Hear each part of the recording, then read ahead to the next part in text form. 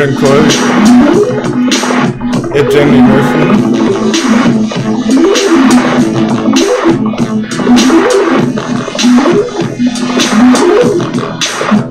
The first two stock parties.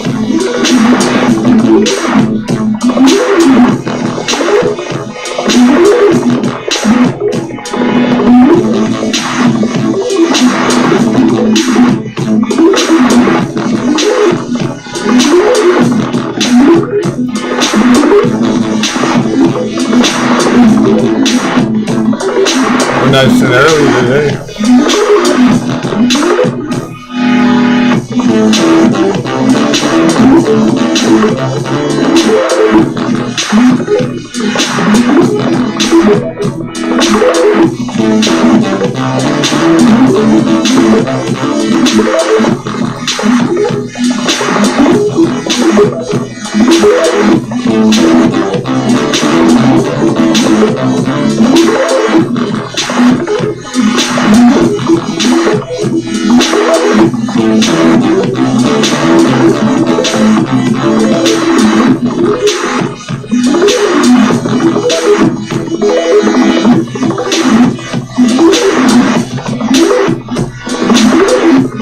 Early birds get the worm.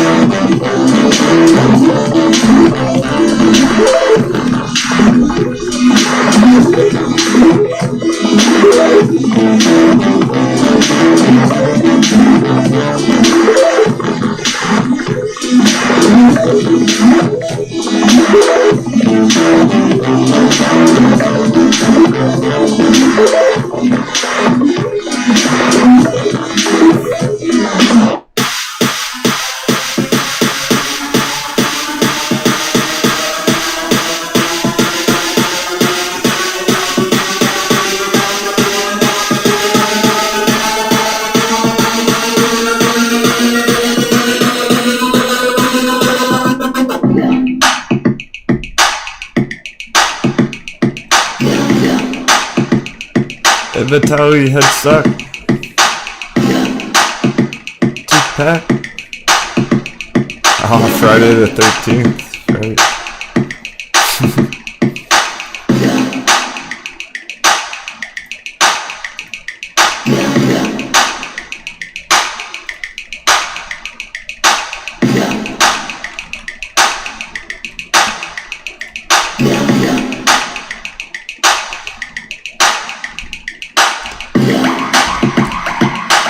Gizmo, your easy bird, Gen X Gamer.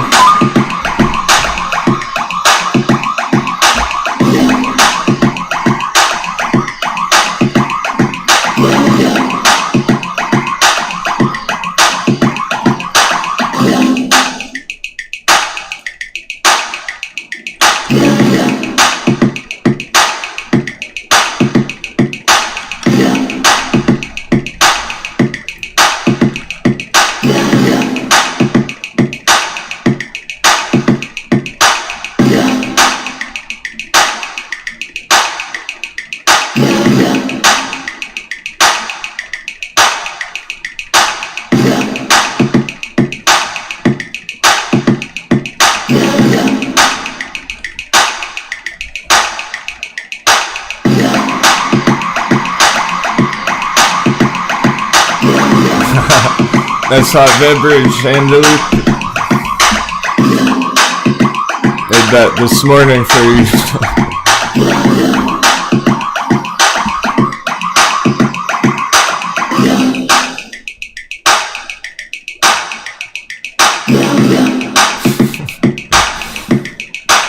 You see, you raised a flag next to your name. That's great. Raise the flag.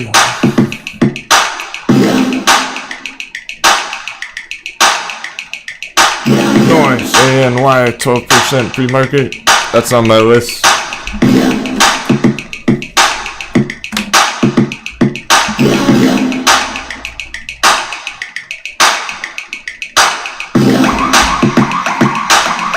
I've been up for a while. Time for some more coffee. Let's go. Happy Friday, Tom.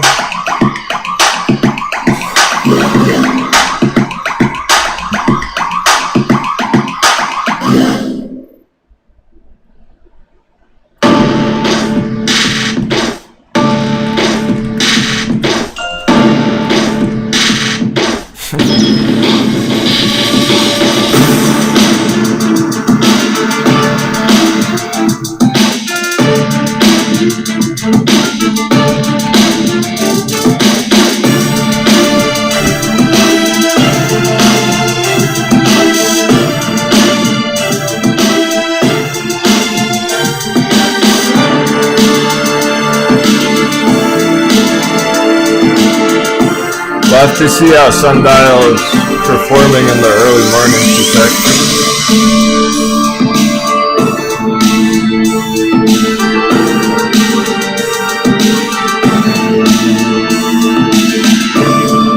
It's on my list.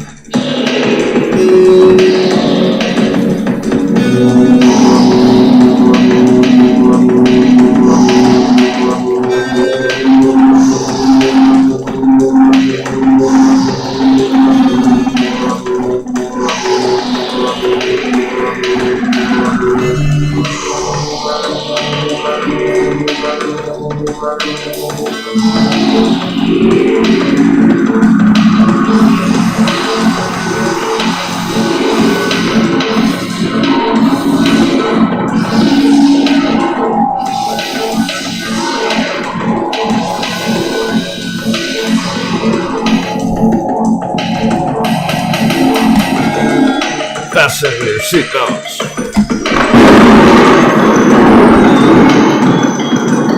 It's a big day.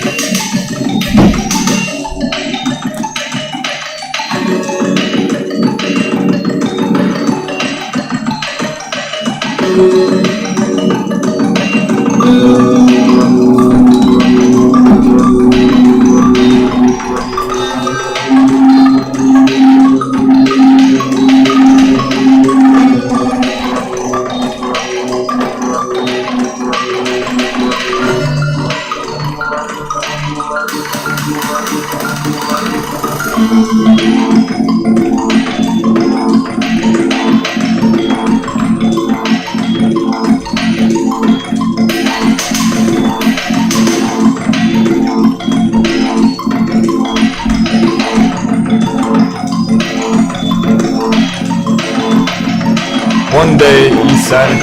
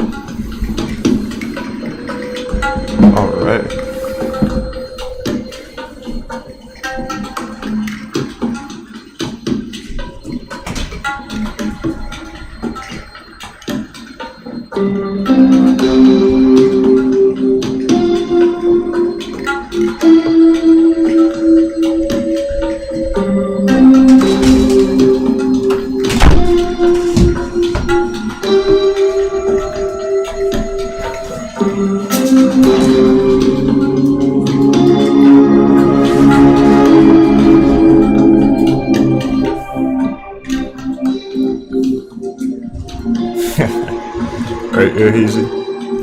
Keep watch.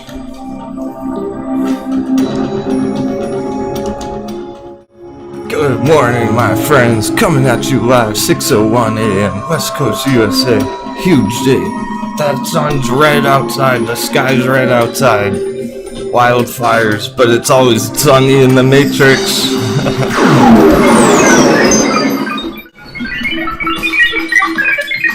There's always good weather in the Matrix, guys. There's always good trades going on in the Matrix.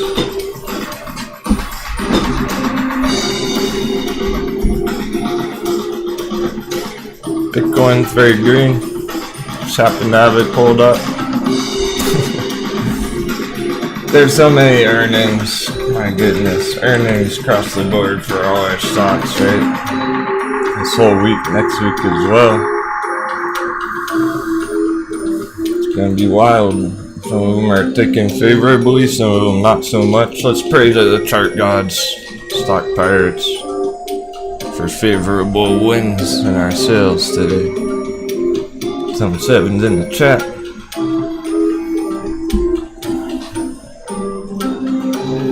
Here's the Dixie dropping like a rock. Hey, look at that. It's following our arrow from yesterday. Down to the bottom of the troll box. Then up. Probably up later, but that's a good start right there. That's all we can ask for, really. The trading gods have come through. That's all we're getting smacked. Oh yeah, Colton, couple new emotes for you guys. We got the hot beverage cups. I drew those this morning. Should have talked about it yesterday as a good idea. Someone had a good idea about that. And next Tomza, Jared Bear, Colton Powderhound, get easy bro. He took off. He rescheduled an appointment so he could trade with us today. Right on, dude. It's probably a good day to do that, to be real. Yeah, Robert, Gizmo, Mohammed, and Y. Yeah, that's popping pre-market. Very nice.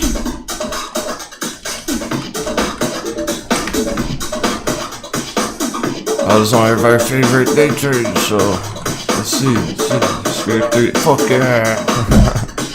Stock pirates doing it again. Getting that paper. Good job.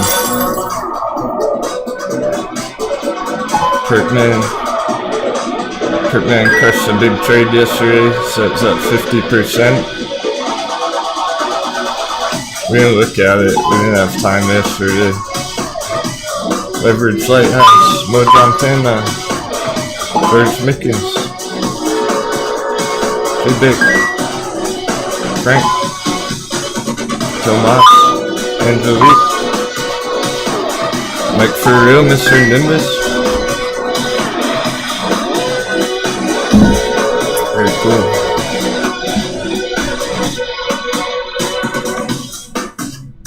Let's pull up our Detroit charts. Or fire charts. What to start with? So many good choices. Let's leave it to the Wheel of Fortune. Oh, right in the middle. I don't think that counts. Right in the middle of CVM and AMVS.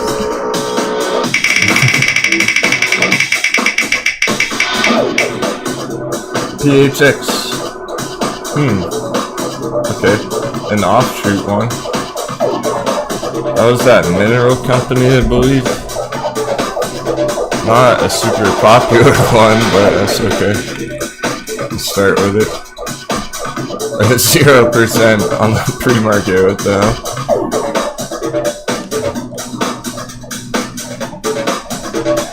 hell? We'll need our pre-market prices, so.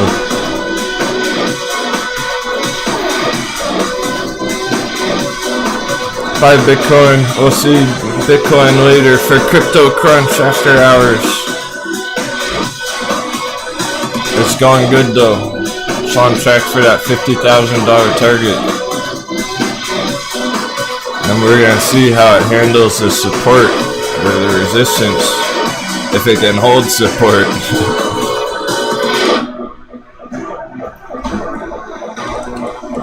PHX Minerals.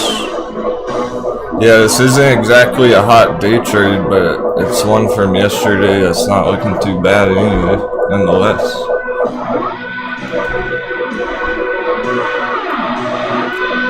It's in W. Yep. We're ready to go. Thanks so much for the 7s. Haha, nice. Appreciate that.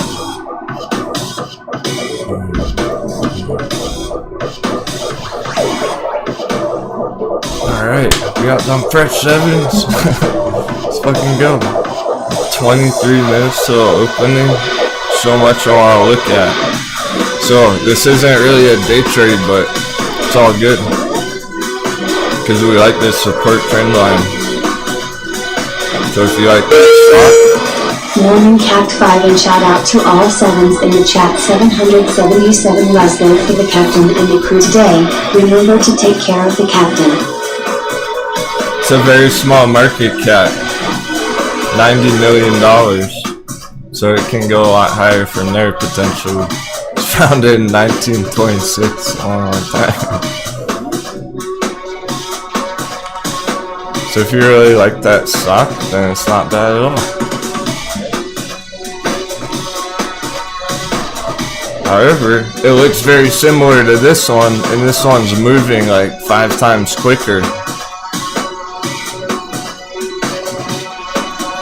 For some reason, this one and PHX look very similar. This is ANVS. But this one's moving way quicker. So essentially the same trade idea, same kind of chart, but you might hit your targets a lot faster on this one. So that was actually a good one to start the day with looking at.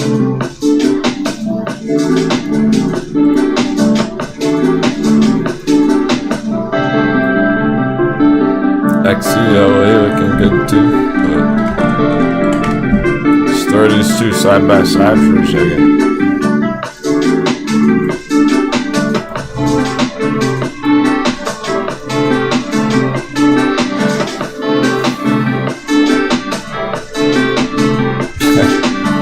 I have to zoom way far out to even make it look similar, alright?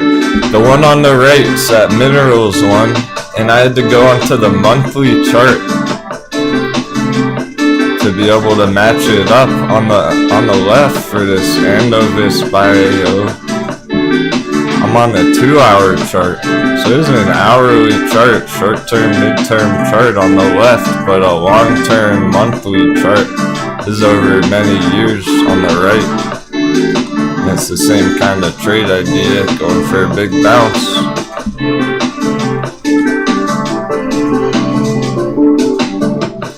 So you might as well just go with this one on the left if you're a trader and you don't care as much about long-term investing. It's a mineral company.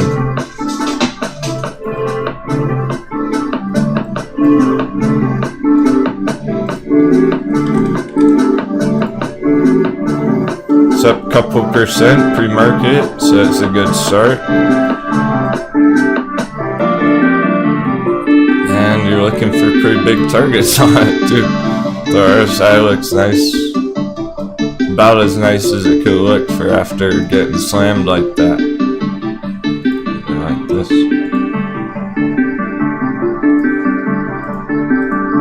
Breakout there.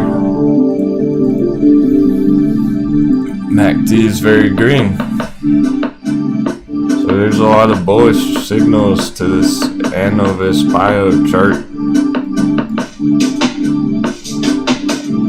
It might take a couple months to trend up nicely, but it's a good sign that that's a local bottom for now. It might not be the very bottom forever, but for now, pretty decent.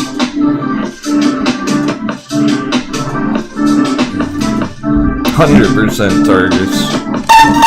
Over 100%.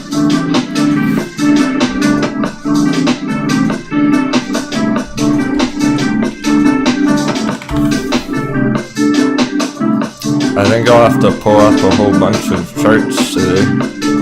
Leave them up for most of the afternoon. So we don't exactly know which one of these are gonna take the lead, take charge. Hey Deccan, am I still giving ORPH sometime, or Shazim? Yeah, I think so. I mean,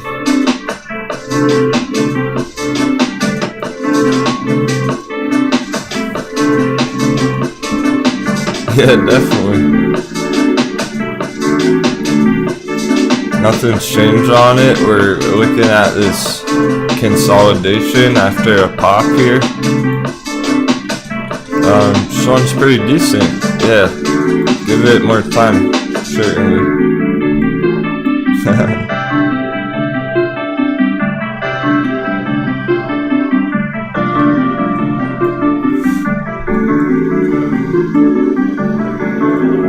The thing is, it had a major blast off the other day, earlier this week. Already went up 70+% there very quickly, so it came down the past day or two. And it's a big downwards move there, but you're trying to just wait a couple months on this one, at least till the end of the month, next month. I'm on a 15-minute chart and really have to zoom out to see those bigger targets. We're talking midterm. Boom. Another over 100%. So what's beautiful about these charts I'm showing you is it's not the fact that they're 100% targets. You can speculate about 100% targets on a lot of stuff.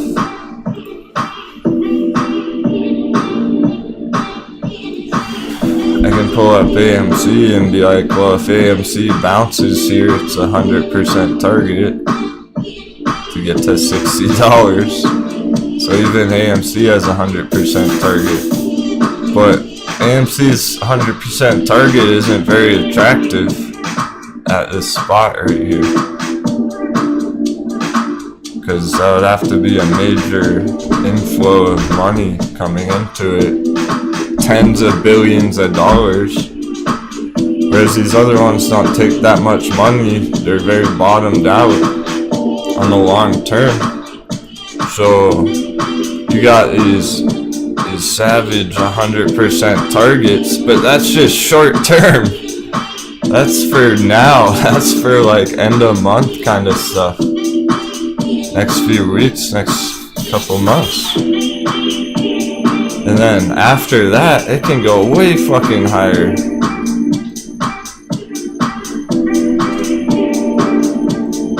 So that's just to get us started. That's just the appetizer.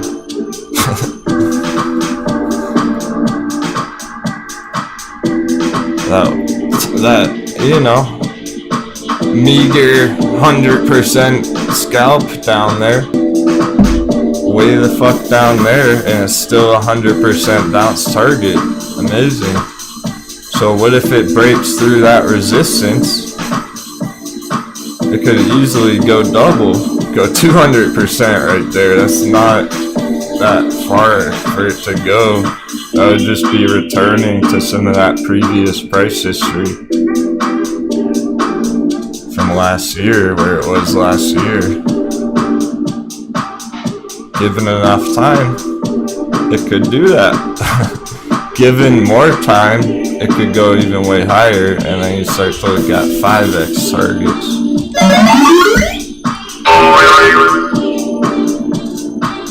$500% targets long term.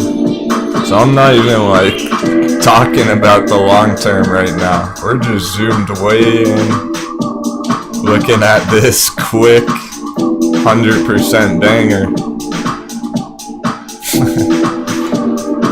And it almost already did it the other day, for that matter. So now we're really at this rate. I'm not even necessarily looking at this resistance anymore. I'm looking at this next one now. It got close enough. We can count that, basically.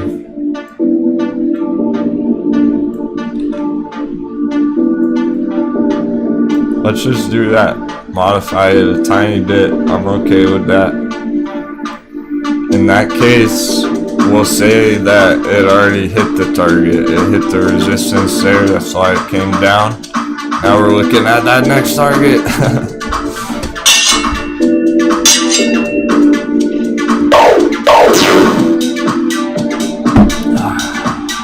Very nice.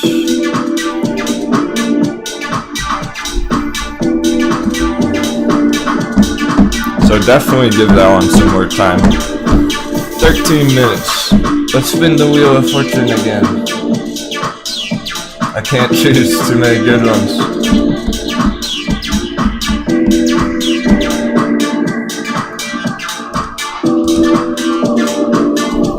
Morning, Taylor.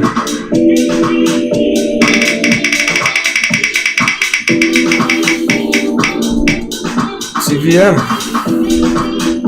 Popular one. Wheel of Fortune's doing good for us. Might do that more often. You like CVM? Oh yeah, it closed very high yesterday. Definitely front on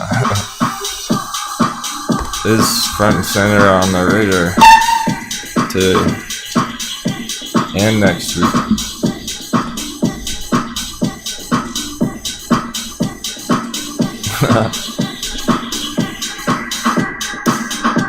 Taylor says rip Wish. Okay, we haven't looked at Wish in a couple weeks. Oh, we got earnings coming up next week, it looks like, on CVM. Although some of these dates seem to be inaccurate lately. So you might want to confirm that, but it looks fucking good. It looks like it's right about to bust through that yellow line there. If it does, it can go 40% in no time at all.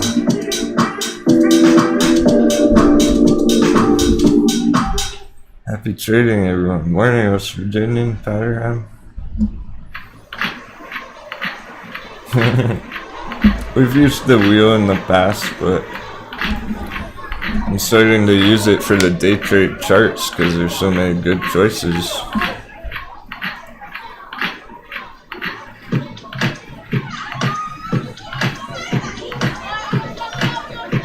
I might not have got around to CVM in the pre-market because I literally have all these written down for this morning.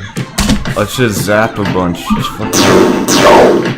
Let's zap like 7 charts right now. 7 charts, 7 minutes. I think we can do it. I think we can do it.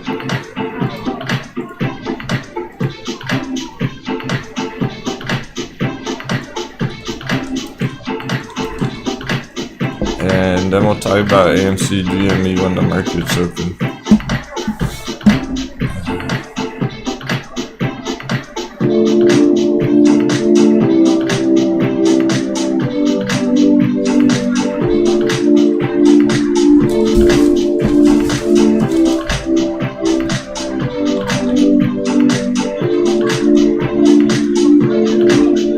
AMY major blasts off pre-market. It's already going. It's right on track for a target. Check out our giant arrow. That's what it's doing. Badass. We like anti-sphere 3D. It's going nuts already. 100% target short term. Fucking banger. It's just a sick chart. It's ripping. It's well on its way after that bounce. This morning, pre-market, already up a lot, over 10% to start the day after a hard dip yesterday, right off the support. As we were looking for a bounce, we're getting it. It's going to start the day very nice there, ANY. By the way, if you just tuned in, the dollar's getting hammered. Dollar's going down like we were hoping too. So we're gonna start the day with some nice green on our favorite Wall Street bet stocks. We're talking about AMVS. Vibronics was very hot yesterday. This is the one from the thumbnail. Here's your thumbnail. NAOV. Surprise.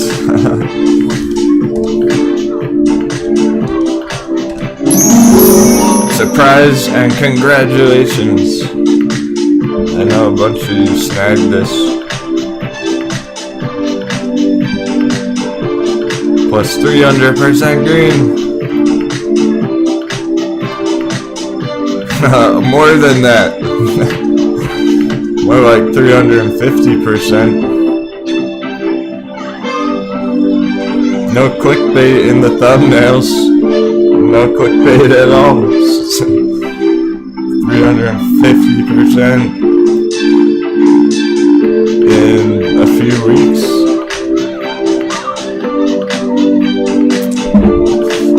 It's like AMC all over again. Again, you're frustrated you didn't get in on the crypto bounce. That's okay. Think long term. There's still some good altcoin entries.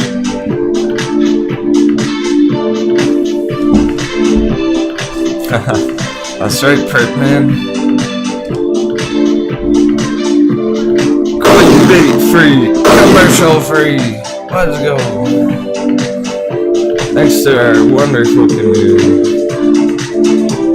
So grateful for you guys every day.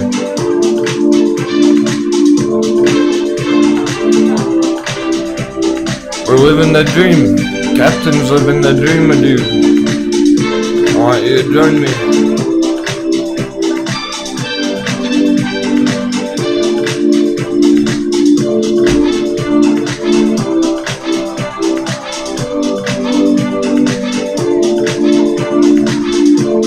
Gas, no brakes. We got a long way to go. We got a long journey ahead, my friends.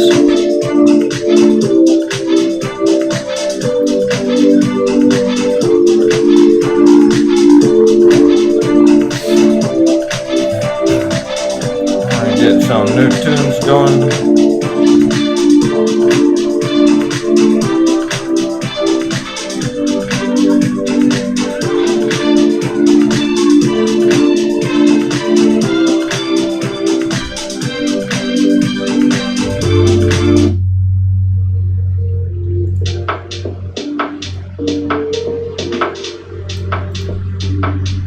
On DJ duty today. Alright, 5 minutes. 5 charts, 5 minutes. We got CVM, DMB. Oh, right. Yeah, well, I don't like this one. Dun & Bradstreet Holdings. Because it's not sexy at all. We were laughing about that yesterday. I just don't see the hype. You might be able to get some money out of it, but like... It's a large company, large market cap, and it's not like a 5x, 10x kind of a trade. So we're just breezing right through that one. CFMS conformist. Okay, I'm gonna have a chart for this.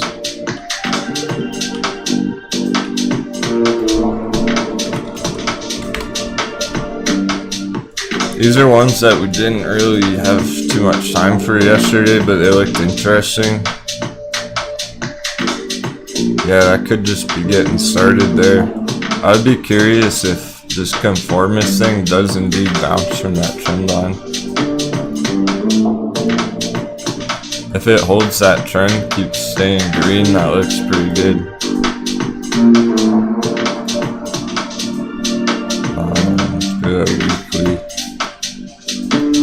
Here's the weekly chart, so it's a long-term chart.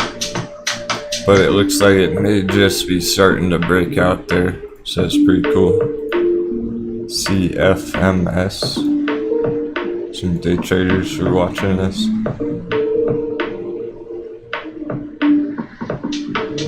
Oh damn, Taylor, you had COVID too?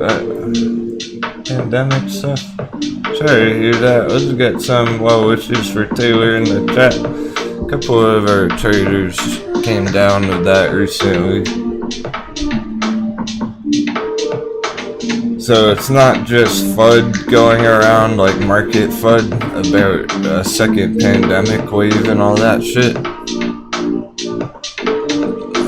People in our crew have emailed me saying they've caught it and stuff. It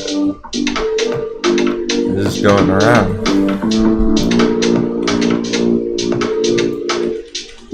J-Bake. One of them for J-Bake too. Well wishes, guys. Of course, that's more important than trading, you know. Take care of yourself first.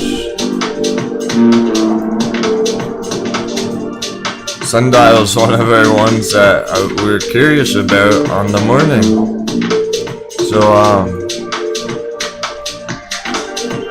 Tupac was asking about the earnings. Well, yeah, it's fine. It's all fine. It's just, like you said, nothing major impressive, so it's not a blast-off response from that. I don't see that as an issue, because it's right at our support. If I zoom into the day trading chart, let's check it pre-market. It goes dipping, so yeah, it's down a few percent, but look where it is, almost 80 cents, just under 80 cents. So that puts it right back where in our support area anyway. There we go.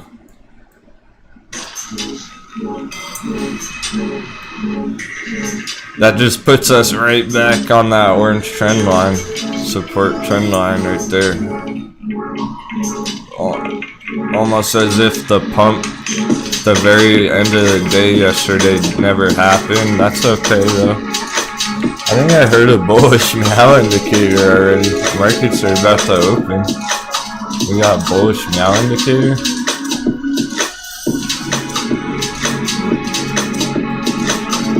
I said we could watch AMC on the opening, so here's that, since we didn't talk about it yet. Look at that VPVR point of control right above, guys. Resistance on that red trend line.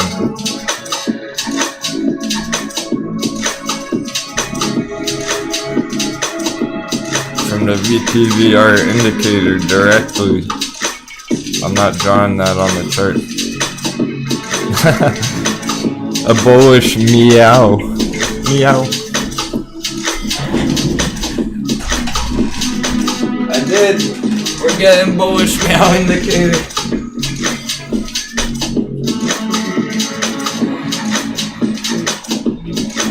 She's showing up right the second the market's open. Bullcats here. Save the day. She's frisky.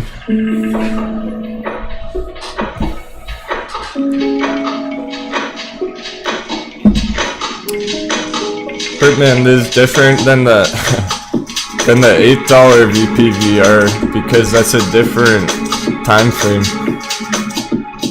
There's a short-term, mid-term resistance in red there.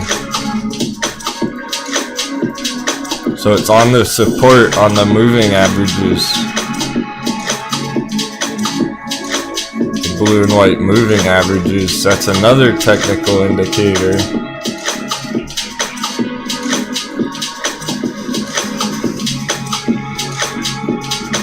But resistance right there from the VPVR in this spot, only on our day trade area. So if I zoom out, it's gonna change.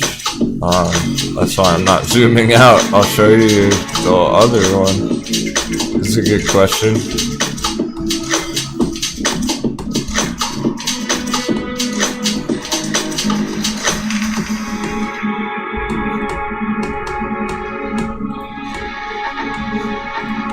We're gonna have to go out to the daily or the weekly chart to see that $8 support level. BPVR. There it is. Now I'm on the weekly chart, zoomed way the heck out. And that's gonna be the BPVR down there on the weekly chart.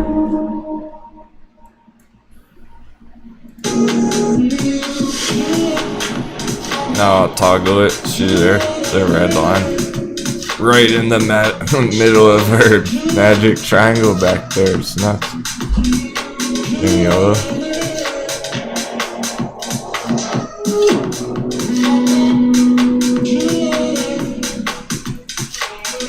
So that's really the support. That's the best support on the BPVR indicator here. It's definitely relevant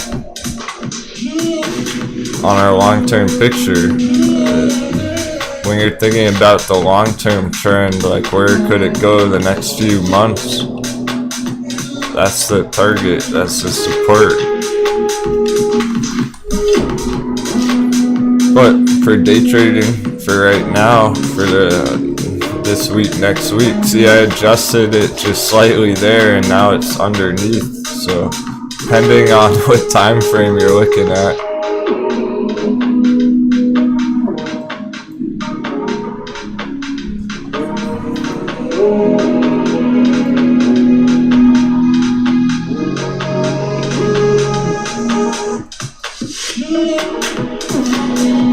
GameStop.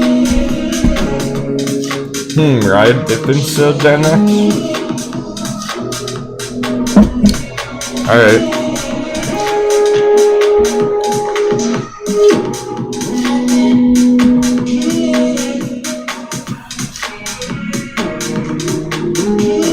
Clover, Ride. We'll check them out. But for GameStop, we're just waiting to see if it can get to this 170 area, 172 in the red box, the bear box. All the resistance is up here. It may or may not get there. We don't know yet. That's just a bullish spot right now. It shouldn't be a big deal for it to go up there. But it's not doing very much considering the dollar's coming down so hard. Hey, Gary Shanghai, thanks so much, my man. How do you surprise me every day? Hot beverage for the captain. You're awesome, thanks so much. I don't know how you do it, but you always catch me off guard.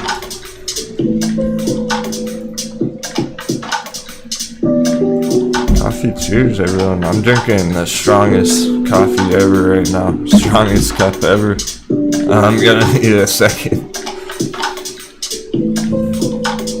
Alright, markets are hot.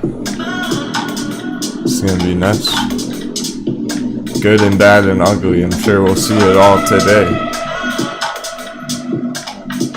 Or deep in the matrix today.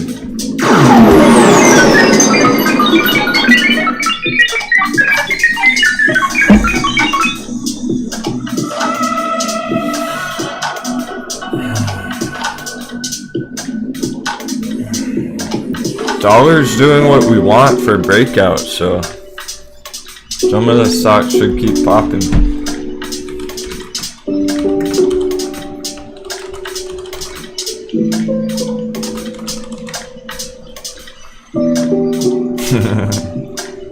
Song request. NAOV going nuts. Nano Vibronics. Fuck yeah, it is. Day traders. Let's go, day traders. Easy, are you in on this?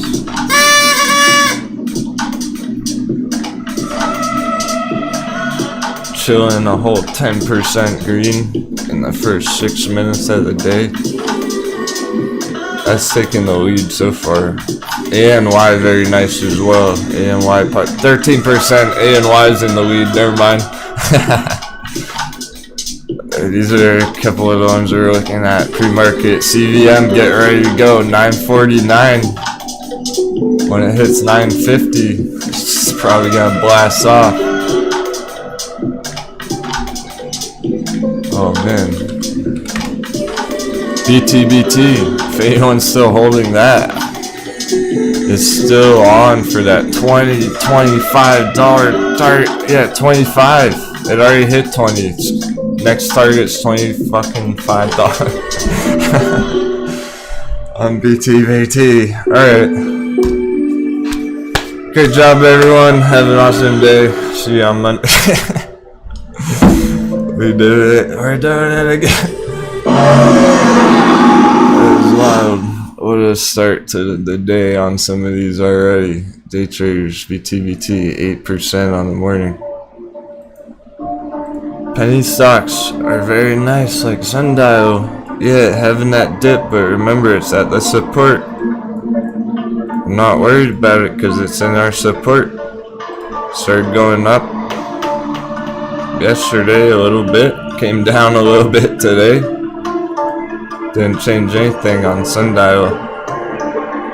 CVM hit over 950. Nah. Well, Angelique. Okay, that's it. It might have popped onto your brokerage there, but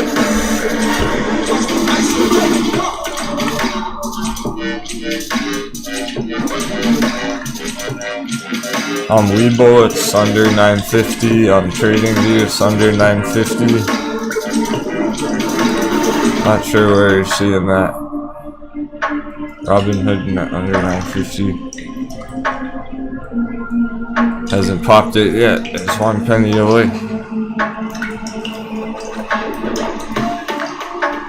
Here's Sundial again, zoomed in.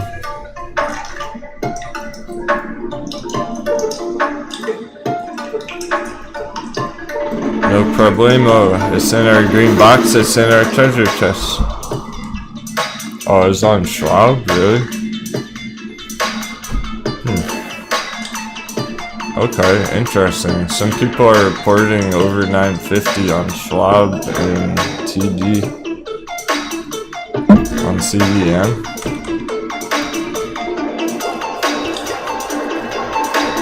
That's fine. We're just gonna use this one because we want to make sure that's probably more accurate. Okay. That's probably more accurate, so we'll take it.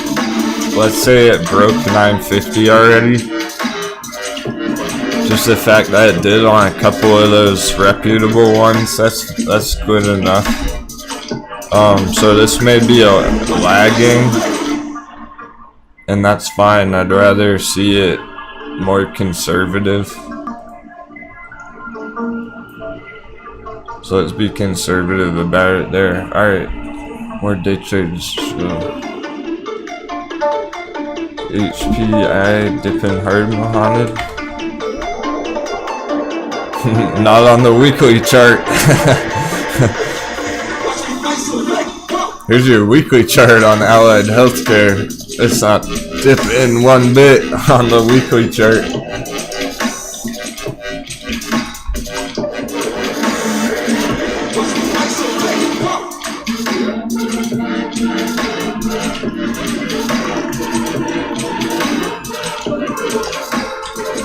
James 007's hoping the world goes back to normal soon. Wishful thinking.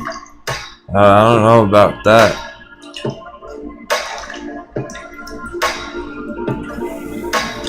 It's almost like, how can it, in a way? It's never been normal. It's just, I think in the States we had this weird kind of safety bubble after World War II, where the economy was doing really well. So like my parents' generation and stuff, you know, it was easier to go to college and afford a house and everything. Take care of your family on a minimum wage. I don't know how it can go back there. Like, there's too many people in the world now, so you have some very hard-working people out there, immigrants and stuff, who are willing to work very hard with small wages. It's tough to compete with that nowadays. Everyone's competing with each other in a way, in the economy nowadays. Just trying to get your slice of the bread. So I don't know how normal, so to speak, it'll ever be in the world. But you can protect yourself and your family. It's kind of the goal. You're not gonna be able to save everyone. Like Bill Gates essentially trying to save everyone in developing countries and stuff. It's a big task.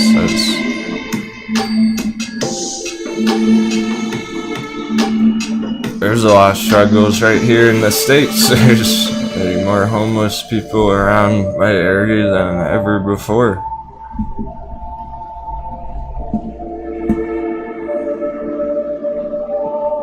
Does Riot have some deal with Workhorse? James? Let's look at the chart, bro. How about that? Sundial 0.7770. Oh man, hot beverage sundial. However low that goes. God damn, hot beverage. We've seen it much lower. That's not even, we've seen it lower than that. I don't know when you guys started watching it, but I remember sundial under 50 cents. Back here it dipped to like 65 cents.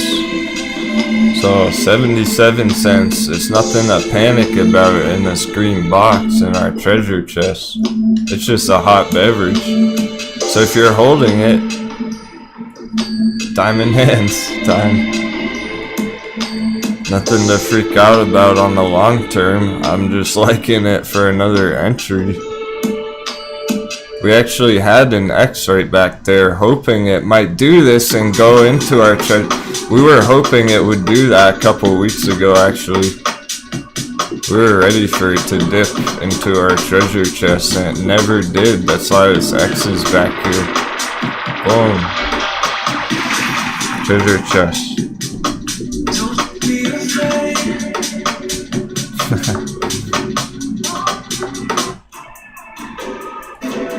Brand new music today. If one of the songs sucks, it's not my fault.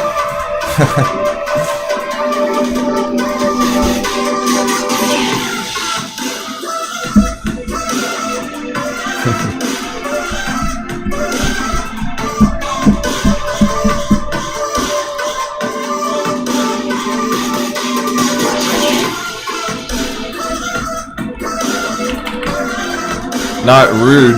I typed rude ride. Oh. Round 2?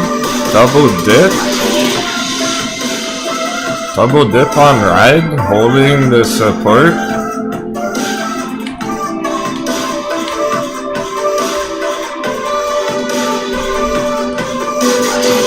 Let's get some hot beverages in the chat.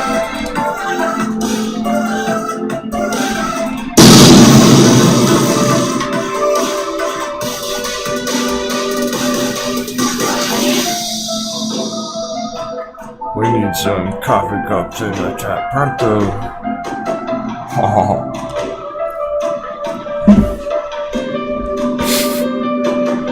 Careful not to break your chips in the when you do that double dip. When you catch that double dip. Oh goodness. Beautiful. We got the hot berries in the chat. Our entry, the whole time, this entire way, we're crossing our fingers. Are we gonna see it between $5 and $6? Hell yeah, we did. Hell yeah, we are. 553.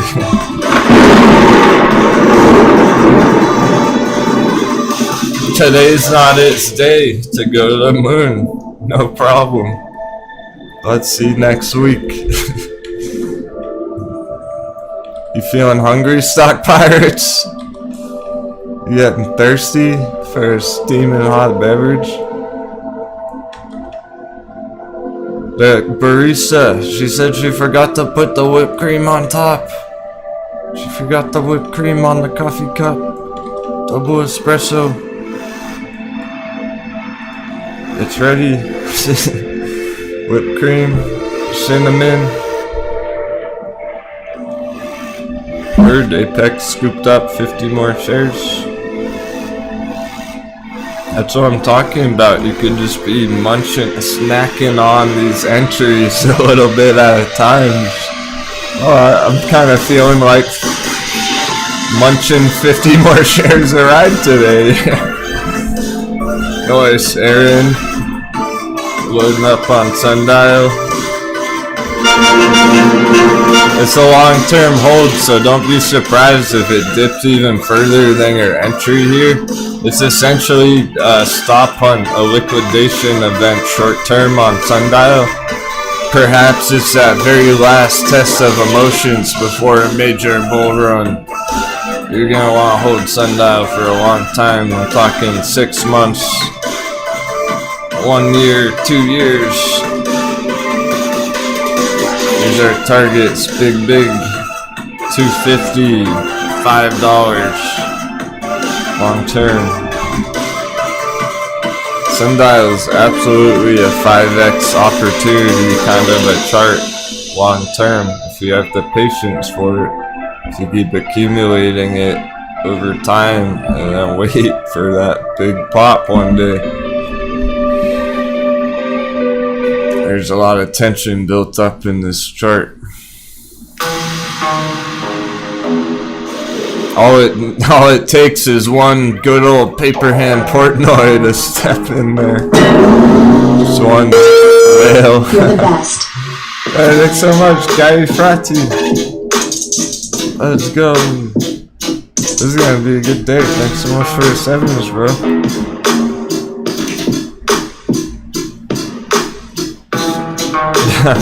Who manipulates a cannabis stock? Do we tell him? Should we tell him? Not financial advice. I'm not a financial advisor, for entertainment only.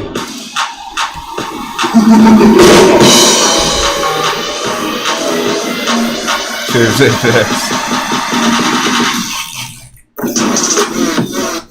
This is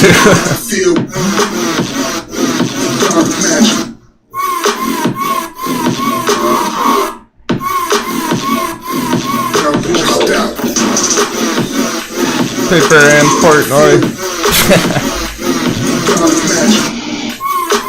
That's where the volatility is coming from. This dude bought, I forget how much. Anyone remember in the chat? Didn't he lose like 10 million on Sundial? He bought the top, sold the bottom. I think he held it for a whole week or something. He held it for like a few days. Oops.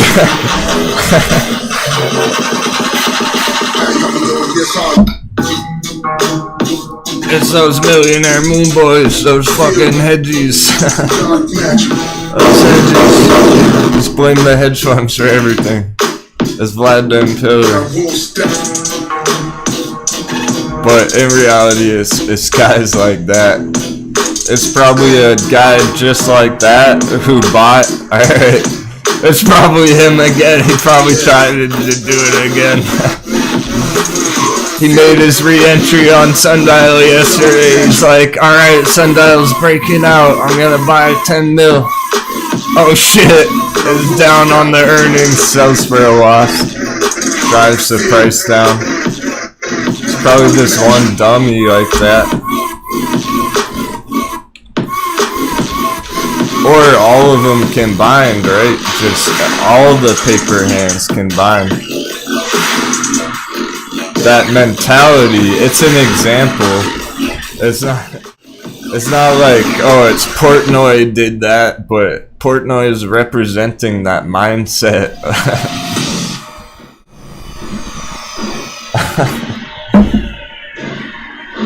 That's true. He did get called a little bitch on TV. That was pretty brutal.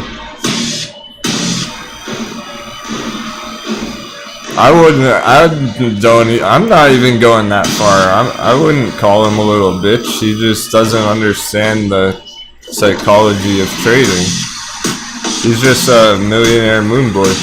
He got rich other ways, like gambling and his business, and he's not a trader, so he doesn't understand. I wouldn't call him a bitch myself. That's a bit too far, but it was interesting. Lucid, check it out.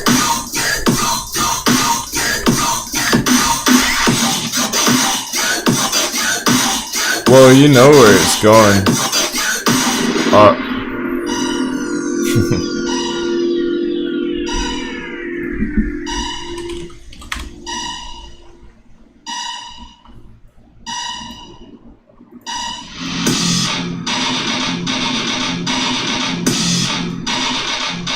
Oh no, and mine's some intense music. I'm enjoying it. I don't really know if you do. It's all good. Chill out. Seems kind of appropriate for end of week. Markets have only been open 23 minutes. Fuses are lit.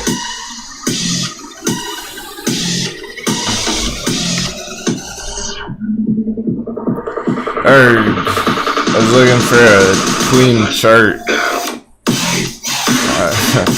We don't have too many blank charts. It's about as clean as this can get.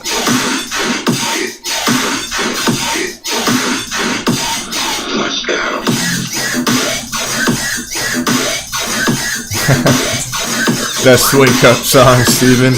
Okay.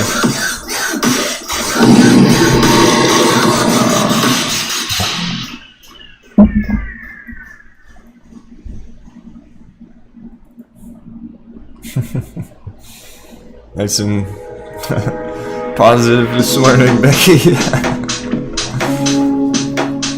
Just screaming bitch in the chat about Portnoy. Too funny. Chat was cracking me up yesterday. We're gonna have fun today.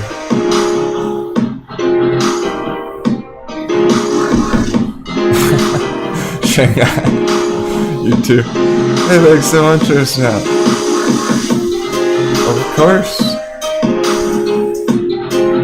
You actually get me excited doing that. Mind looking at XL, getting hammered. We know where Lucid's trying to go long term. $50. It's just taking forever.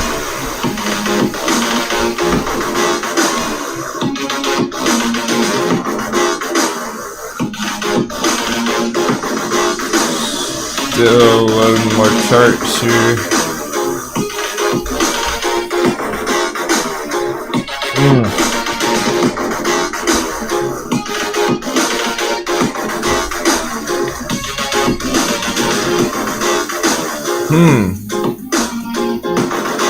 You're right. Oh, we need some more hot beverages in the chat immediately. My God.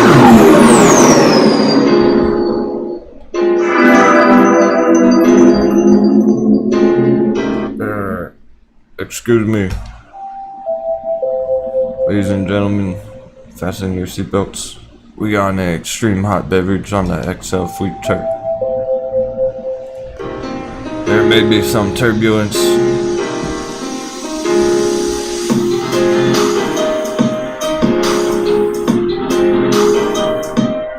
We're gonna go for a double dip on XL fleet. Can you even believe it?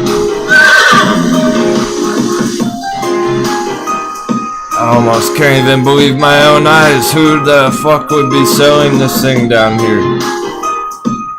at $6? It doesn't make sense. It's too low. It's undervalued. I'll tell you that right now. Here's your weekly RSI. It is technically, according to the RSI, undervalued. Anything below that spot can be undervalued.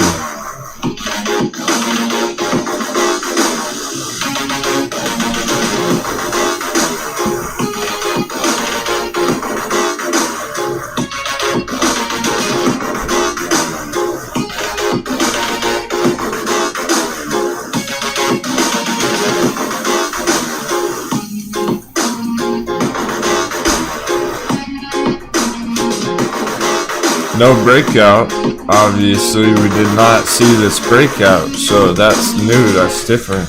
It's here, Shanghai. Mr. Shanghai coming through for the cappy. Oh. Here's for all that bought the dip of the dip of the dip. That's why we call him Shanghai. He doesn't fuck around with those hot beverages.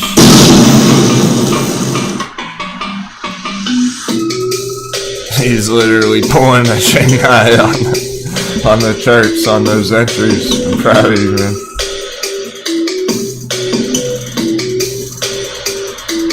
It's not exactly the proper minute to make your entry on this if you're trying to scoop it right this second, per se. If anyone's thinking about if you're typing in your buy order right now, you may want to wait like 5 minutes or whatever. Wait a half an hour, but for long term, goddamn.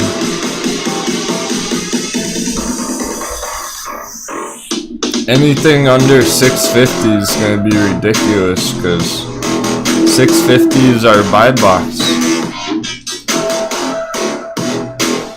So that green box.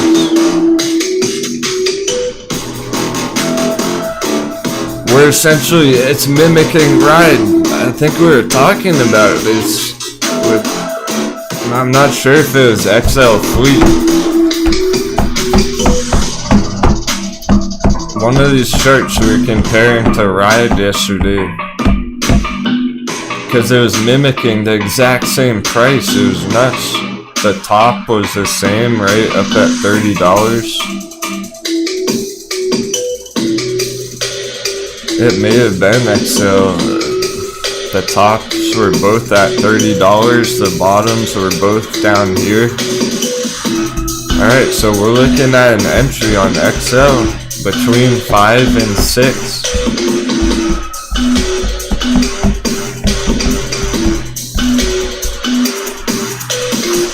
You're trying to get in as close as you can to 5, because 5, look, here's why.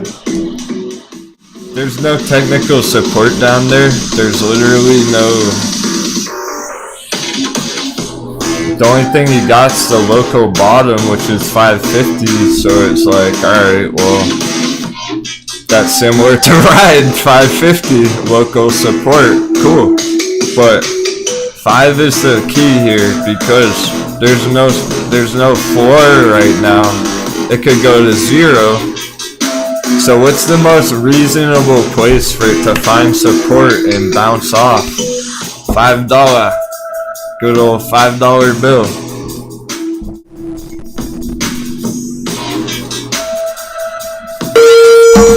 Doubloons from yesterday morning. 370% ride calls and a 100% clove call. Thanks for teaching me how to fish.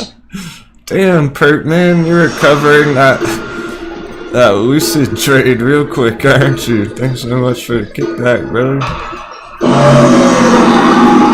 He's just blasting it off at his own fucking portfolio this week. Good job, man.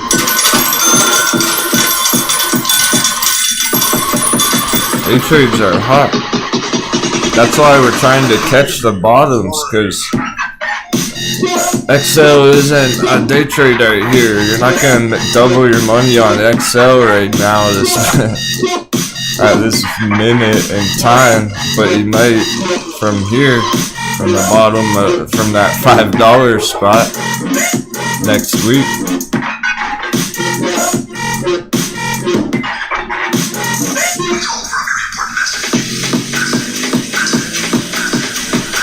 Sick hurt, man. That's the kind of results we like to see.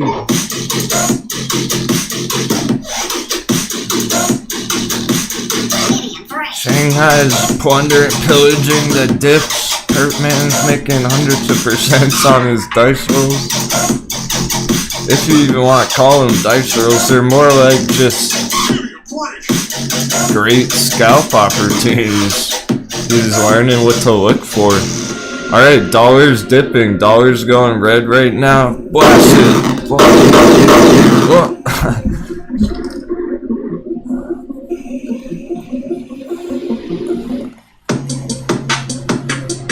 And down to the bottom of the troll box, we should be seeing some more rocket fuel pumping into our charts. Not XL. Forget XL for the day, unless you're trying to plunder it. What is that? Oh, is this a hot bevy on TCAT? I think that's a dip. We gotta check that out. TCAT alert. Ooh, I think it's dipping. Oh, guys. Ladies and gentlemen, blast out the fire cups in the chat. Holy fuck.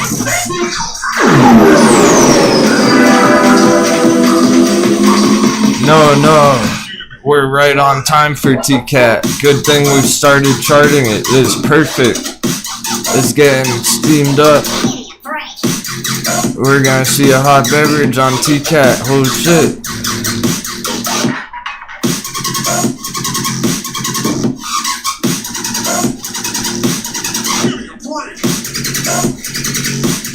Yes, no. Yes and no. So many good questions in the chat. Hey, AM.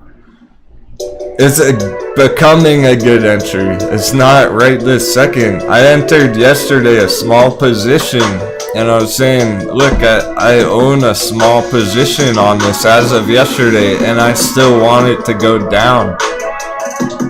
I'm happy it's going down today. I want it to get hammered so I can double down on it. I just started a small accumulation at this area, guys. So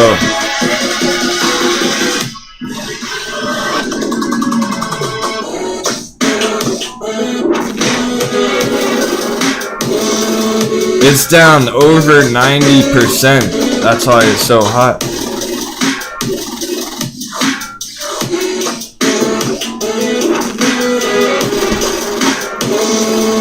So not only is it down over 90%, you're getting a sick entry, 90% discount, but it might go even lower here. Dang, that's wild that it could go even lower than 91% on our retracement, guys. It might completely bottom out way the fuck down there. At the real buy box. It's hard to even measure it. I can't even like measure it so far down. We're gonna turn on the log chart, logarithmic chart on TCAT, so I can measure it. It could go down like 98% or something crazy like that. That's where I want to buy it. I want to get TCAT at like $1, $2. It could keep going down that fucking low and then recover long term and go 10x, 20x, 30x from it, do something stupid. I don't know. It's crypto involved, it's blockchain technology, so the pumps on it are unreal. It's look how high it pumped last year from that bottom. Just for fun. From 40 cents to $40. Beyond $70. Look at that percentage, my friend. That's why we want a hot beverage on TCAT. That potential is stupid. Have you ever seen a chart? Have you seen a chart before that's gone 17,000% in 1 year, 2 years? Let me know in the chat if you've ever even seen anything like that before. That blows AMC out of the water. Hey, it's TKAT, Unknown Pirate Player. Tycoon Art Code. China FUD, it got hammered this year. Past 6 months it got hammered. Down 90% from that top.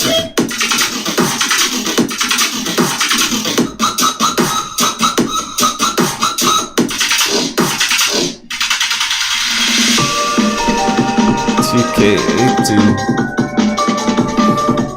I had zero interest in it when it was pumping, when it was blasting off. Now that it's come down 92%, I'm starting to get interested in it again. Starting to see the potential from this area, because even if it didn't dip much lower than this, let's say it's around, it bounces from $5-6. Well, even if it doesn't go any lower than that, it can still go 10x from here to get right back up to that local high target $70 area. Just like that, still 1,000% target right there. That's huge. So the lower it goes, the bigger that target's gonna be. If it goes to $3, that's a 2,000% target. 20x. For midterm, that's just for like next year, whatever. If you hold it long term, who knows? Maybe it'll go to higher than 100 one day. Could go to a couple $100 in 5 years, in 10 years. Woo. That's intense chart, intense potential there, guys. For real, if you like those big high risk, high rewards, that's a chart for you.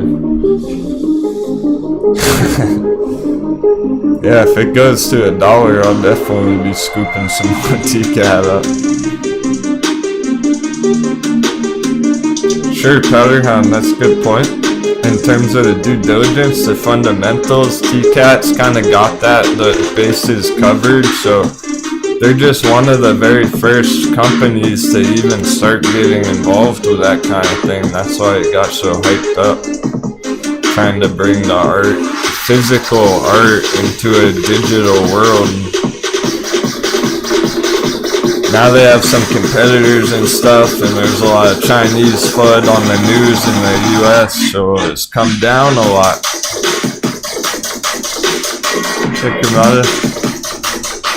Unknown Pirate Player. FibMX. Hornet. Hornet. Hornet's working. What's the buy box on that thing?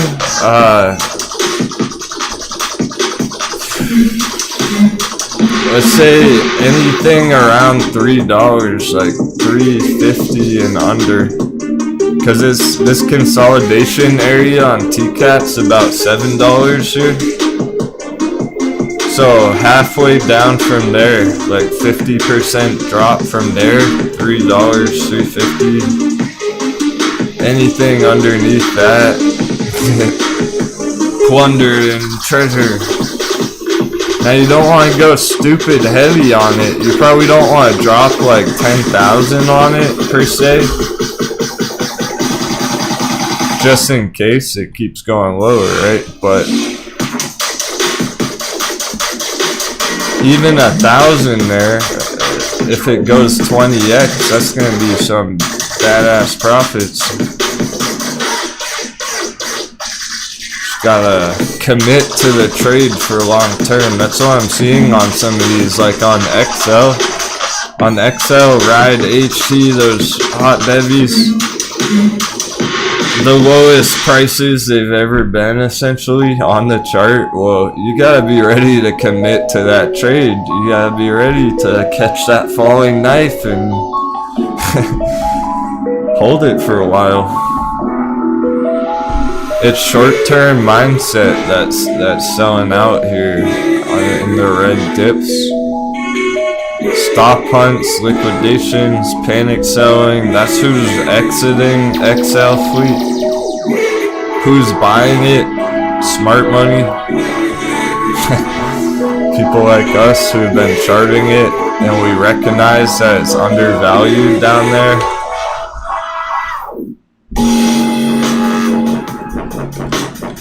Virgin Galactic. Around 25, well it's 26 if you want to get specific, but this thing's getting liquidated. SPC, we're looking at $22, $22.50 support level. It can get a bounce pretty much anywhere down here. I'm looking at this gap back here. Currently it's consolidating between this gap back here, so it can pretty much bounce if there's good news or whatnot anytime from this gold box down here. But we're gonna assume that the trends, the downtrend, this is a liquidation going on here as well on SBC, so we're just ready for it to hit 22 there, and it may, if things get insane on it, it could go all the way down to like 16 in the blink of an eye. If you like Virgin Galactic and you've been waiting on the sidelines, you might want to throw some orders down there. Get ready for that, because you might even miss it. It could happen so fast that you can't even put your order in time next week or whatever. Maybe even after hours some point, pre-market. It is very short term on space here. It can get smacked down pretty hard at this spot, but I don't think it's going to stay down there very long at all. I'm looking for it to bounce. The lower it goes, the quicker it's going to bounce right back up. It's literally like a spring, like a trampoline getting compressed here. So the lower that this shit dips down into the spring, it's going to be pressing the spring down. All the buying pressure, all the bulls that have been on the sidelines looking for an entry, putting in that buying pressure, and then boom, bounce from the long-term support down there somewhere.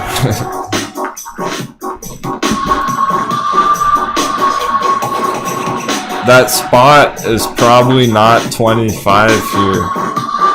So just be aware that if you're holding it, it's probably not 25, it's probably more like 22. And then if it got really bad, stop hunt $20. So below 20 is the bearish target on that for the short term. And it might play out that way. But if I was holding a big stack of it, I would just be diamond handsing it, maybe even making another small entry there, guys.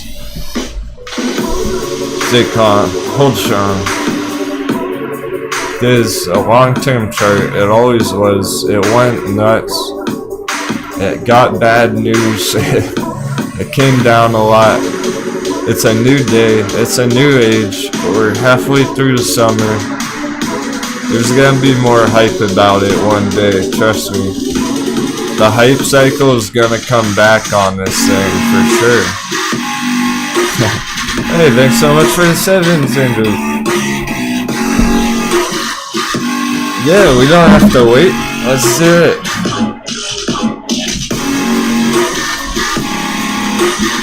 I'm here for you.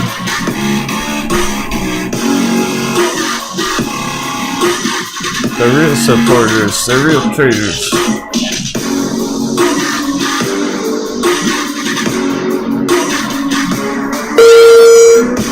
Sensei, when it's a bit slower, can you take a moment and look at HCMC? 307.93 M cap. It's strange, just interested. Oh, great job including the market cap there as well. I have to look it up. That gives me an idea because this is a funky chart. I remember this from months ago. Long time ago. It's gotten hammered with the dollar going up the last few months.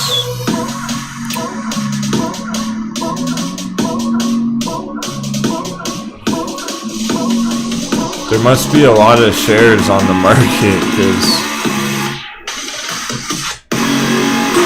it's under 1 penny per share. Forget penny stock, it's like a micro cap, micro stock.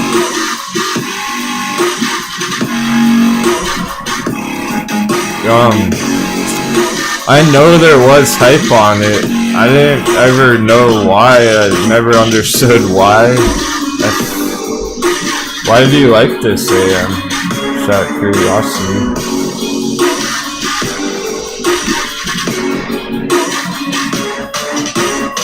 I was kind of confused. What was the hype about it in the first place? Who's that lady? Stock pictures.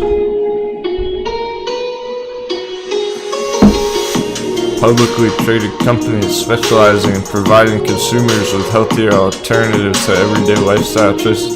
I mean, well, that sounds nice. Owns an IP suite comprised of patents. Patents on safer vaping tech? That's what this was? What? Synthetic imitation nicotine compositions? It is like a vaping nicotine thing. I thought it was like food. What? Look at the pictures of the produce!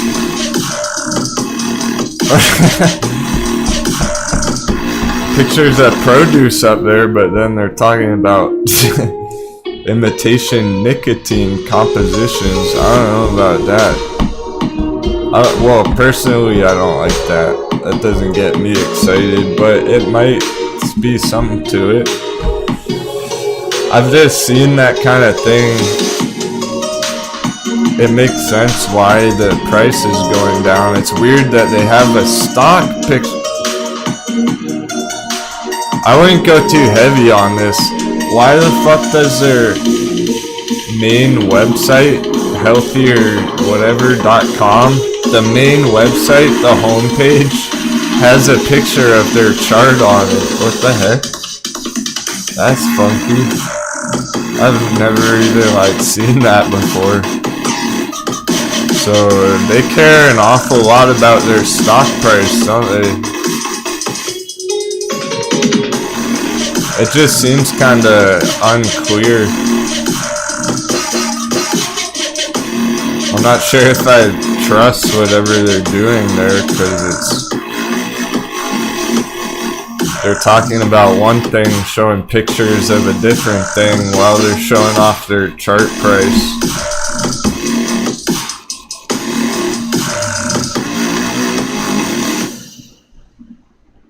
Yeah, you could probably trade it.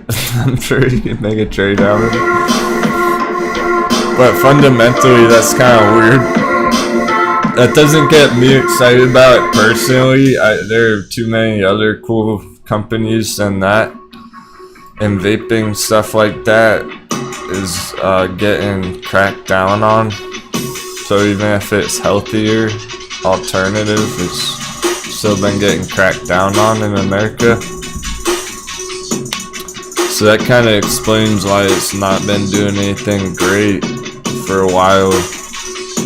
But somehow it got Wall Street bet hype back here. It is the squeeze time frame. It was on AMC, GameStop went 500. So somehow Wall Street bets did pump this shit. So you still might be able to make money on it, but I wouldn't even go for trading it probably. It's an interesting idea. If you're having fun doing it, Angelique, starting out buying at, you know, 0.08s, selling at 0.10. Yeah, good old JOE, he's gone.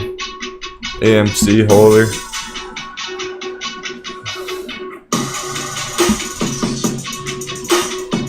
We had some really solid due diligence and crewmates back in the day.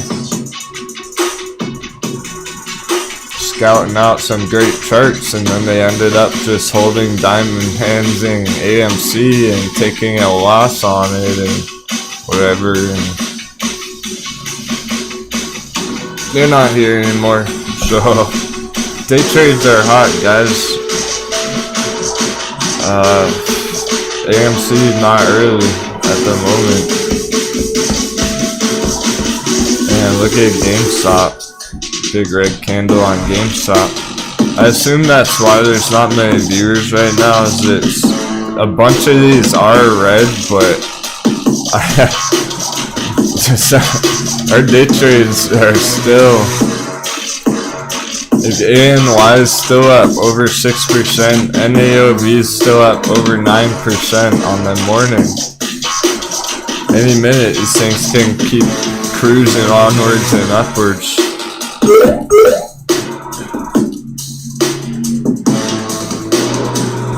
It's a good question, Chris. I think Tina still watches. Others have been very busy and sick and busy and family matters, and that's kind of how it goes during the summer. This is kind of what we're, well, alright, hey, I am going to talk about AMC here for like 5 minutes, 10 minutes, and then we're going to take our first intermission, just refresh, first trading break, and we'll smash it. We'll full speed ahead when we get back. I'm going to crush it. Well, I kind of hold back on for the intermission. We're going to make a new coffee, do some sundial day trading. We got a badass song right now.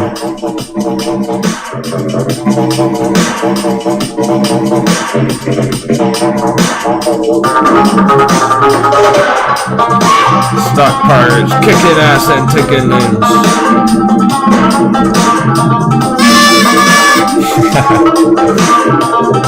That sound cracks me up. Party horn. Let's get some hype in the chat.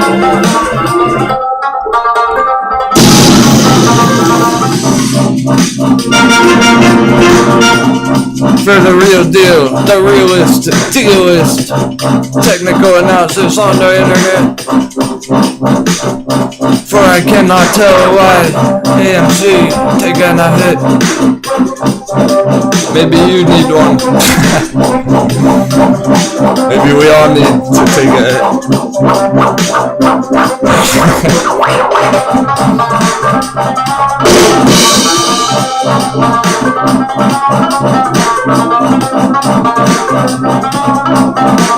Because it's time to be staying calm, holding strong. Especially if you're convicted on AMC. You know what to do. It's having trouble. I don't like the look of it. Dollar's pumping. Well, not really, but with the dollar coming down so hard. Alright, well, tell me this. Dollar going straight down. How come AMC is still getting hammered?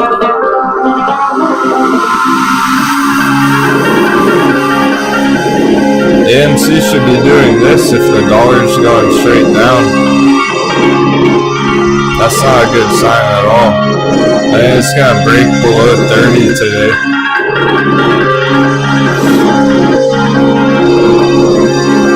Be ready for that.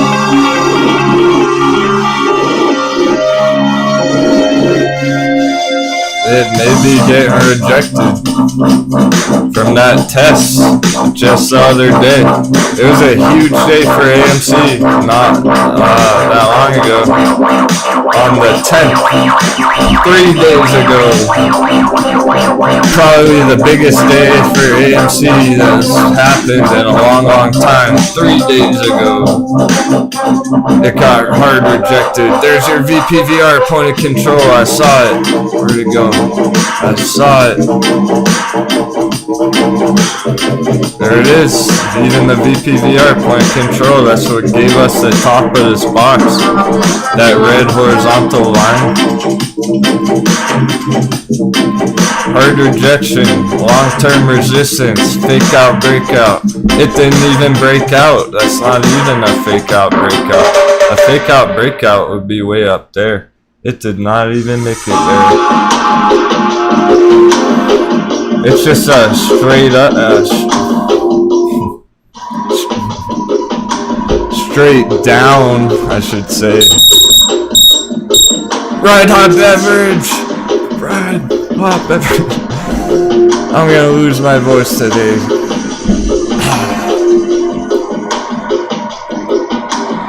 Ride entries between 5 and 6. It just hit my hot beverage alert. XL hot bevy.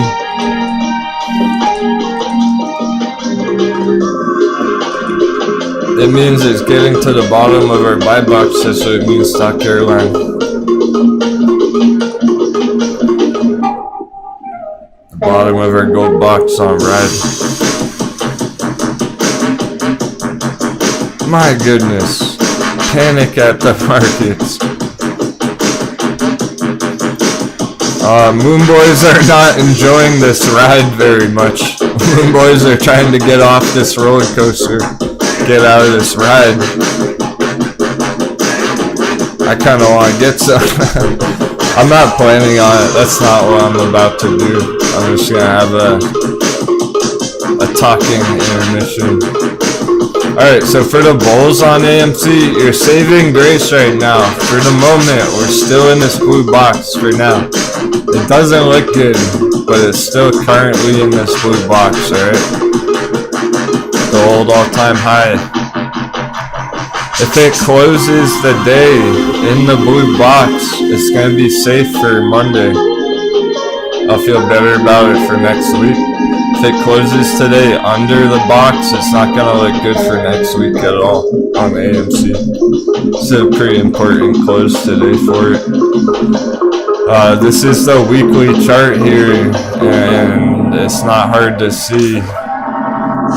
We got 1, 2, 3, 4, 5, 6, 7 red weeks. Let's get some 7s in the chat for the 7th red week on AMC.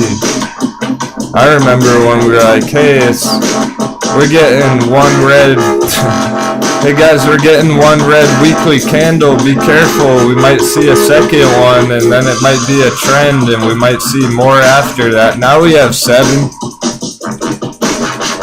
Alright, fuck yeah. Let's go. We're gonna crush this shit. Because either way, we know what's going on. We got such a good plan. It's fallen what we hoped. I'm crossing my fingers. I want it to dip, not so people panic, not so it goes red. I want it to dip so people out there who haven't re-entered, I want you to get your shares back.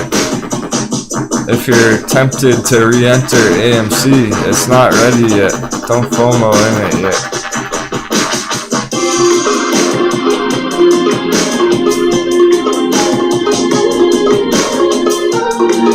We definitely don't have that long-term signal yet.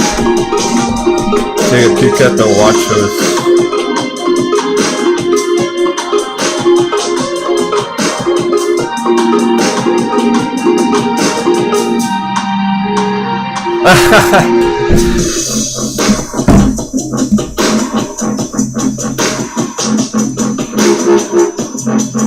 Fastest horse in the race today.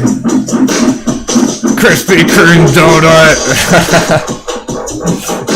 That's on top. This fucking donuts chart is the #1 at the moment on that list out of like 30 Wall Street bet plays. Hilarious. We're still looking at a midterm downtrend though on donuts. It's bouncing on the morning, but that's a funny surprise. Hey, Nokia still over 6 here. Ooh, Nokia.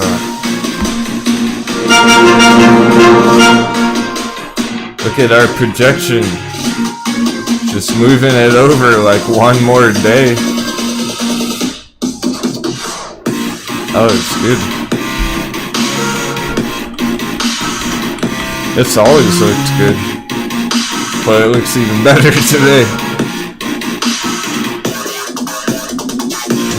Yeah, Colton, Ride may dip under 5. You're right about that, but we're looking for it to hold 5. 5 is a support. It might liquidate people under it. Those stop hunts at 5, essentially. It's gonna be wild. And it's happening very fast. So basically, if you're heavy on Ride and you're not making an entry, just ignore that shit. Like, forget about it for a week or 2. Boingberry under 10. Alright, we're getting a bunch of hot babies. I'm gonna remind you, day traders, there are some nice opportunities right now. We're seeing major long targets and everything, but you still don't want to go too heavy. You don't want to be going all in on BlackBerry or anything like that right now. There's still a lot of risk going on here. You have to be pretty diligent about your trades going on. Probably is a good idea to be putting stop losses if you're heavy on one of these. But so far so good, especially on Nano Vibronics, directly from the thumbnail.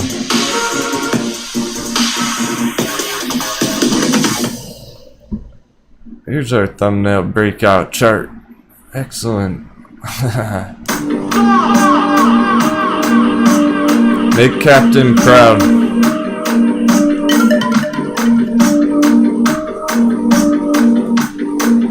I want to see some big results from this NAO retrade. Some of you got in very early. I got high hopes for this one. I think we're gonna crush it. We already are, 300%.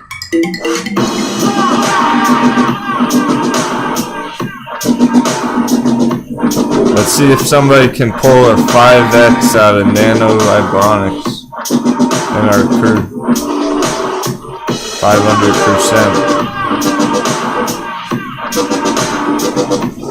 Going it's Naked Swabby walking in the profits. He locks them in on Nano Vibronics. Great job, bro.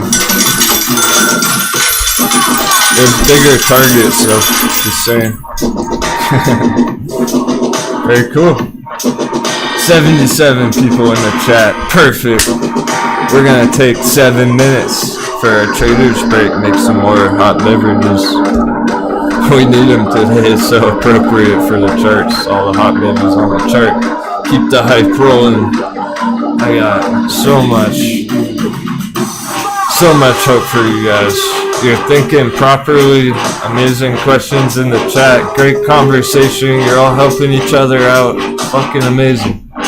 Thanks so much for joining me today. I hope you're having a great morning.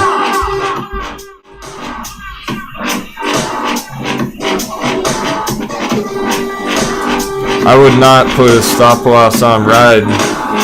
That's not one I would be using a stop on.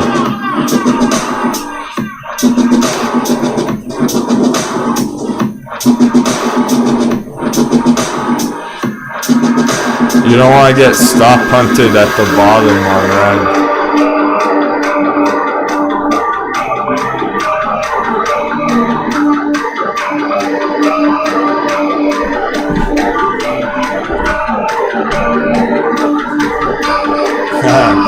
Nice coffee cups, come on out.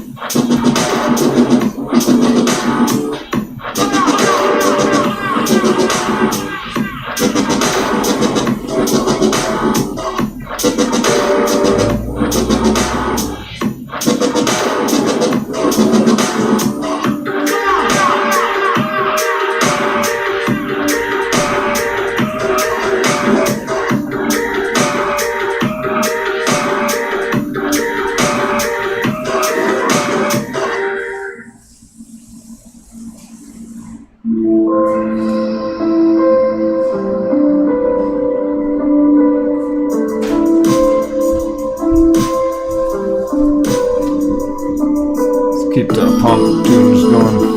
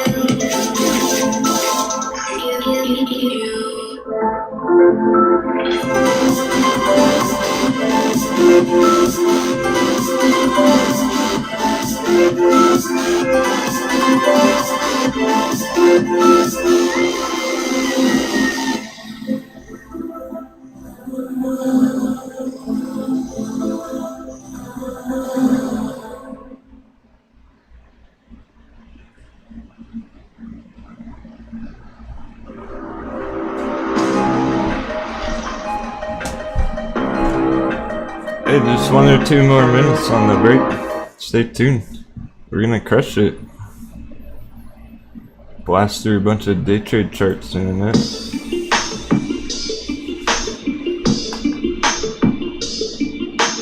The less people here, the more fire I drop.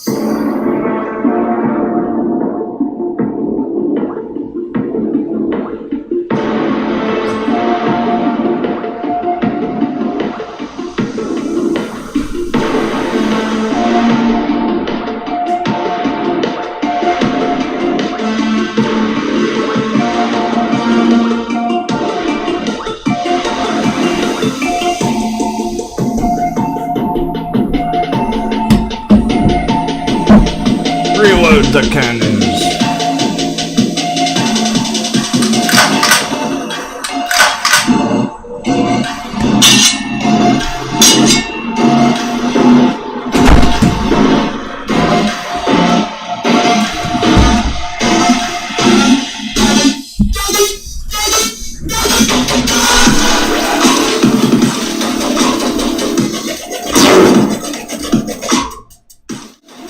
Welcome back.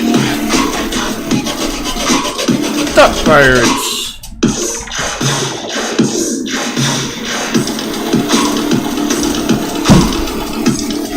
Are you buying the dip? I want to know.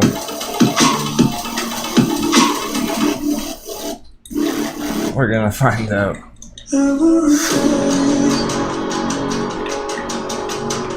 Stock votes.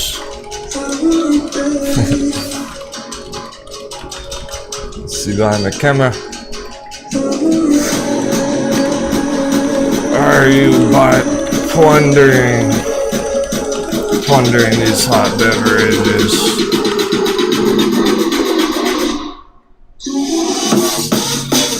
Yes.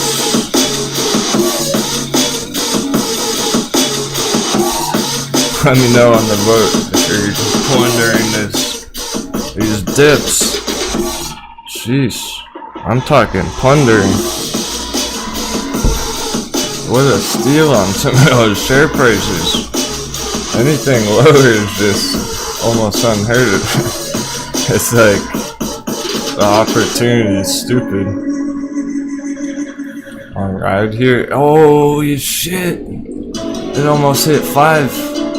And it looks like it bounced. What's Ride doing?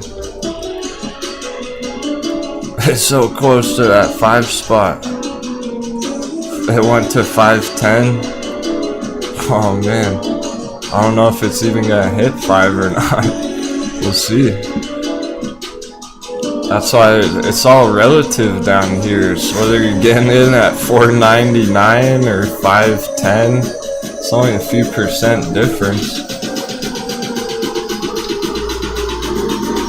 I'm not expecting it to go to like $3. I suppose it could long term if it really had a rough couple months with the dollar and stuff, but sheesh, be ready for either one. What if it did? I mean, what if it fucking did? Oh man, that would be stupid.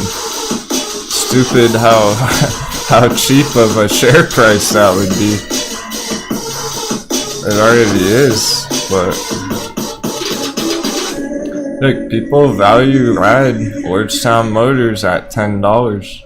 There's a lot of people who find the proper fair value to be around $10 here in the green box. People holding ride at $10. There's a lot of people who think it's worth more than $10. I think it's worth $5. That sounds good to me. 5 sounds pretty decent, alright? Fuck 10 and 15 and 30. 5 sounds a lot better. I think it has value at $5 there, personally. So it depends how bullish fundamentally you are on it. If you think it's just gonna go bankrupt or whatever, then it's not worth it, but it looks good to me. For long term. CVM still hot. Here's West Virginia. All gas, no brakes. We're going. Are you ready? I don't know if you are. We need some more 7s in the chat.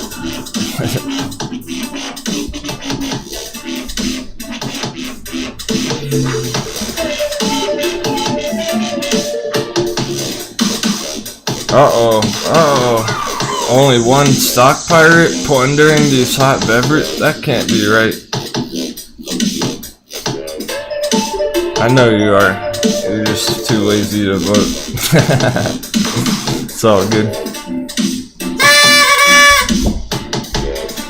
I'm engaging.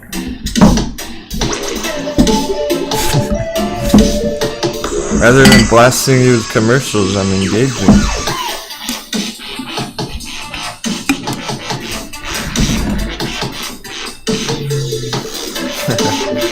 Thanks for 7s. Hornets riding the knife. Yeah, that's the only way to put it. Bro, you're about to disarm him. Disarm the hedgie and turn it on him. Bill Watson, water. Nice.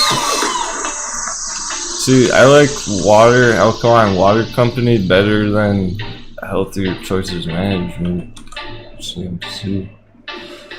Why is everything red if the dollar's down? Gosh, that's a good question. It makes me have doubts about some of them.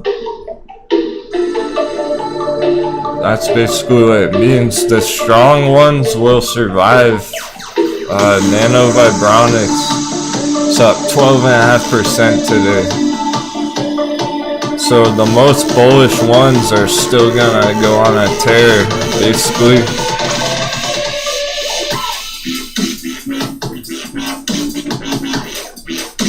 And then we're about to find out which ones aren't as hot.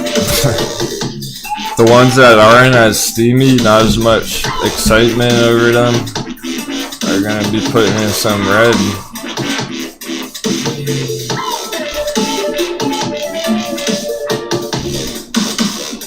So Nokia being green, Nokia looking good. The ones that are green are looking good. Let's put it that way. The ones that are going red still makes me have doubts about how bullish they really are.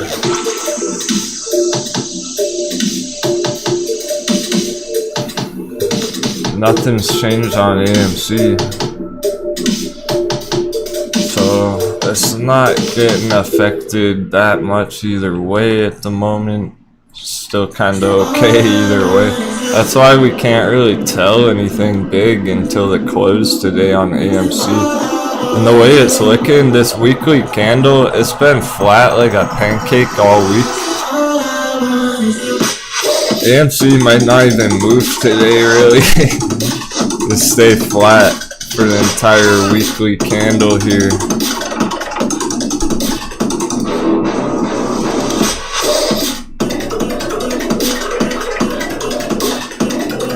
But yeah, with the dollar dipping,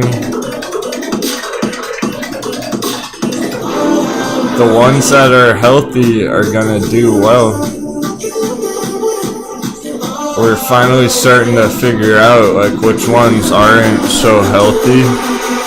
This one looks good. Allied Healthcare looks good. HBI.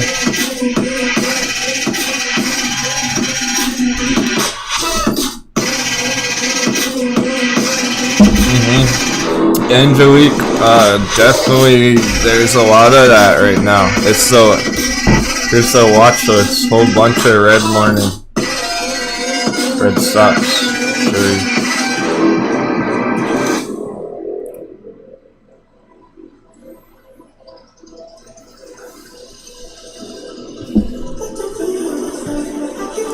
Here's the handful of green ones on the Wall Street Bet watch list. I need to add some more to here. I don't have the recent day trades on here, so I don't have Allied Healthcare on here, stuff like that, but the older ones, and then here's all the red ones, a lot of the red ones this morning. Only a handful of green on that list there, so it's not just you or anything, like it's not just your portfolio. You're doing great.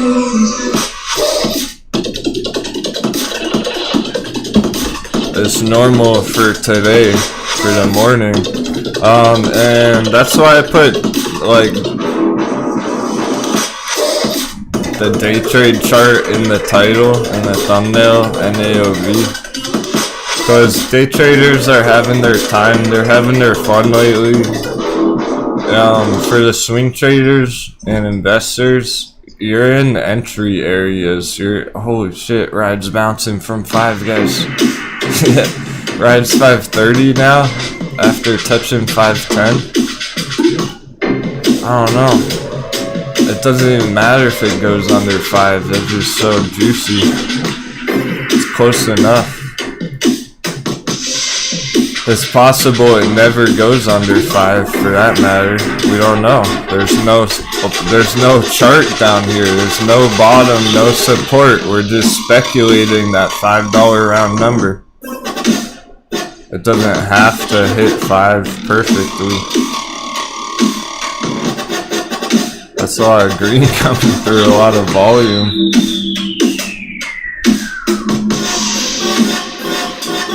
Yay, there's some emojis. I knew it. Ecky's plundering these hot beverages. Very nice.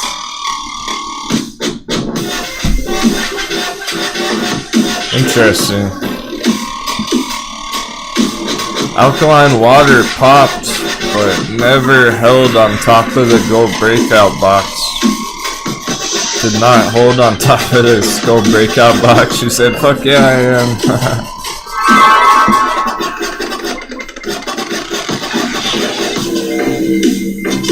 But anywhere in this gold box looks good. She's probably just gonna take till next week, but not gold breakout box on alkaline water.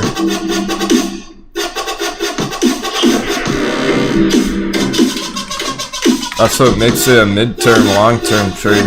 Here's the OCGN dip. It's actually matching up with what we were expecting. Oh, it's fine. I'm going with that. We're on for this orange projection. It's like a good estimate there.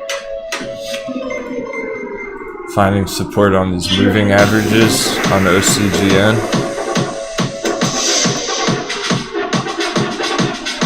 Yeah, that's a bounce spot.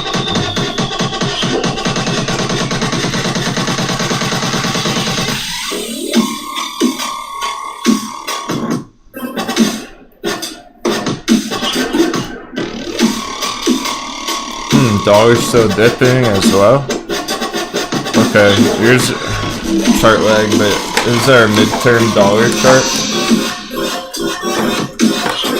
Good morning, Mazina. Psychos Fitness. Yeah, you're asking about QLGN.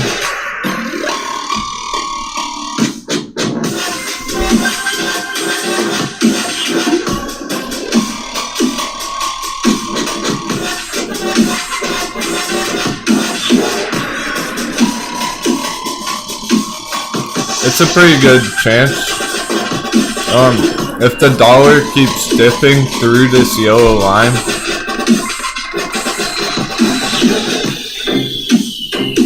if dollar comes down here and any time from now, any minute, then yeah, I think QLGN will close green. There's definitely a lot of potential still for the end of the day, guys. Just starting the first hour, the market's red isn't a big deal. A lot of these charts were coming down yesterday, so they're still fresh out of the oven, cooling down.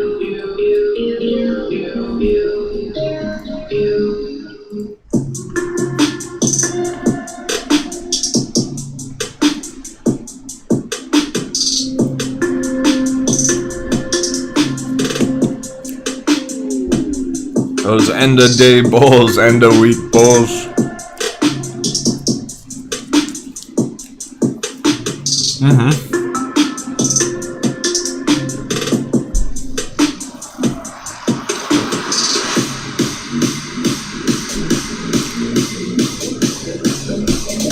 I'll cross my fingers for you, but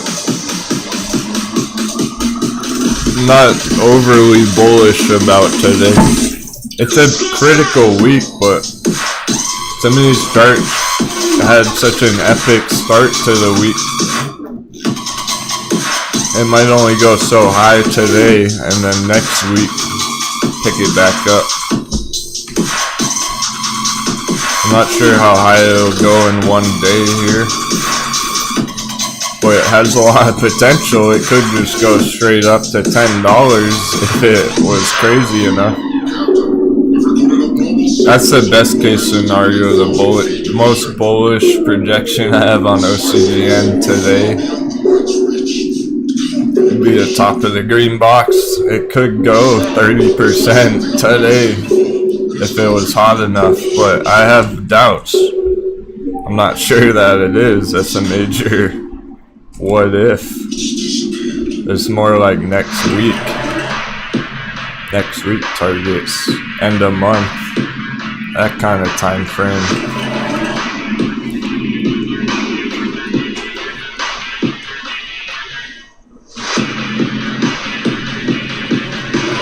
I'm gonna throw another alert on CVM. That 950 spot, interesting, huh? Some people were reporting it broke 950 this morning. I didn't see it on my chart and it came down. I'm gonna put another alert over 950 QLGN for a breakout.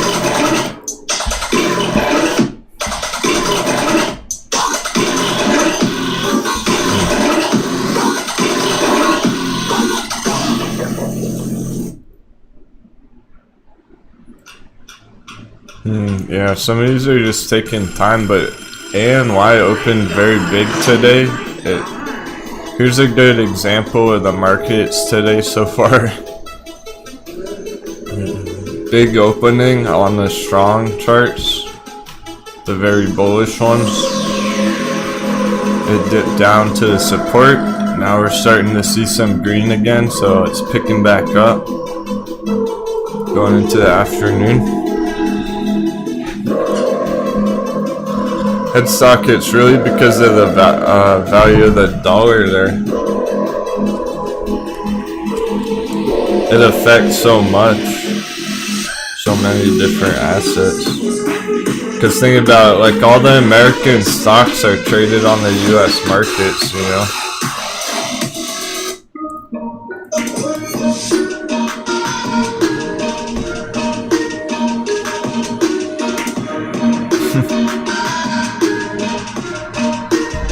all the US market stocks are getting affected by it. So is crypto. That's why they trend together. Like when the dollar goes that red all at once, it does mean something. You could take it further, it's like it affects the whole financial sector, so all kinds of economic impacts when stuff like that happens.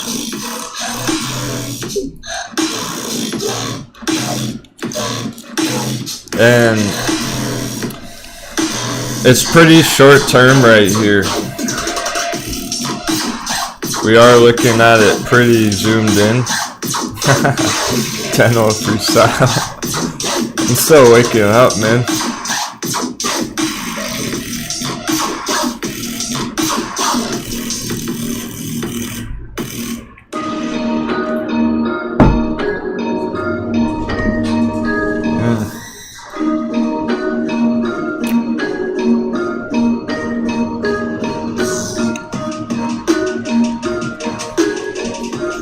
Hey, Emperor Carrion, it could hit. Sundial could close over 80 cents there.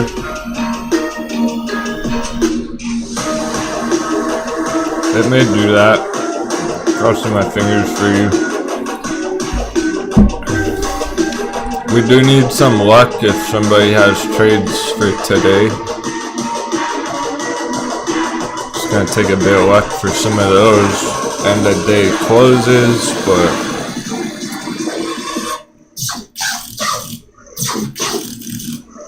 I'm more liking next week, end of month.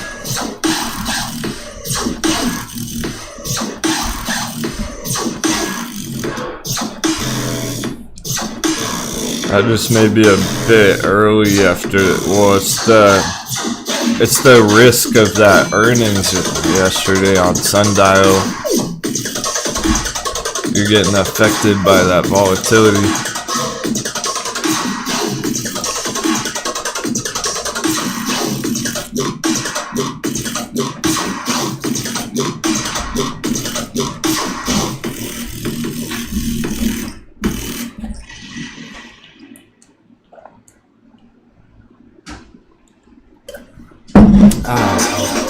Very good.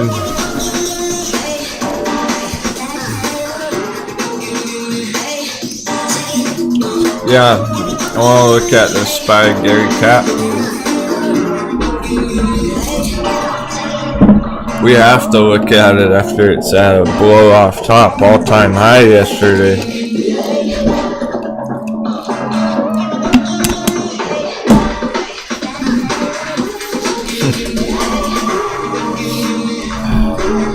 Yeah, it is amazing how much it affects that stock. Because you got Forex traders who are trading the dollar, right? People trading it directly against Canadian dollars and yen.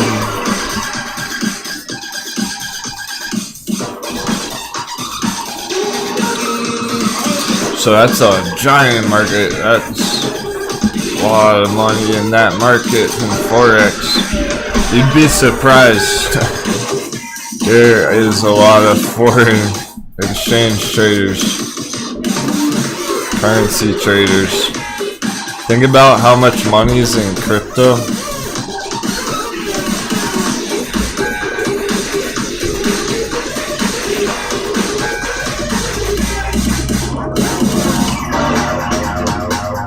There's $2 trillion in the crypto market. So imagine how many trillions of dollars there is in the currency market. Trillions of dollars getting traded around between rich people. Well, it doesn't have that same volatility, and it gets, of course, the dollar gets affected a lot by the news cycles. So you're at the mercy of the everyday news events with governments and political stuff. I don't like that. Dollar chart moves too erratically. it's been somewhat predictable here, but the long term is funky. The long term chart looks uncertain, and I think that's scaring people out of the markets. There's a bunch of traders out there, investors, looking at this chart like we are for different reasons than we are, but they're looking at it like, I think I'll just sit on the sidelines for a couple of months or whatever. That's what they're saying. And they're getting out of their ride, they're selling their HT.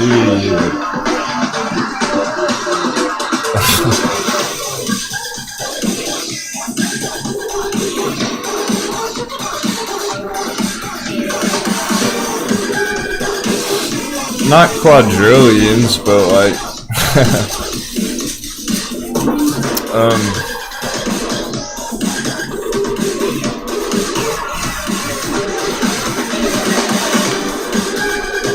probably not that much, but gold's a very large market cap. Yeah, you got some big boys buying up gold.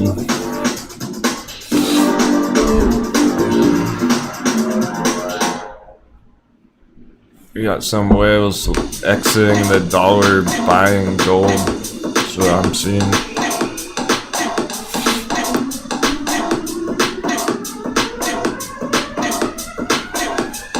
Up here with this wick.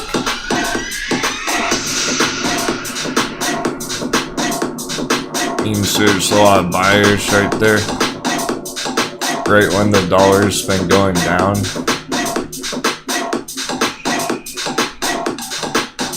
So that's telling me there's some rich people exiting the dollar, entering gold. That chart's gold per ounce chart. $1,800 for 1 ounce of gold. The rich get richer, guys.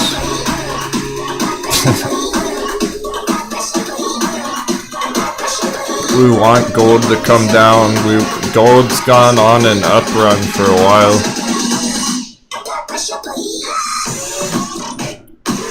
Gold's gone through whatever lockdown recovery, no problems. Bull run for 2 years straight, a whole year. Time for it to come down. So hopefully it does. But it looks like AMC. It looks like GameStop. I'm sure you get what I mean. Like a mount, you know, the charts. We have these charts that look like a giant mountain. Those ones.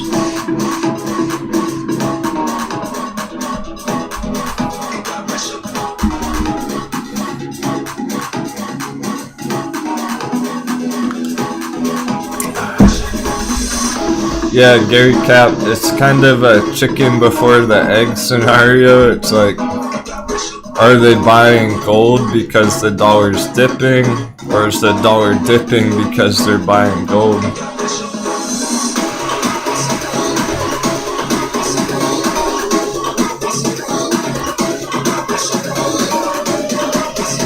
There's massive bearish divergence, this yellow trend line, that's what that's showing.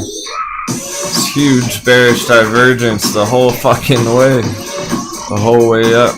It's crazy. This is a weekly chart.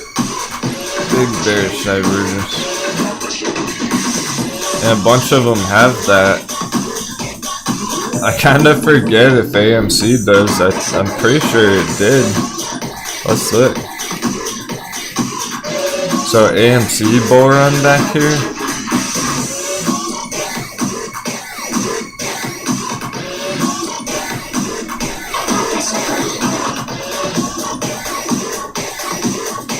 Looking at that spot.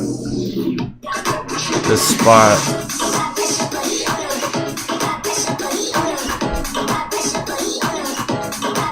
No. Huh. Not on the weekly chart there. Hey, AMC bulls! Good news. There's no fucking ginormous bearish divergence on the AMC chart. Not on the weekly chart there, but still. It's going through a normal retracement, to be real.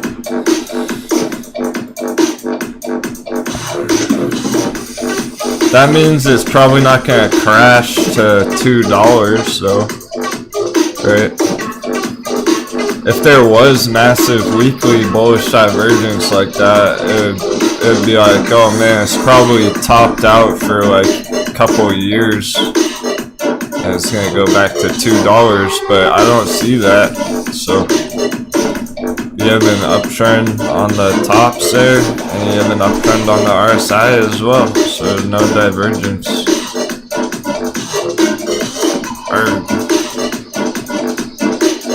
So many trend lines I can't click on. There we go.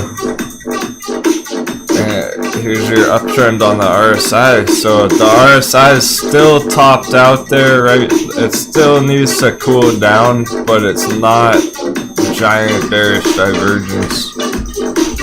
They're both going up together, which means they're parallel.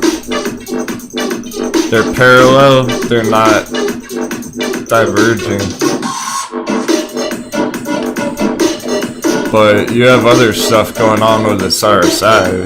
There's breakdown of this trend line in blue there. And it was just very overbought up here. It needed to cool off.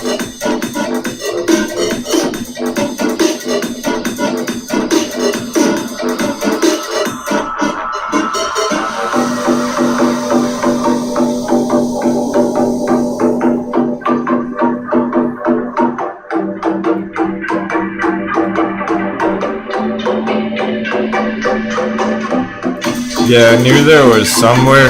So, check it out. This is really good for the OGs. Good lesson here about the divergences.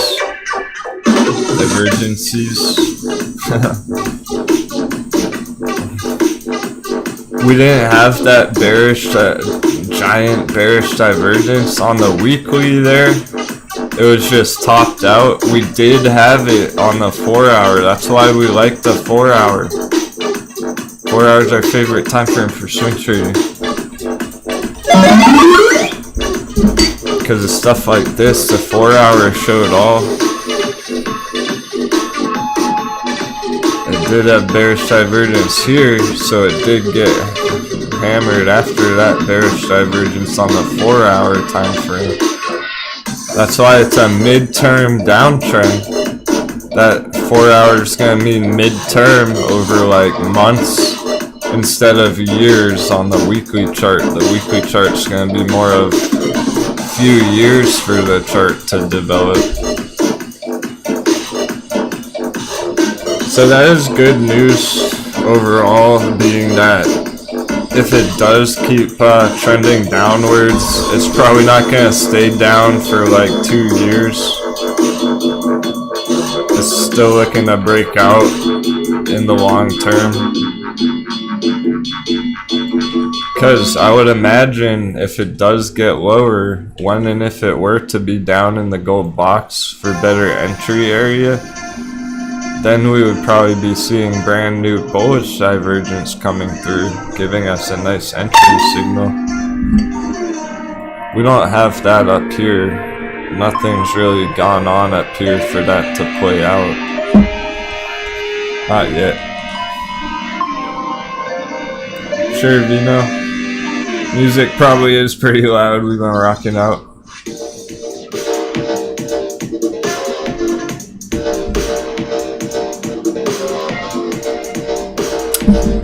A lot of hype today.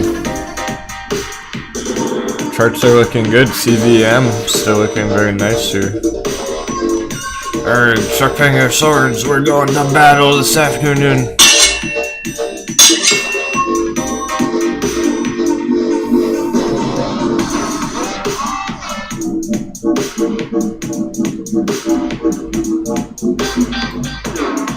And Y looking decent as well. These are some of the nice looking ones just from this morning. Nothing wrong with Nano Vibronics. Nokia having a good start to the day. Off the gold box. It's just been trending up for months, so right on track for bigger targets. The next, it's getting up there. We have a 750 area resistance. I think I accidentally deleted it, but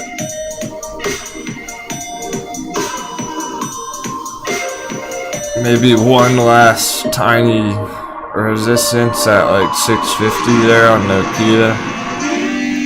It's at 610. But if it gets through, yeah, coming back from this candle close, there's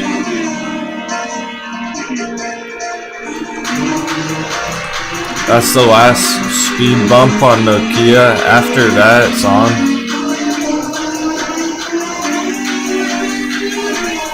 So Nokia over 650 would be big.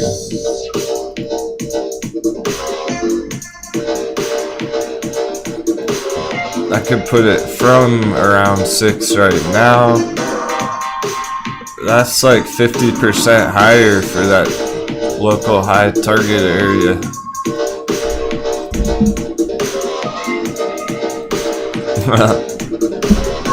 Ben Hopewell loves the pump music when it's time to buy a stock.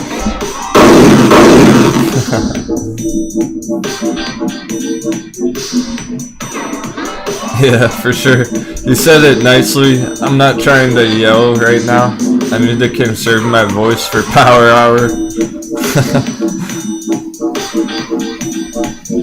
I only make them walk the plank when they say it rude.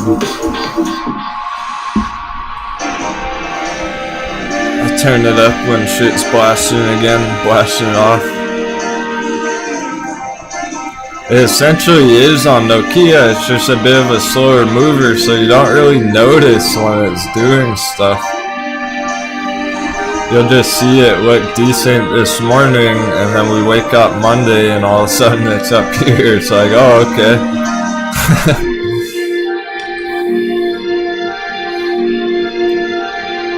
The entry was 420. I'm gonna measure it. That's a nice screen from 420. If you know what I mean.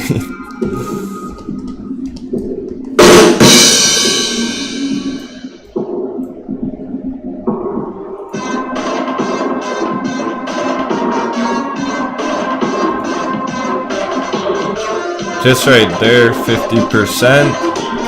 Up to $8, 100%. Street chart's at $4,000. Congratulations. Nice, 14%. What chart was that on?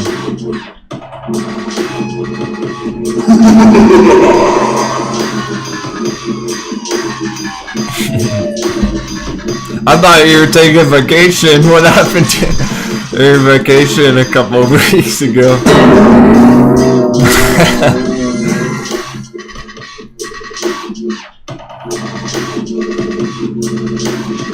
Last week's street chart goes, I've made my yearly quota. I've made my weekly quota. I'm gonna take a trading vacation for the summer. No. He was right back the next day. You're savage.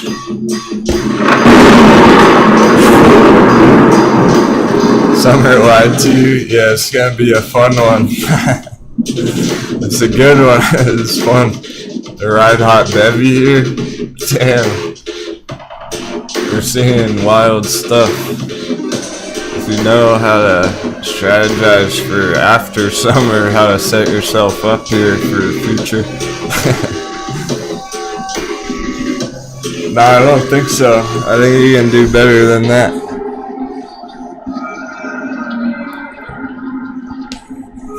I don't know, crew. I think Street Shot can do better than 150 grand on the year profits. I think he can.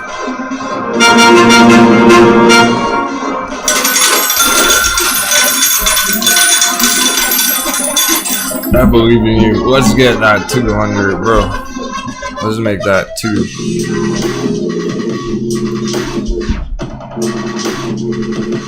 In time. Don't push it though. It's a good thing I feel. But hey, if you're getting some mixed emotions about it, I do recommend slowing down a tiny bit. Scoop up some midterms. CVM's kind of midterm. It's short term, but it's midterm too. Could feel pretty comfortable holding some CVM for the next few months.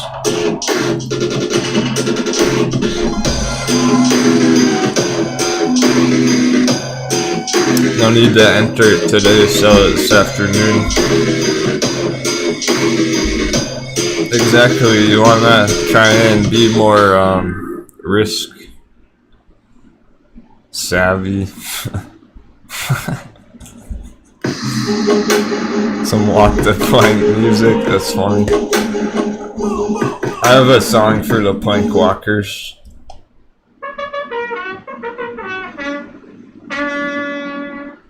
Hear it. We give him the sad bugle. It's a goodbye bugle.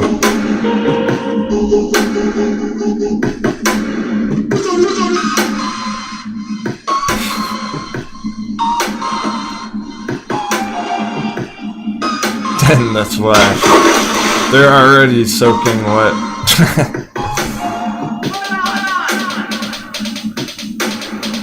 What's the liquid on him? I don't want to know.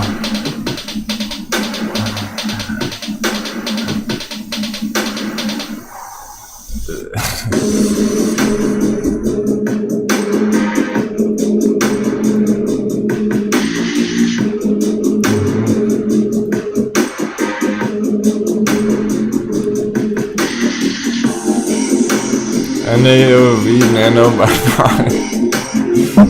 Still, looking like it's gonna pop here this afternoon. There's a lot of potential with nano vibronics still today. Look at this giant engulfing 4-hour candle.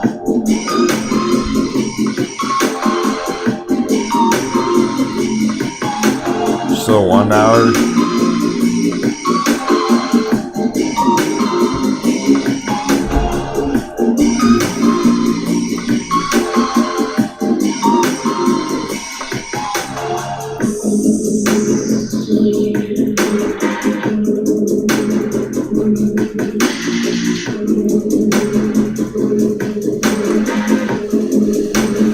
Traders,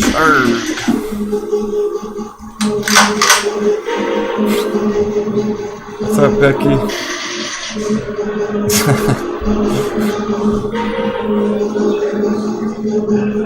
Feeling silly today?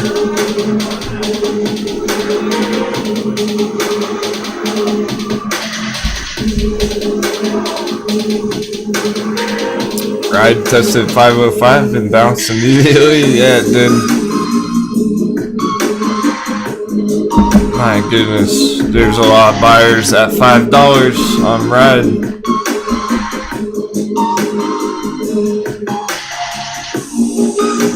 And just like that, we have short-term bullish divergence on Ride. It's on the 5-minute, but day traders, that $5 entry, you like couldn't go wrong. If anyone just caught that, day traders, fuck. Maybe someone just popped a 4% off that close to 5 entry there. It's a hot bounce area, that $5. Closer you can get to an entry at 5. Amazing. Just a quick scalp right there. Off the trampoline.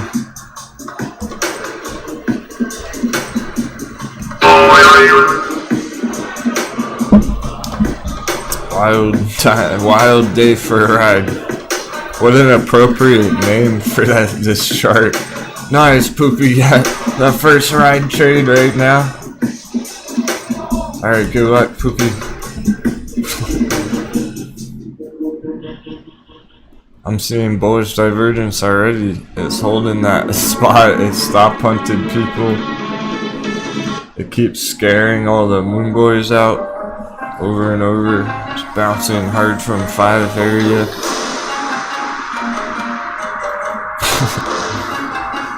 And you got the bullish divergence because I'm just on like a 3-minute, 5-minute day trading chart, but it's a scalp right here. It's a long-term entry and short-term scalp potential. Major bounce potential for short-term as well. So you have this downtrend right there, uptrend right here. There's some bullish divergence coming through right there already. Usually you see it do it 3 times. I actually have, it's like a coin flip right here. It's probably gonna do it one more time. A third touch of bullish divergence, and then it'll really go. Probably like right at 5 minutes, right at 4.9. You have a potential to maybe get in when everyone gets stopped out at $5 there for a buy order right underneath. That psychological 5 spot. But no FOMO, do give it some time. Get ready to give it some time. You're gonna want to be ready to hold it for a few months. Either way. That's only day traders trying to make a quick scalp in that area, but then you zoom out, you got your long-term bullish divergence, you got your $5 psychological bottom. Long-term looks great for new entries too. So interestingly enough, when rides at the lowest price it's ever been, it's got some of the most bullish signals we've ever seen on the chart, on the short term and the long term.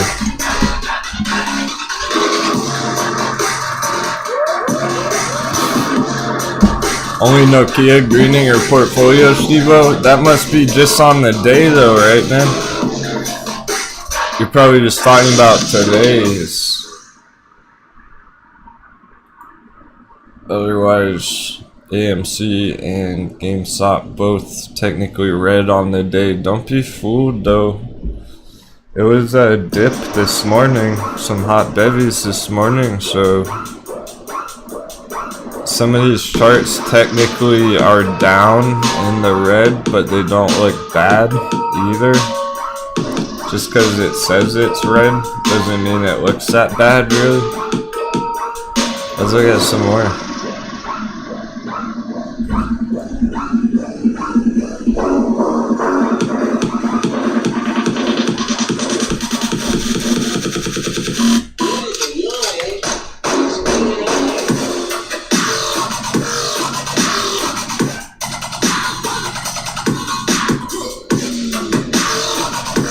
BNGO Bio Nano looks like it's having some sort of red morning as well. But it's got my attention since it's a Wall Street bet stock and it's breaking out of this long-term resistance. That's the only reason. So if it does hold this area, it looks nice. There's a lot of importance to this one spot on BNGO chart, where it is this week. So that's going to be interesting next week. On BNGO, it doesn't look quite ready though. Maybe another week, start trending up.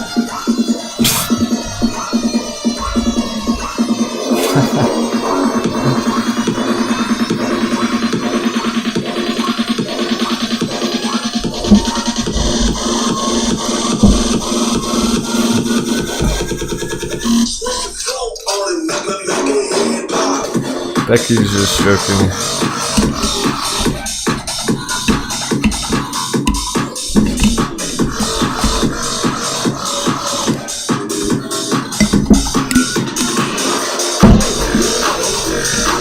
Talking about the spy puts, alright.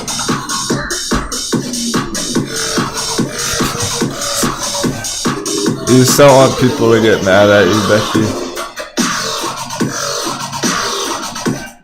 Hold you responsible for their trades. That's not cool.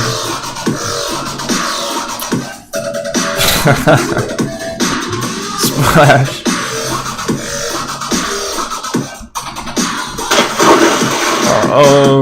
Uh-oh, spaghetti. We have an upside down coffee cup. Cups don't hold liquid in them when they're upside down very well.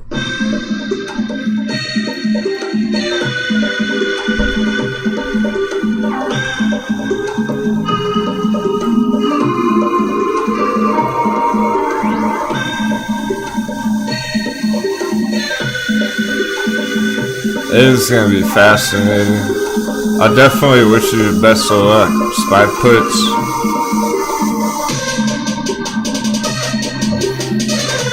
It's an absolute blow off top.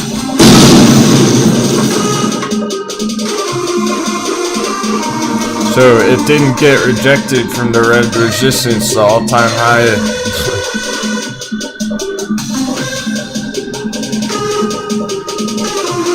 We're waiting to see if this would curve over here. Nope, blow off top. It's even crazier. It's even more insane than it going down there. It went even fucking higher. That's nuts. So we drew an upside down coffee cup because it can't stay up here. Gravity doesn't work like that. What goes up must come down.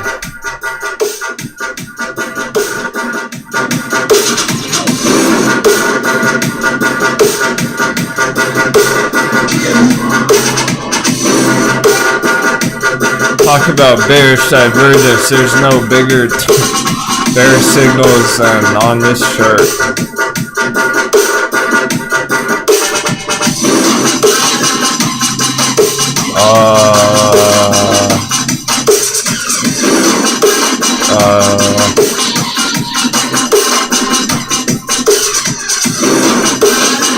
Hello, Mr. Biden. Pump the money. Jerome Powell, are you gonna pump it? Are you gonna pump the economy to the fucking Mars, to Pluto? She's gonna pump it to Pluto? This chart's ridiculous. How high can it really go, guys? Pretty fucking high, but that's crazy. Like, blow off top. What goes up must come down. It's looking to drop like a rock when it does. So be careful on some of those bigger market caps. I don't think I'd want to be holding Tesla next for this next cycle.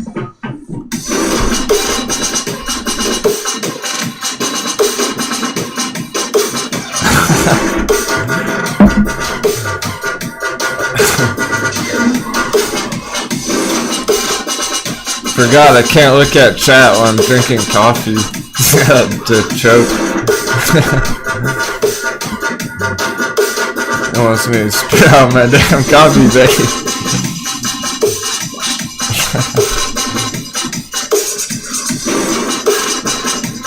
We might need to douse you with a cup of water later.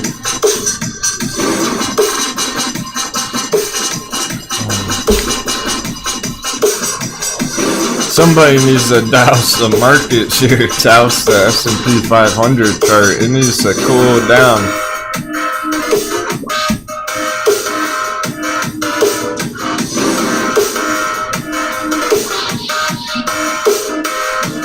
Hey, there's Vader stock zapping it.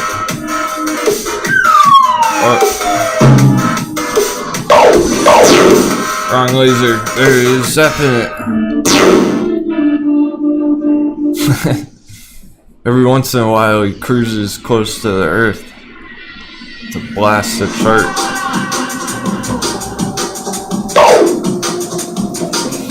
It's pretty wild. Blow off top. That's ridiculous. There's 3 long-term touches of bearish divergence on the weekly chart.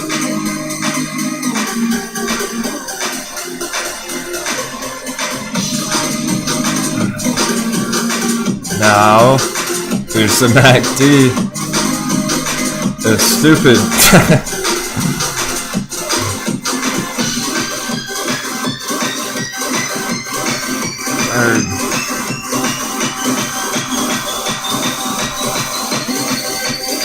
What the heck?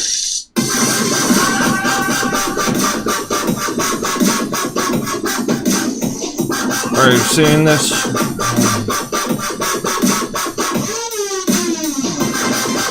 Now.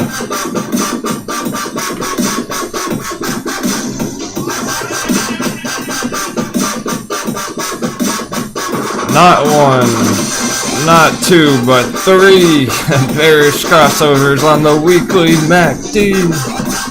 Wow. That's a lot of bearish crossovers.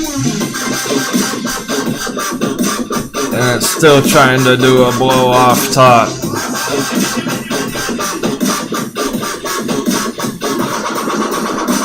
Hey, look back here. Look back here. How about this time back here where it had 1 bearish crossover and dipped 35% after? Off 1 bearish crossover back there. We have 3 of them. Unless you want to count these, but third strike, you're out. It is so sketchy here. It's hard to believe it's even going up at all anymore. Look at that tiny bullish crossover right there. It's nothing. This can get wrecked next week on Monday. Some people are shorting it, yes, because of that. But it's going up, so it's risky because it's going straight up essentially. What you're trying to do is hit the exact top, like you're trying to load the boat in a way, metaphorically. You're metaphorically trying to get your entries higher and higher. The higher this goes, you're trying to enter puts. If you're bearish on it or shorting it, the higher up it goes. You're looking for a big correction after this blow off top. So short term, like today, yesterday, maybe Monday, next week, I don't know how long, it might pump some more. But I'm thinking like by next month, sooner or later, it's gonna have to come back down. Maybe it's at like a stupid number though. Maybe it could be like 500 way up here. Boom, boom. Blow off top, like by definition, because everything else about the chart is bearish. All the technical indicators are bearish right now. So it really shouldn't go up. That's what makes it a blow off top, like a volcano. The chart doesn't agree with that price action. Oh yeah, Friday the 13th, that's pretty ironic, huh? It makes it even more of an important day in a small way, just being that psychology game. Superstition and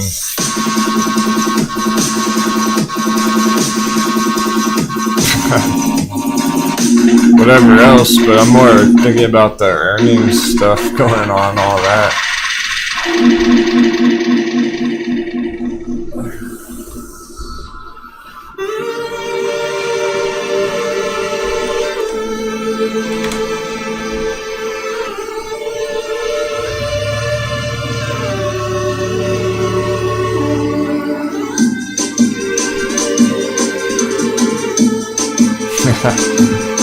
It might be Friday the 13th, but that doesn't scare pirates.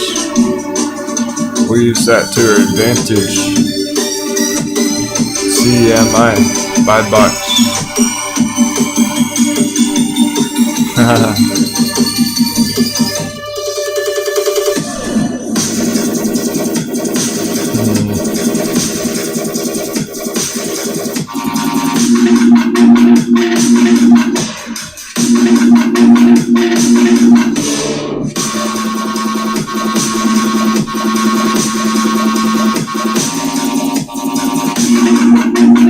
Yeah, Aaron, basically on a put, I'm trying to think of the simplest way to describe it. Something like on AMC here. For example, so Aaron says, Denwo, any way you could explain puts like I'm 5 years old?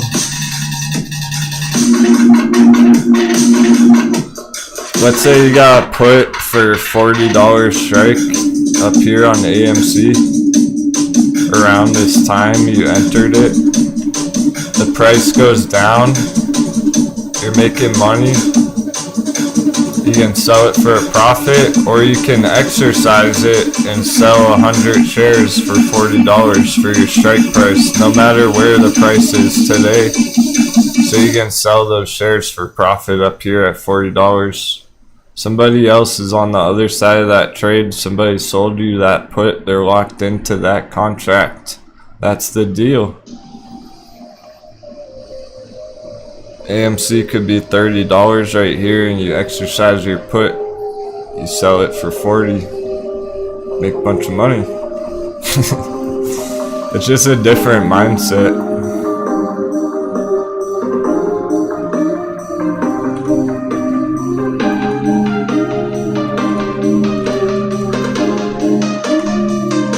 Because you got the opposite. If you're getting a call,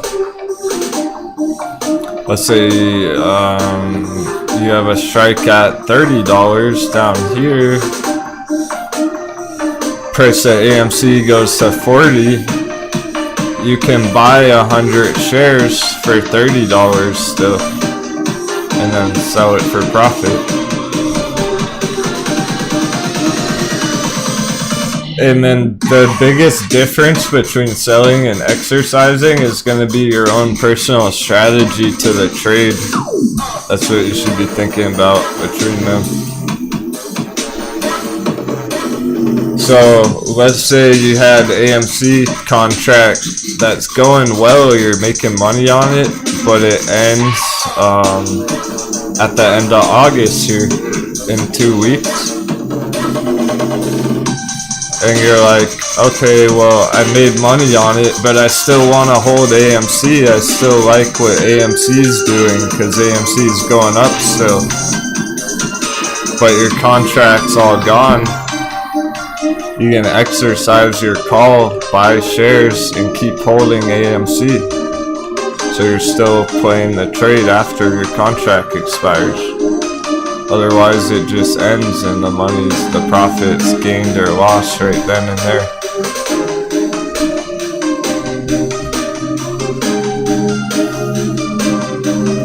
Cool. GameStop going for a tap at 170, so that would be interesting if GME did indeed close the day over 170 here. That would look pretty decent for next week at the moment. On GME. GME's been holding up better than AMC somehow lately. Probably because of market cap. Yeah, you're welcome. Yeah, essentially.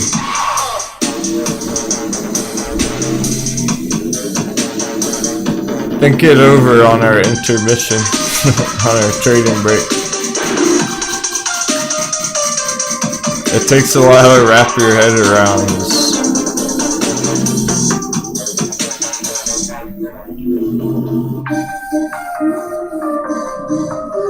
No one just inherently understands options trading when they first start. It took me a while to. It took me probably a good like 3-6 months until I really understood on a deep level the ins and outs of it. And I have studied a lot of math courses in college, so definitely be ready to spend some time learning about it if you're interested. But that's the basics there. I'm not even talking like learning about it though, I'm just talking about like understanding it on a true deep level within your own mind. All the possibilities and stuff. Hey, let's watch AMC on the break, why not? Since it's trying to do something.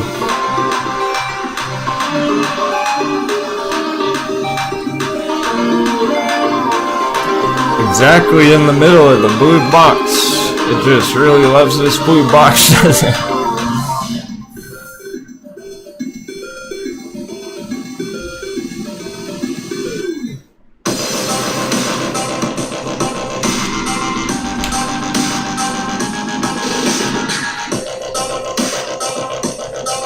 We'll keep cruising through some more day trade charts, scalp, swing trade charts when we get back in just a few minutes. Short intermission, no coffee. Thanks everyone.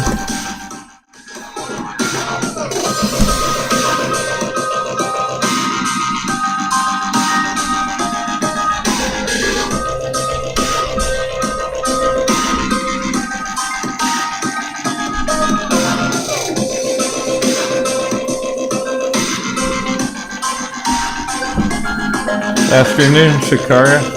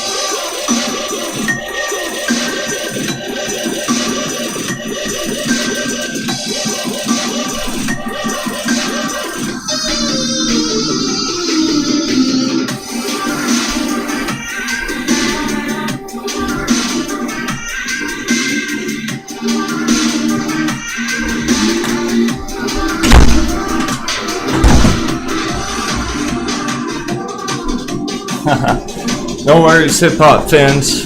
We'll rock out after hours. Hey, welcome back.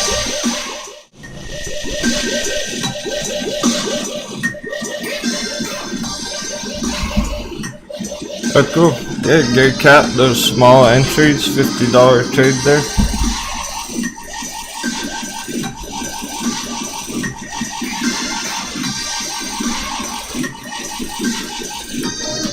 Yeah, I mean, even on some of these day trades, $100 entry at the right spot could have pulled a few $100 profit. It's pretty nice for one trade, let's say. Right, yeah, easy. You know what's up.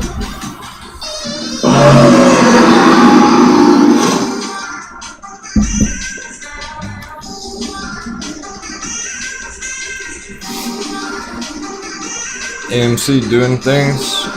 Dollar still dipping. Here's our impact. It's finally impacting the AMC price. Took all morning. The red on the dollar looks like it's helping AMC go green finally.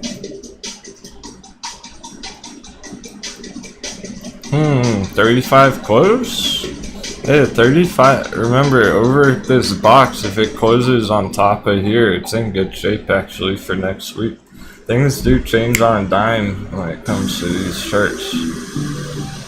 So I'm ready to go bullish on it any minute, but gotta get through there.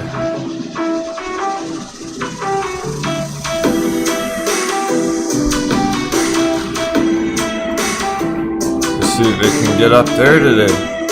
That would be a big day for it. Big weekly close on it, because that would be one of the first green weeks on it in a while. See the weekly candles now green here. It's right at the point of control right now. That red horizontal. PVR. Stock Wizard, top of the box is about 36.2. Gary Cap's up 9 cents on his $50 trade.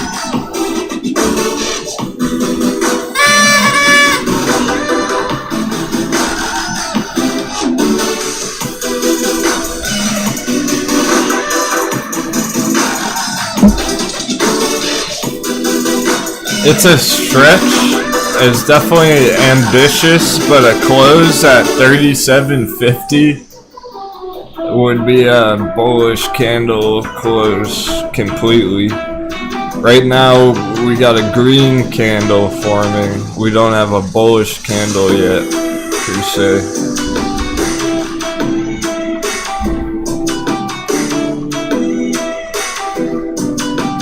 So we still gotta be cautious of this yellow resistance right up here.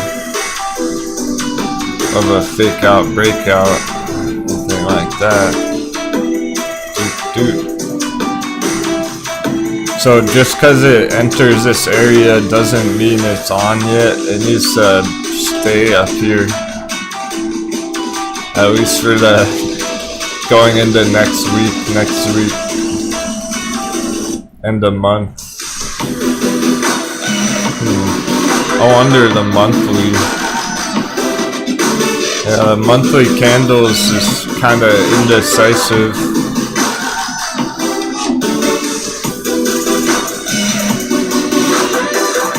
So that'd be interesting. If it did close the month on top of the box.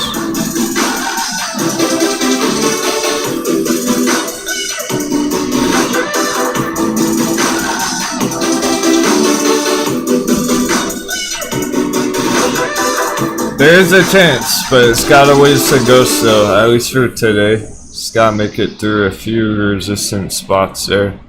The trend line,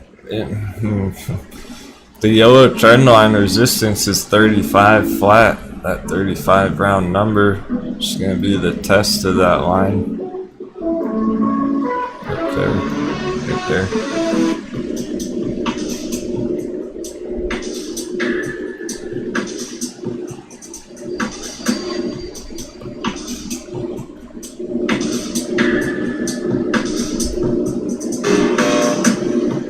Alright, so I have to say it. Some people ain't gonna want to hear it, but I gotta say this. We are in bearish lunch hour right now. Yeah, right now. Ding ding. Sometimes the stocks slow down. They do. You know, it's true. It can be a slow afternoon sometimes. It's been kind of a slow morning, so I actually Can you take a look at DRV? Direction Daily MSCI Real Est Bear 3XC ETF. Just trying to find these bottoms, Captain. Real estate may be in trouble in the term. Much love, Captain Denwo and the Denwo stock pirates. Let's fucking go, you little scallywags. Thanks for the sevens, man. Cheers. Yeah, so the truth is, I actually do expect it, and sure, I will look at that one second. I actually do expect this afternoon to be a bit more explosive because we had a relatively slow morning. AMC's starting to do things, so it actually looks pretty good today. But in general, there have been some really nice crypto trades meanwhile, and I think it has to be said. So some of the stock pirates have been diversifying, and we're making money just swing trading, holding crypto, whatever these stocks are doing. I'll show you a quick example. Not TCAT, but hey, CFMS is getting going there too. I'm putting some green. I'm gonna show you what I mean real quick. Our V-chain trade. It's over 11 cents now on V-chain. On track for our 14-cent target up here.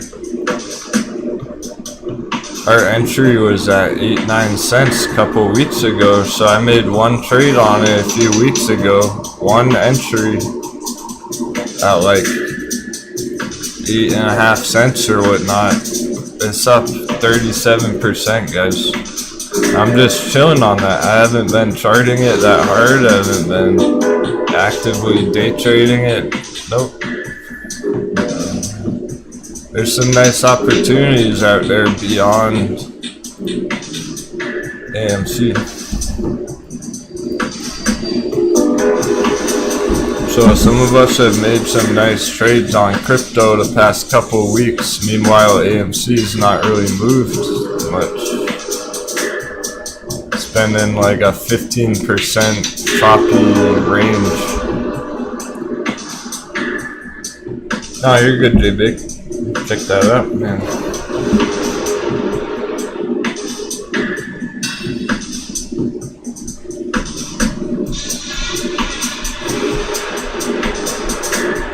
You put a lot of effort into that question. Looks like you're charting pretty good there, man.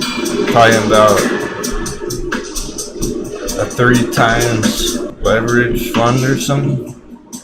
3x ETF. Oh yeah, real estate for sure. Yeah. Sure. I remember you were talking about some properties around Florida a couple months ago. Yeah, I have my doubts right now. The real estate market is definitely inflated. It's been in a bubble for like longer than the S&P has.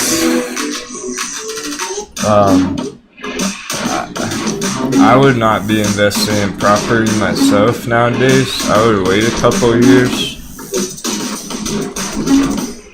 But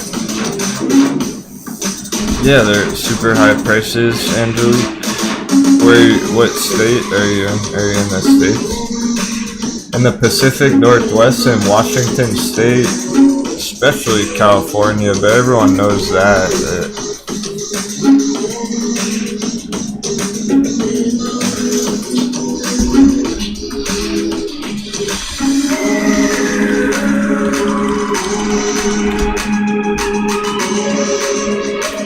So the rich California folk are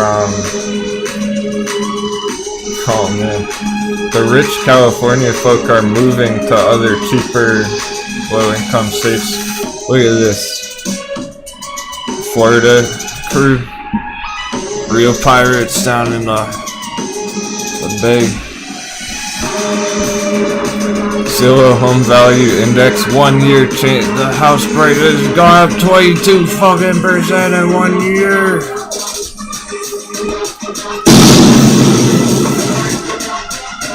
Look at the long-term chart. No, I would not want to buy real estate right now. Especially not in Florida. You're buying that bubble. You're buying that all-time high real estate market. Doesn't make sense to me. Yeah, it'll come down eventually, definitely. It might not for another year.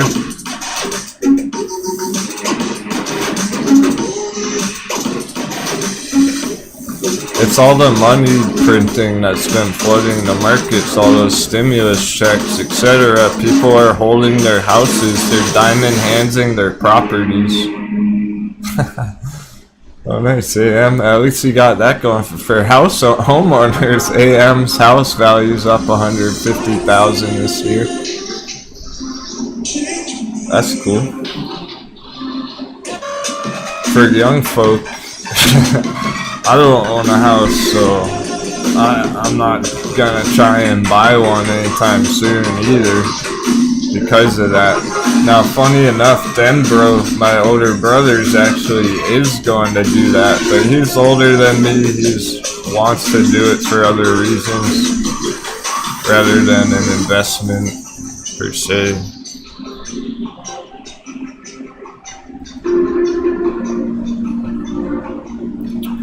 Remember how hard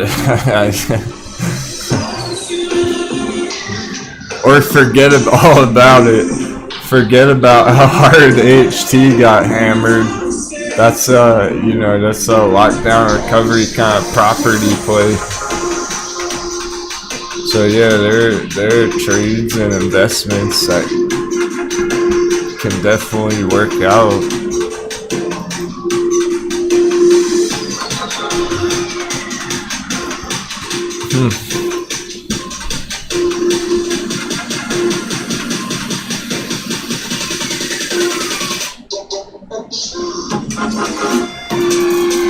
There's a bit of bullish divergence coming through. Bullish divergence on a bearish chart. That's pretty advanced concept. Yeah, it is like the volatility index, but against real estate. So if you're going long on this chart, you're betting against real estate markets. Essentially is the idea. Going for, you know, that bubble pop, but I'm pretty much looking at that blow off top with real estate too, guys. I think real estate probably gonna keep going a few more months or whatever. It's just the beginning of bullish divergence here. You don't have that much here. You don't really have it back here. You only have bullish divergence right here in this small area, so it's a good chance it comes down a third test bullish divergence, and then it rips blow off top for real estate markets, just like the S&P 500. It's pretty much what we're looking at here. It seems like it's topped out, but blow off top first. I don't think it's ready yet to be entering that one. Maybe soon, if you keep an eye on it. It's an interesting strategy, interesting idea there, J-Big. I like how you're thinking, man. Because it's like, honestly, you're probably better off putting money into this trade than you are like buying a brand new house right now, paying exorbitant prices for a property. I would rather invest in something like that, this chart. But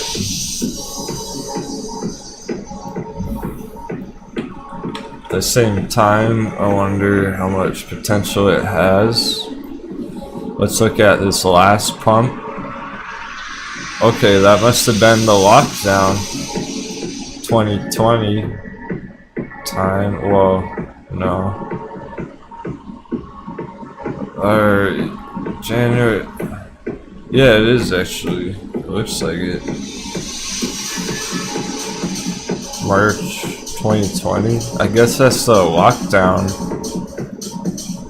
I wasn't really paying attention to real estate prices back then. So you have a lockdown recovery there on the real estate prices. They've gone up a lot. They need to balance out sooner or later here. Dollar's just perfectly at the bottom of our box now. I hope we see something happen here, either down or above. A bounce or a breakthrough by the end of the day on the dollar. I'd rather it not just go sideways now, because that would mean that we still don't really know what's going on. It's going to take next week to have a better idea. I want to see something bigger play out here on the dollar this afternoon, either direction. It'll be interesting, because if it goes down, the ones that are struggling are going to do better. If it goes up, the ones that are popping are probably going to be just fine anyway.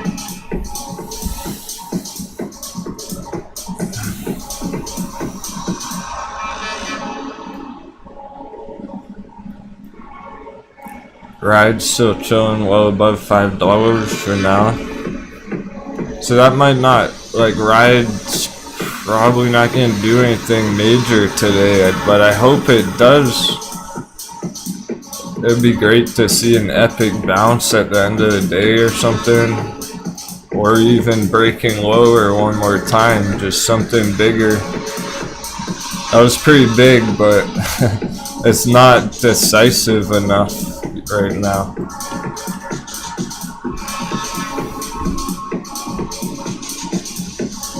I want to see some more decisive movements on these charts today. By the end of the day, like even on AMC, I'd like to see it at least try and test $35. It's at 33.3. I would like to at least see it try and hit 35 here today.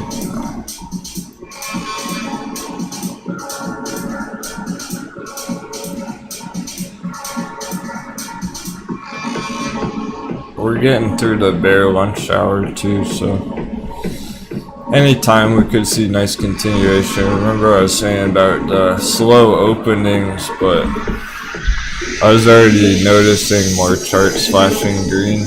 Some offshoot ones. Shadow League. Super League Gaming. I always troll myself on that one. It's been green like 2 days in a row out of nowhere. After a pretty big dip. There's not many other green ones on the day. It's up over 1% today. It's got some resistance here for psychological round number. Maybe a retest of the breakout, but not looking too bad there at all. On SLGG for the holders on that.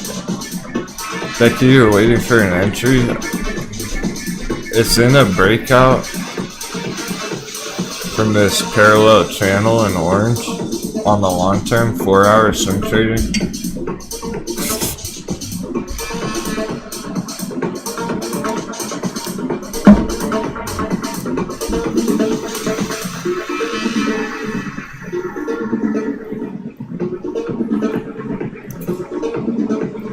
Just don't know if it'll pop through that resistance or if it'll retest and go up. but it does look like it's trending up over the midterm here. Doesn't look too bad. You know what? I thought it.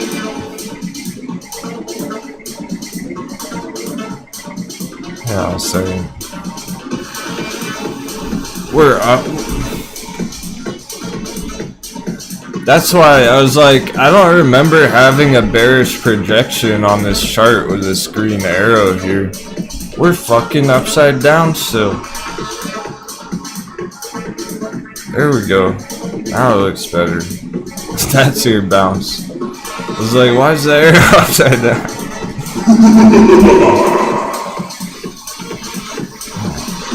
No bearish projection there. We're looking for a bounce here. It's been green 2 days.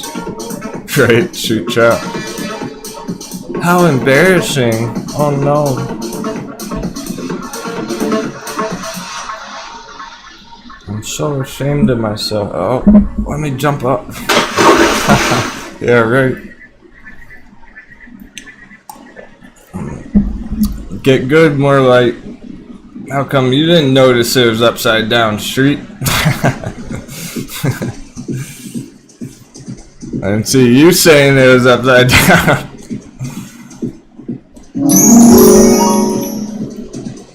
Great stuff. That's what happens when you're going quick. But it doesn't change anything. Instead of a breakout, look, here, I'll show you why.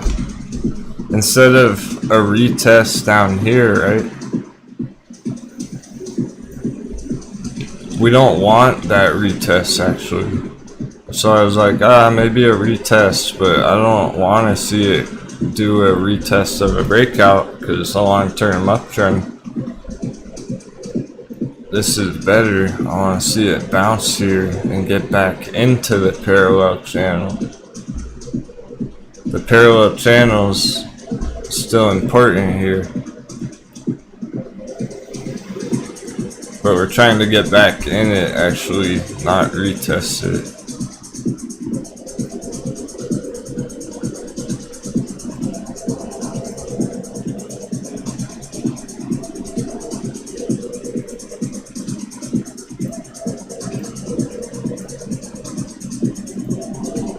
Here's your upturn.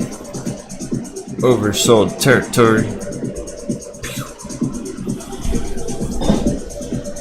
So Super League gaming holders, no worries there. Looks pretty good.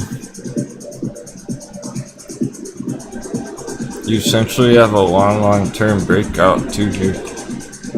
This.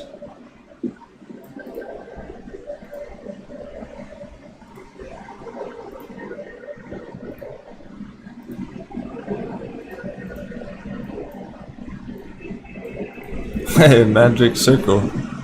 Where'd that come from?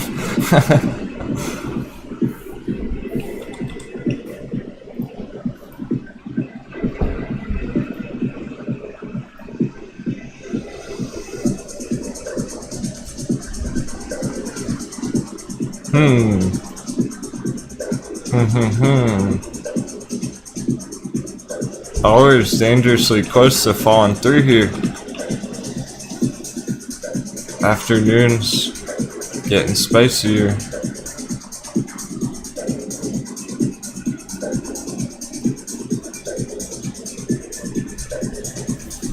Prime Dick Cannon's heads up.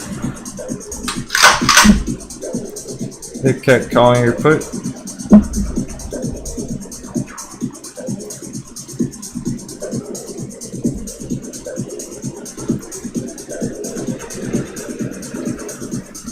Catching up with the chat for a second.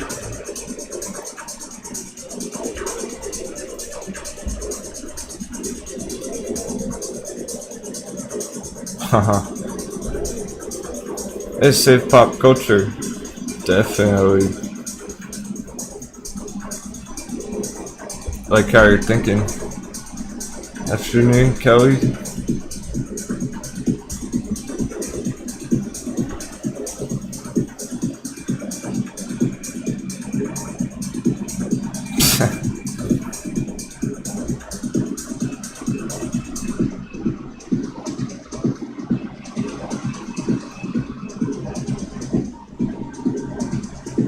Say pop cultures adding, I don't know, what do you think of Ride, HG, and Clover? Do you think they're good value to buy? All three of those I do actually.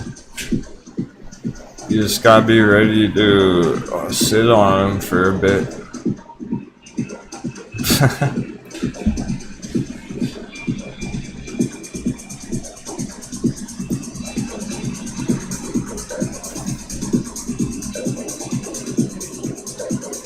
Nokia still climbing up, by the way.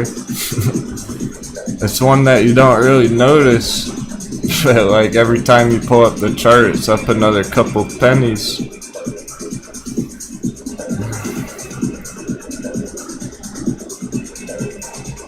Going for 650 on Nokia, let's say end of month.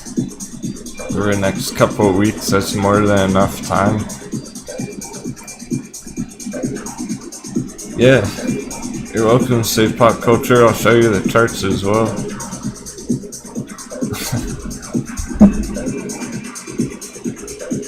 But I just noticed Nokia keeps making moves on the sideline over there. It's like the other charts go down, Nokia keeps going up, up, up. Slowly but surely. ANY is still up 5% on the morning, even after a bunch of red. Hard dip on Sphere 3D, but it's still up 5%. It's just hard to even see it on this chart. It's hard to even realize that because it's so volatile. You got big targets. 25% end of month.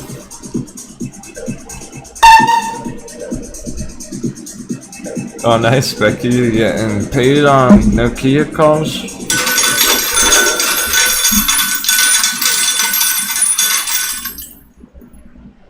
Sphere 3D. Target's way up here, truly. It's a lot higher than that. It's not about that short-term target. You're going for 100%.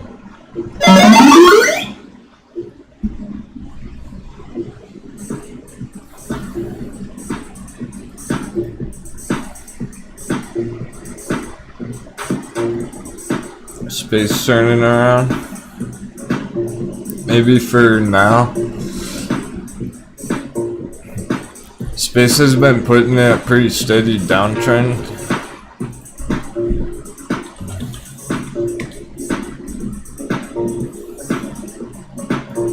It makes sense that there would be buyers at 25 because it's a decent long-term hold there. It's a decent long-term entry around 25, but it is not broken through this resistance like that clear.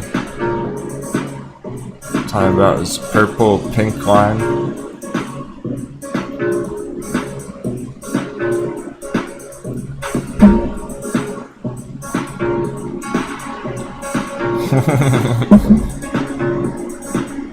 Nokia choo-choo train.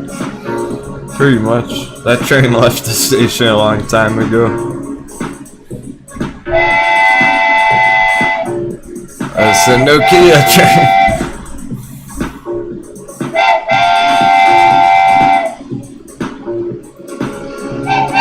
Here's the station.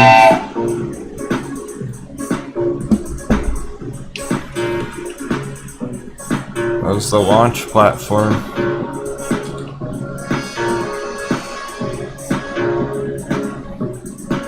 It's just beautiful because it never once deviated from this long-term uptrend. Not even a little bit, not even the slightest.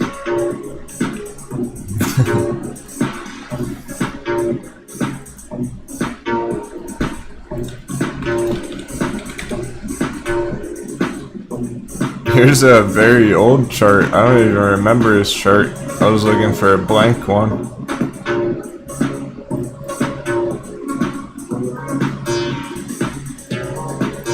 No idea when we drew this chart. It's pretty nice though.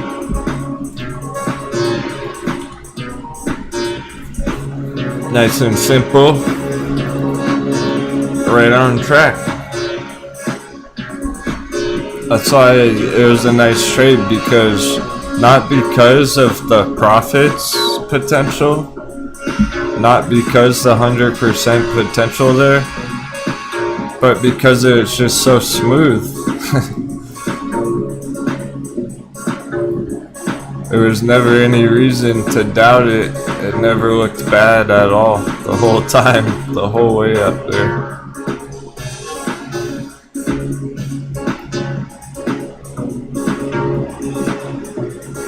Just straight on up.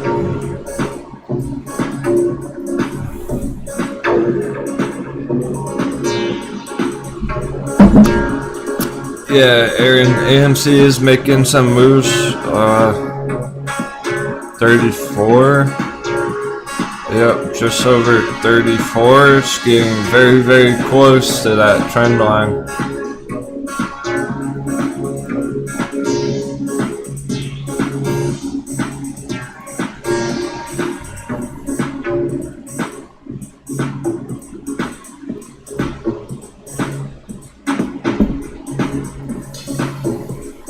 This trend line in yellow.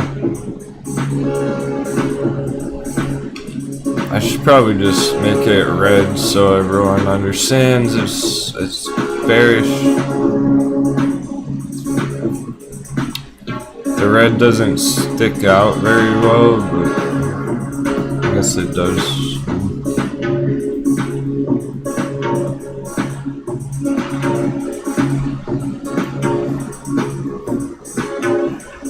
That's how close it's getting to it. Very close to that test, yep. One more dollar. Hey Tina, somebody was asking about you this morning, one of the ladies.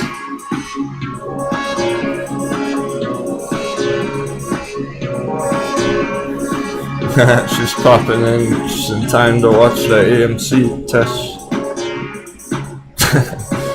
Nokia, the stock that never drops.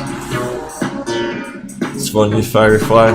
At the moment, until it hits a target, I don't expect it to on Nokia until it hits a bigger target up there.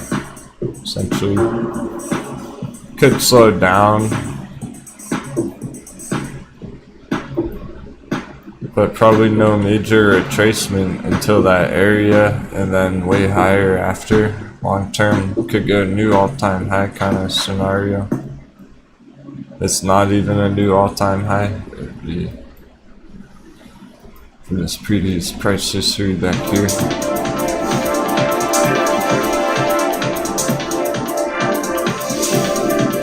That's where you're gonna get your dips on Nokia, around $9, $10, $11, and then 15, 20 area. Roughly speaking.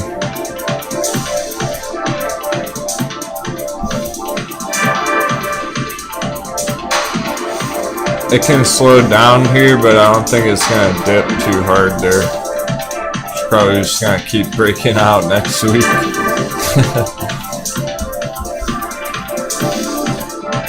It's cool because it hasn't been that exciting on the Nokia chart in a while. Now it's getting more exciting. AMC is going for that test very soon. Here it goes, 34.25. The number's like 35 flat, essentially. 35 psychological resistance. And it's a doozy, it's a big one.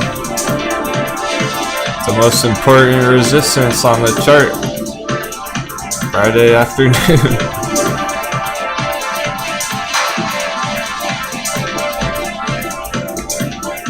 Quadruple witching day, oh my god.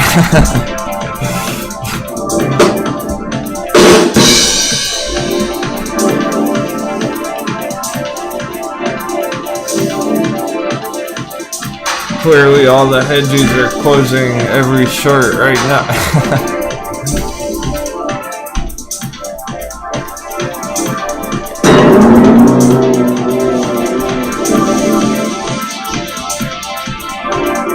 Oh, Tina, you're on vacation? Very cool.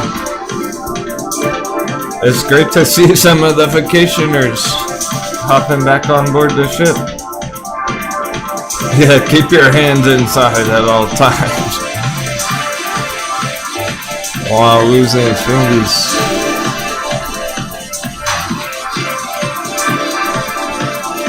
It's a wild time to be hopping back into the matrix.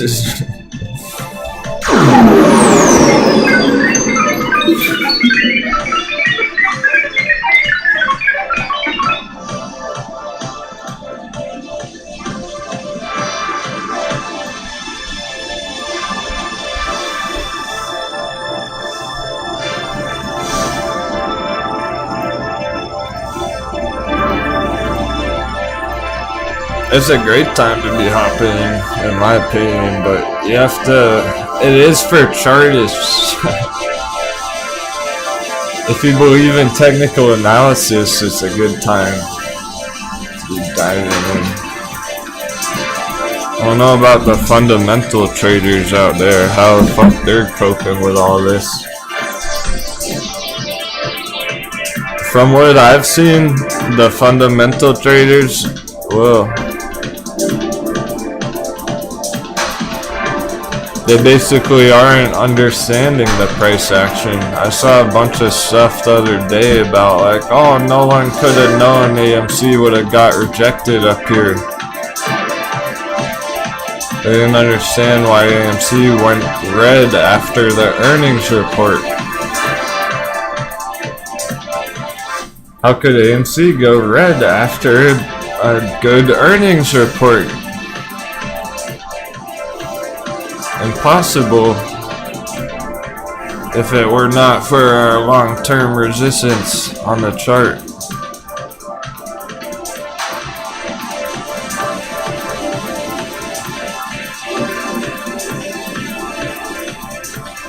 But fundamental traders who just trade off hype and due diligence and whatever news, they don't understand that resistance.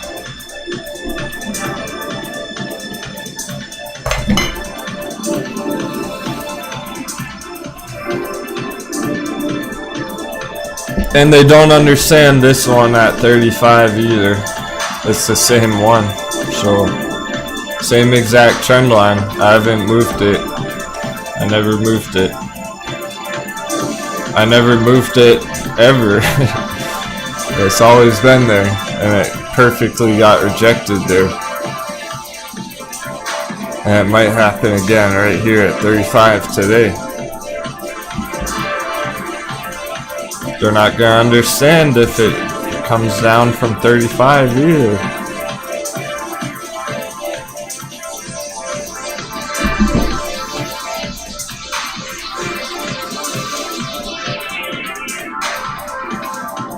Likewise, Tom. Today, West Virginia and Branson sold more space. Yeah, he doesn't care about the investors. It's pretty clear. Those fucking billionaires just don't care at all about the small investors in their companies. Branson's basically like,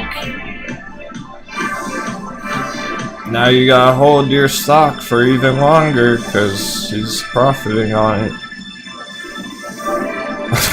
Profit.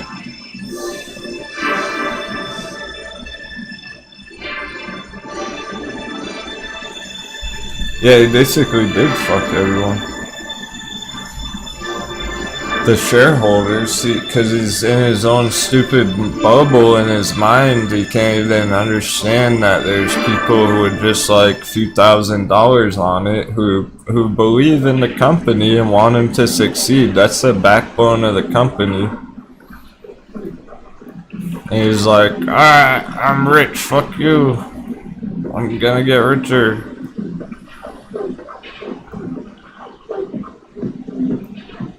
He's not even thinking about anyone else.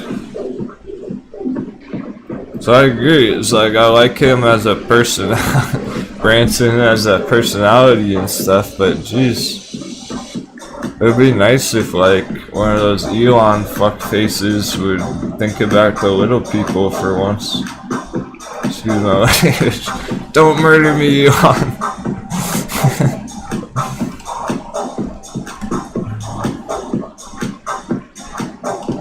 Fuck you, billionaires. Don't kill me.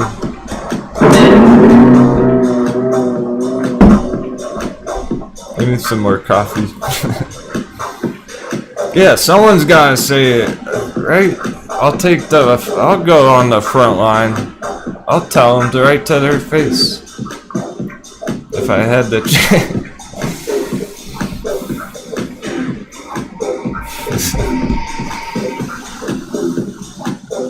What? Dylan? That's wild, man.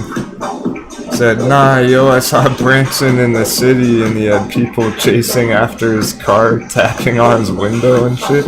Like fawning over him, like praising him, or in anger. Was it a mob? Was it an angry mob? Sheesh.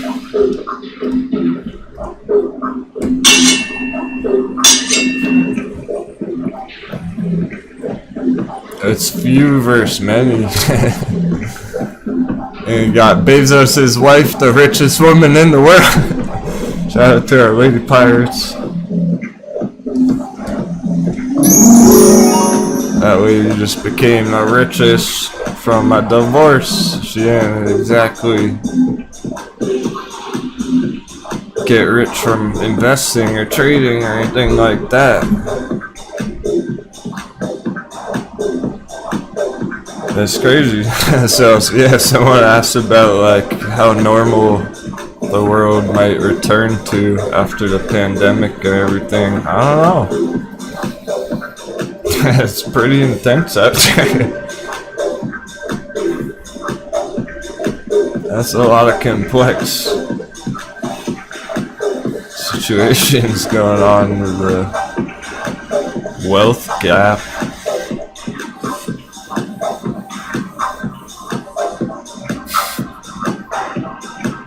That's why we're trying to just cruise on our ship together and avoid all that BS.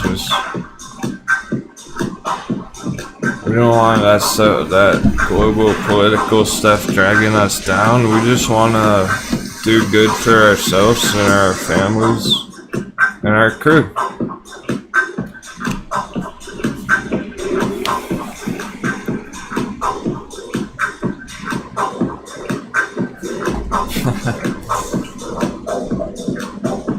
Right, Komodo, it's never really been normal. Think back to medieval ages. That wasn't that long ago. And then you have all the fucking Wall Street manipulation, 2008 financial crisis. That wasn't that long ago. So, focus on yourself. Stay true to you.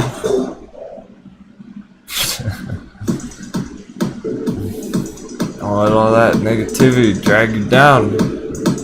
Captain's orders.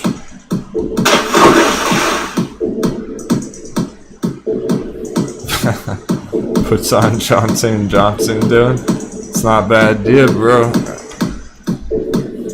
Johnson & Johnson is one of the top S&P 500s, top 10.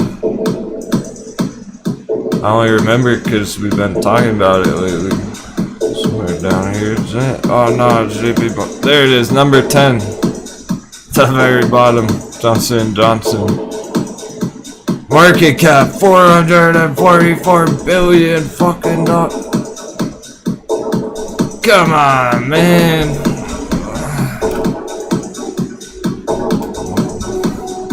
$500 billion market cap.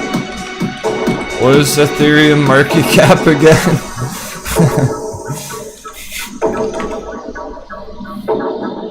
It's bigger than Ethereum.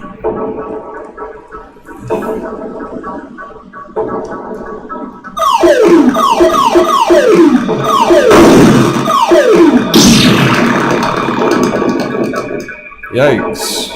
That was way too big for one stupid company like that. No offense, Johnson & Johnson holders.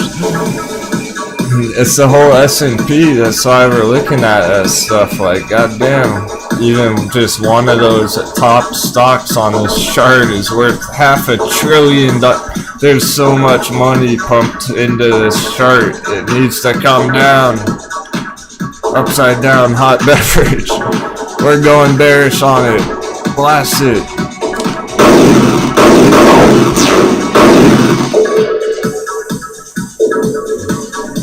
It's as bearish as can be. There's way too much money out there in those stocks, and those top ones. It's stupid. People have got way too rich off them. Time for it to come down. $500 billion market cap Tesla. Even bigger. JP Morgan is getting bigger and bigger. 5.5. Yeah. 550 billion Berkshire Hathaway. 700 billion Google. Jesus. Another Google. Facebook 800 billion. Amazon $1.4 trillion. Red alert. Microsoft 2 trillion. Holy fuck. Apple 2 trillion. If you add those up, alright, 2, 4, 6, call it like 7. Alright, we're already at 7. The top 5 S&P 500, that's like the market cap of gold.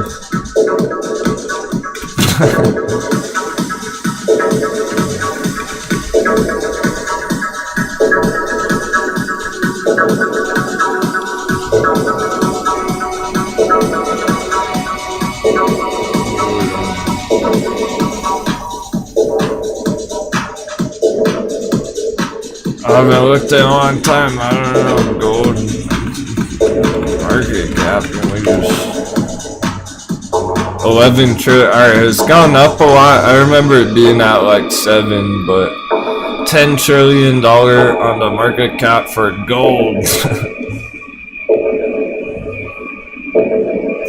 And you're talking those top 5 stocks are nearly worth as much as fucking gold. You know, gold, solid gold, the most valuable thing that exists throughout all of time, that thing. So if you think 5 companies are more valuable than fucking gold, then yeah, have fun holding the S&P 500.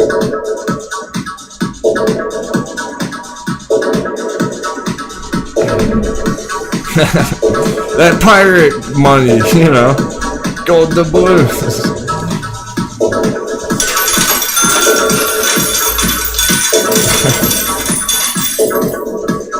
Well, good thing you got your alternatives like crypto spaces. I don't know if you're joking or not. He goes, yeah, but gold is useless and don't produce anything. It's not supposed to, it's a store of value. Instead of holding cash in the bank, you can hold a stockpile of gold like a real pirate.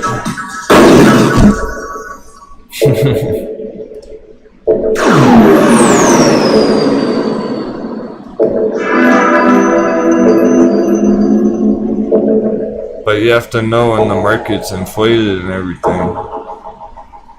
It's not always a good time to enter to buy gold.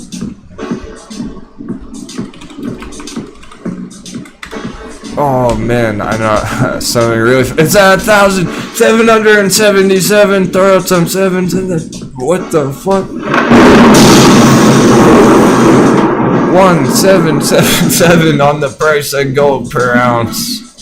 Right when we look at it, we never look at gold price, and we got 777s right now. Second I pull up the chart.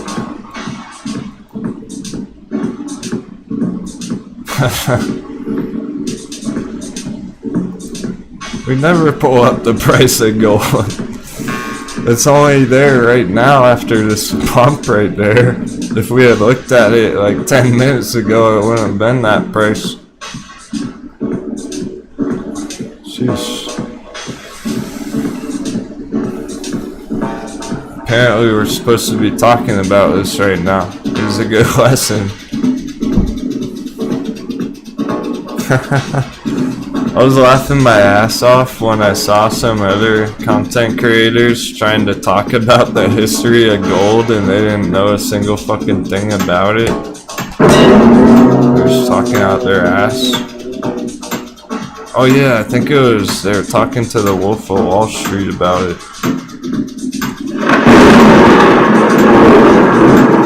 That was hilarious.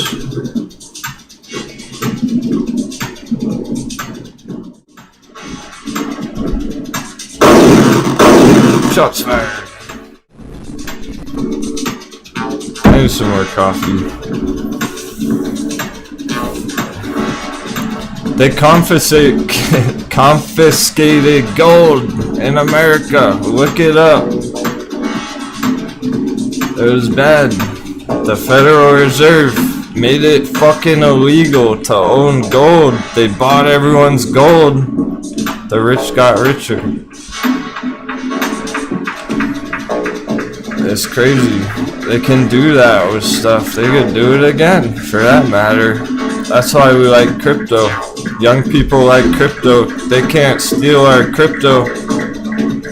At least for the most part. Why? Because it's global. It's beyond borders. It's decentralized. They might be able to steal your wallet, but they can't break the blockchain. So, I'm not gonna be pirating gold throughout my lifetime per se. I'm gonna be pirating crypto where they can't steal it, where I could go to any other country and it still has value because it's a global currency. Fuck yeah.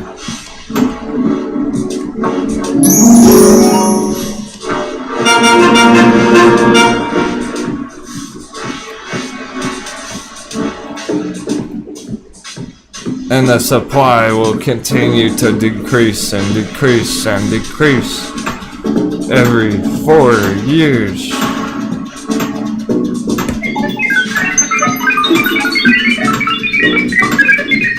They can try, but that's an uphill battle. It's virtually impossible. They can try. But they would have to do it one by one.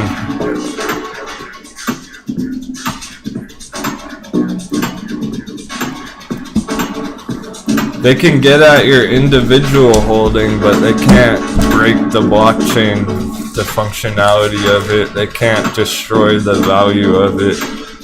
Alright, awesome. Having a great time with you all today. Thanks so much for joining me. Markets are going to be hot here any minute. We're almost through bearish lunch hour, so another short intermission, some water, some coffee. Happy trading. I hope that helped put it in perspective a little bit with like gold and long-term value.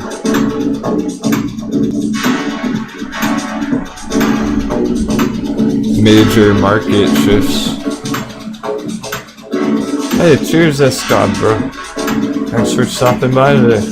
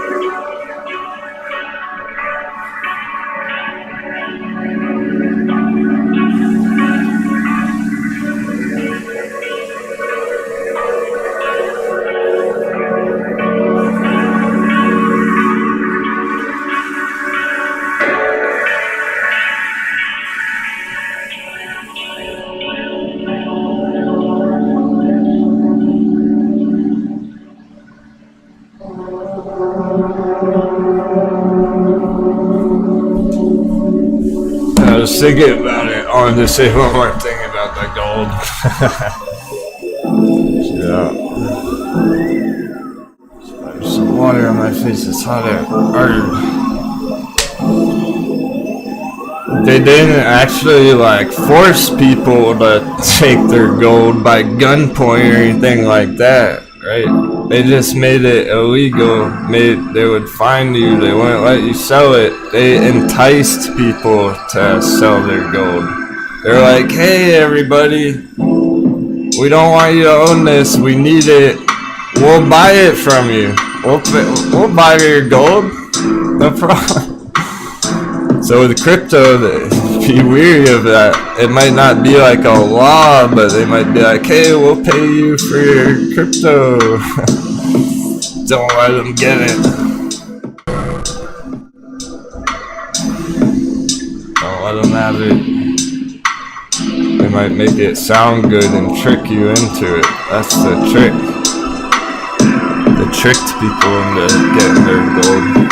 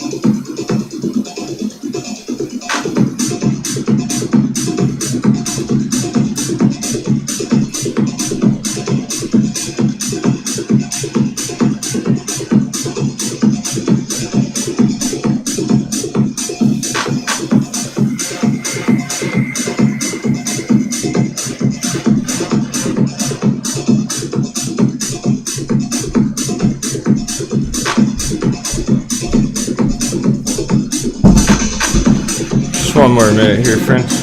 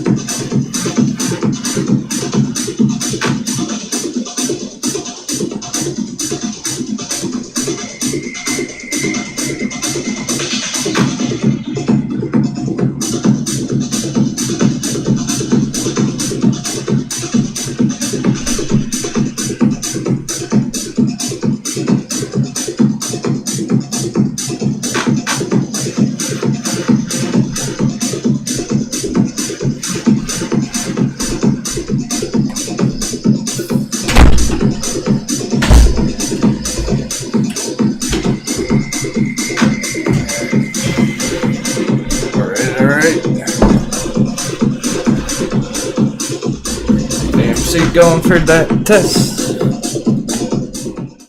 Jumping back into the church. Let's get some hype in the chat. Captain needs some more hype. Let's fucking go. Fair sun shower. All said and done. Well, in 4 minutes. Want some more emojis in the chat. So many hot beverages that I needed another to drink.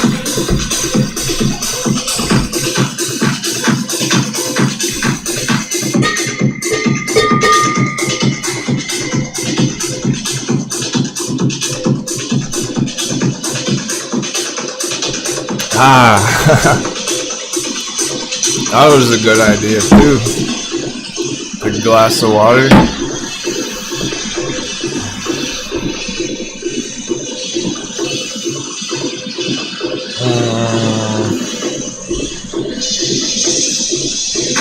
Man, the resistance is closer to 37. The breakout is area is 35.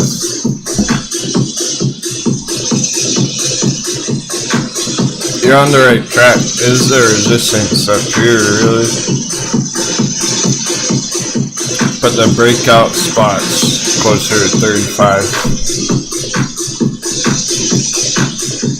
So we're gonna watch between that area pretty closely. Not watch it per se. We don't have to stare at it. But we'll keep up with the TA while it's in that area there. If everyone's enjoying the tunes today, I definitely am. It's one of those days, guys. We're deep in. There's no going back. Thanks for emojis. Very nice. Much better. That's what I like to see when I look over there. And questions. Keep throwing out any good questions. Great conversation today. We got some more pirates plundering the hot beverages. We still have all these charts we can look at. It's endless charting we can do today. So we're being somewhat selective, but we're going to keep cruising.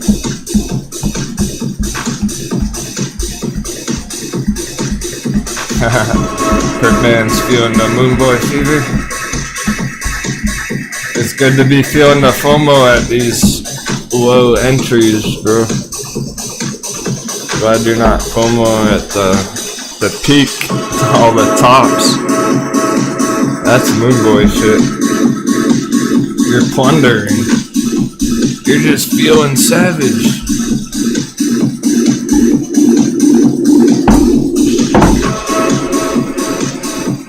You're tripping because you didn't take profit at 77.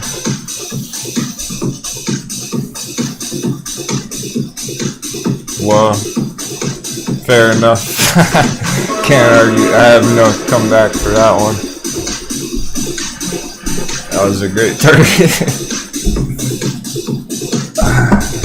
Colton, I'm pretty sure we have, but we're about to look at them all again. AMC, GME, short-term bullish. It appears that the red on the dollar is finally having an effect here. Now that people see it below the troll box, they're getting more confident. I'm still not extremely confident. We don't know for sure here. We definitely don't. So you still don't want to be YOLO all in right now on a day trade. Poopy John DM for Poopy Plunder Poopy Crypto Brain for FA4. Heck, you're hilarious. Poopy, yeah, what the? Poopy, get in here, man. Get in on the cabin. It's stormy out there. What are you doing on the front of the bow?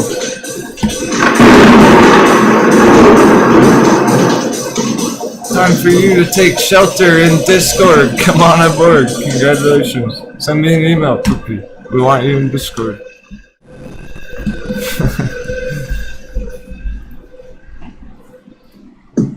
It's dangerous out there, man.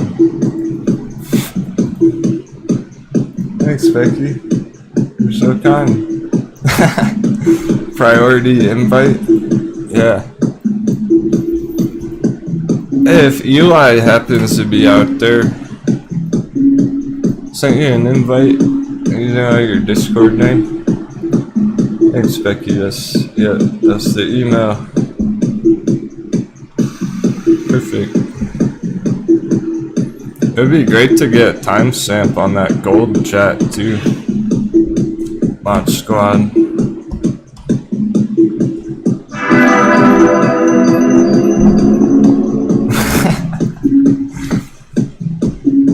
Yeah, we don't want them to get flushed.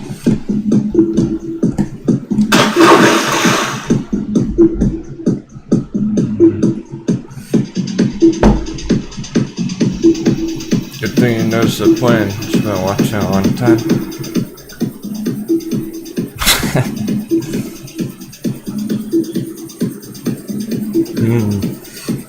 Yeah. Great way to look at it. Save pop culture. Saying there's always a chance to make more money when some stocks go back down. Yeah, it's like new opportunities appearing. Denwo showing us some good possible entries on many stocks. Yeah, that's the goal, because it's a little bit for everyone. We do even have some bearish trades, right? Like on SPY. We're looking for this to get hammered any day. Blow off top, drop back down, come back down to earth. So we got some interesting bear scalps going on that people are having fun with. We got some really hot day trades that have been opening the mornings very green every day. Essentially, ANY is still up 7% here.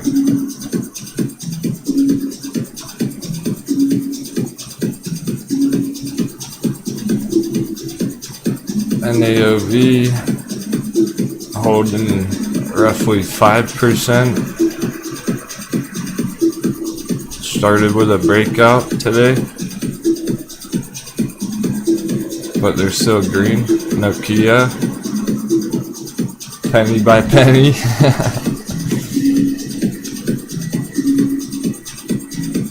It's definitely interesting because each and every day, depending on their individual cycles, they're having different timings. Like popcorn, I got a big old pan of popcorn. They're all popping off at different times. Hey Jibber, you missed a bunch of valuable learning lessons.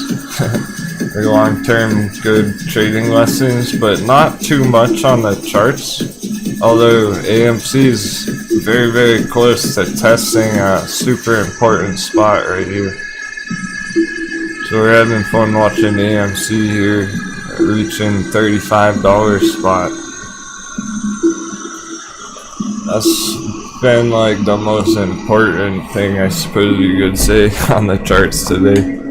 The most crucial test going on right now is on AMC Friday afternoon.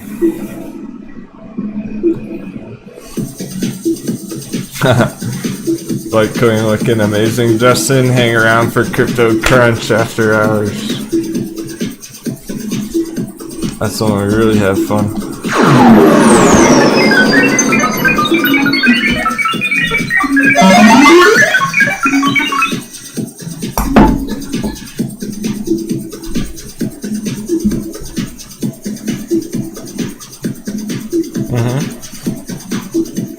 Yeah, I mean, a little bit for everyone. So you got the Diamond Hands AMC folk feeling pretty good about where this is going for now, because it's still a nice possibility here of it breaking out for the end of the month. So that's good for the Diamond Handsers on AMC. Day traders just having a blast. Quite literally. CVM still pushing higher and higher throughout the day here, guys. This is one of our hot day trades. It's been looking good. Getting itself primed and ready. Engines are revving. We ride next week. We set for ride for town. Prepare the horses.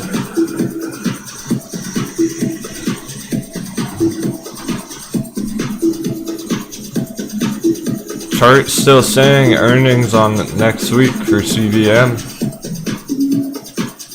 Somebody was convinced it was yesterday. I'm gonna look it up because I'm wondering now.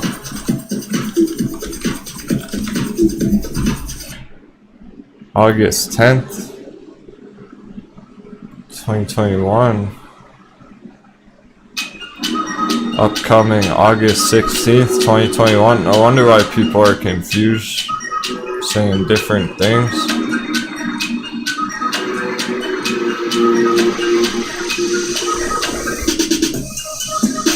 Either way, it's soon enough. It's trending up pretty quick going into that earnings, nonetheless. Whether it's on the 16th or the 17th or today, whatever.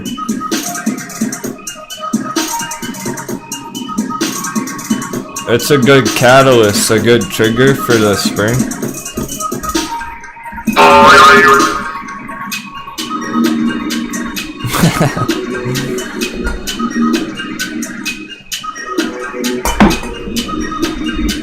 I hope Poopy's Discord name stays that.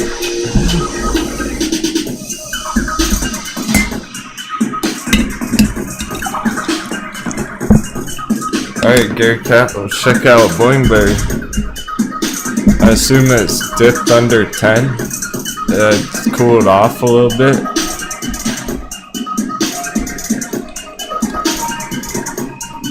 Yeah, 996. Stop hunt at 10. Holding an uptrend.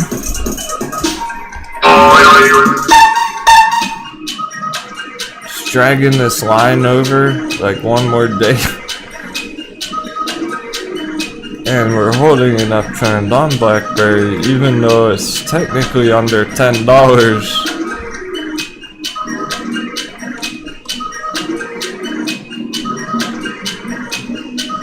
Looks like the bulls are still holding the line there.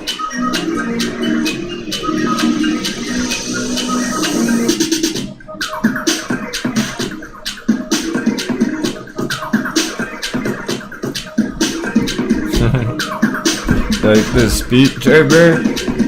I do too. Here it is.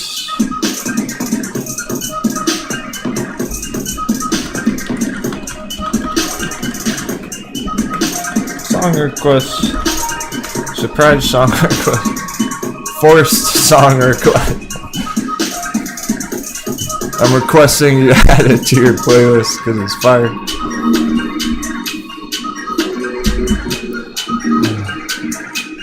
The artist named Cushy.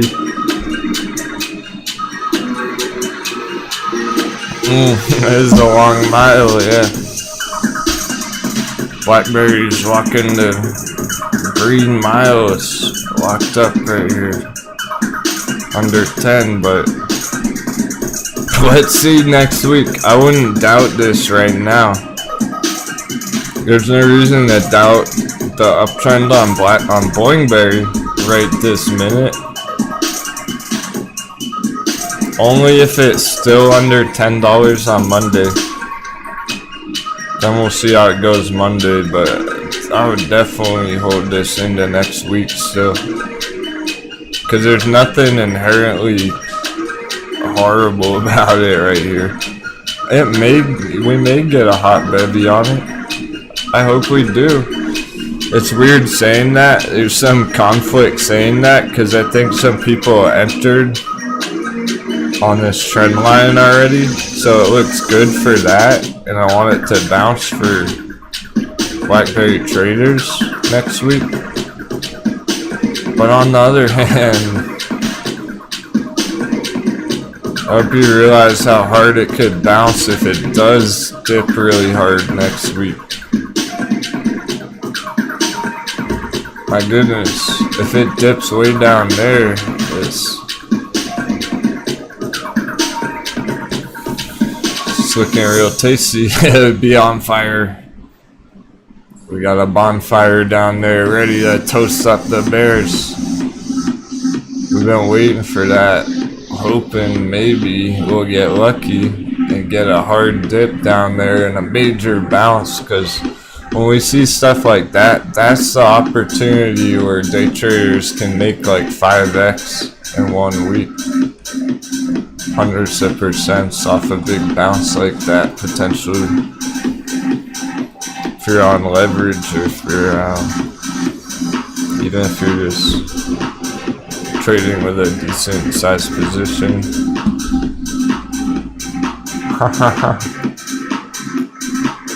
Yeah, it's discount coupon day, Tommy Lane. Pretty much, bro. Or is it? Or is it with the dollar?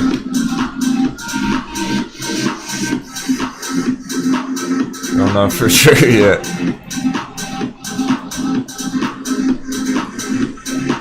It's gonna take until next week, essentially, to have a better feel for the midterm, long term here.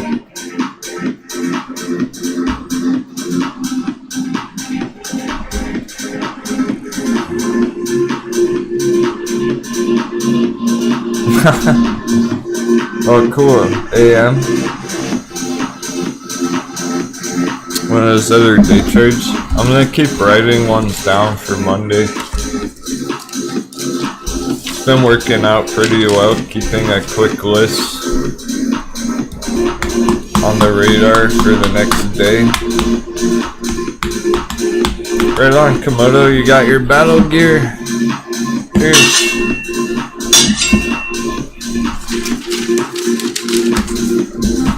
So Angelique saying one of Cameron's charts popping.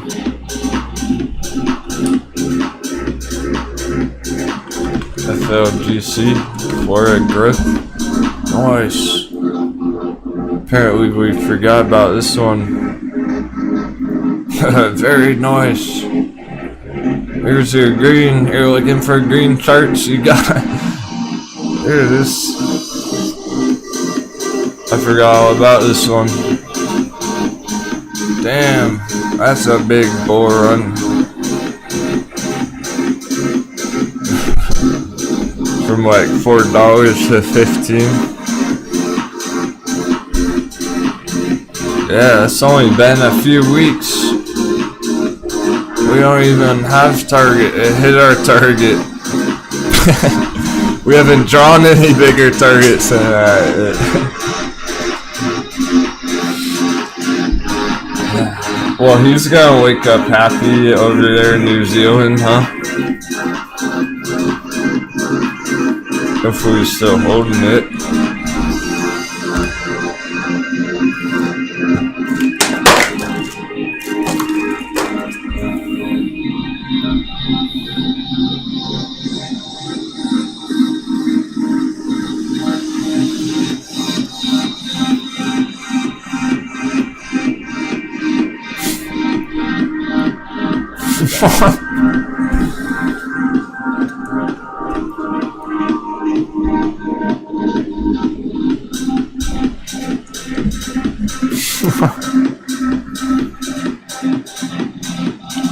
Yeah, and his new house.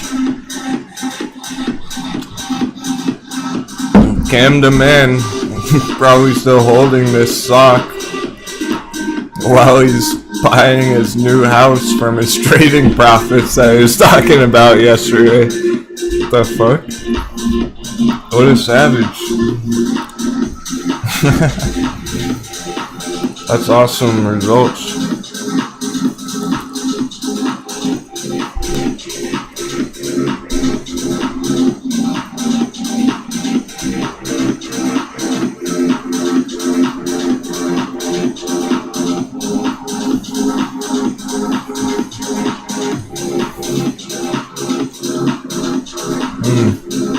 Target's close to 19 there, $19. Yeah, for sure, Colton. It's amazing, dude.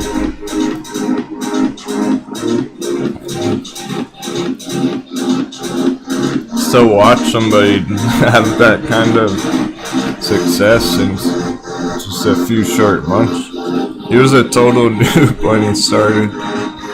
He'll be the first one to tell you that. He didn't know shit about trading when he joined.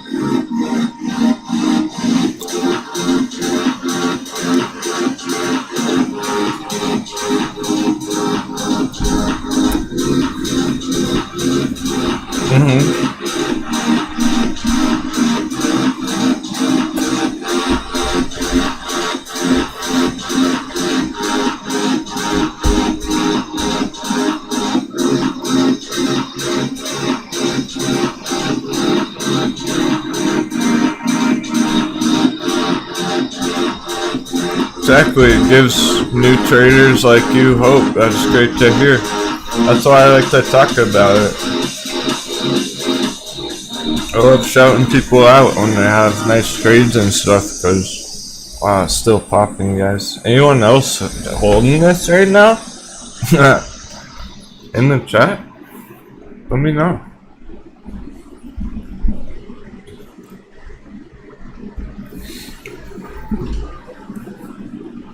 There's gotta be some more crew who got in on this. I'm positive there is. I just don't know if there is tuned in currently in the live chat right now.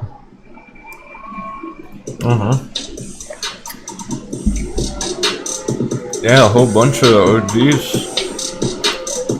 Gives me a lot of hope for the future, and just everybody just learning over time and not getting too emotional about it. Once you understand that and accept that, yeah, it's gonna take you some time to be able to spot trades like this, and I'm doing my best to show you them, so hang in there. Just keep on keeping on and we'll find them together. That's why we like these hot day trades lately, these scalps, guys, because AMC's kind of gone flat lately, and meanwhile, some of you are crushing 400%.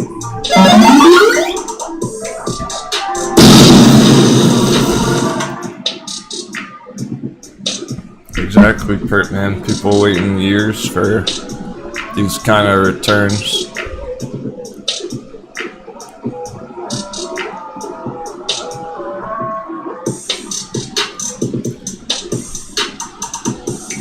So the target's at 19 up there for now. There's a bigger one. There's one at 25. But let's stick with 19. There's Flora Growth FLGC. I don't know, I forgot about it. One of the ladies noticed it exploded today. So we're taking another look at it. It's one of our hot day trades from a couple weeks ago. We have old trend lines way back here at like $7. It's $15.50.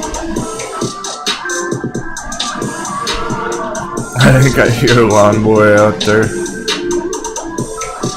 The crazy part is it still looks healthy. It still looks very bullish, so it is looking to hit those bigger targets there. I didn't see anyone in the chat right now say that they're actually holding this, so we'll move on. But that's cool. I suppose I'll have to write it down. I'll ask again on Monday morning if anyone's trading it. Or I'll add it. I think I'll put together, this is what I'm going to do. I'll put together a live vote for Monday. Not for today, we have too much to talk about today.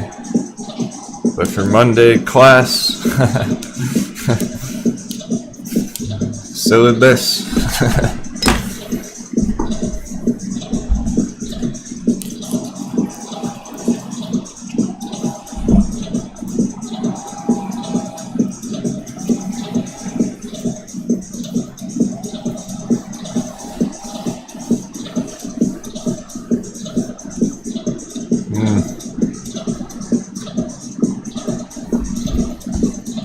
A bunch of these ones going into the earnings next week. That's all I checked out Monday morning.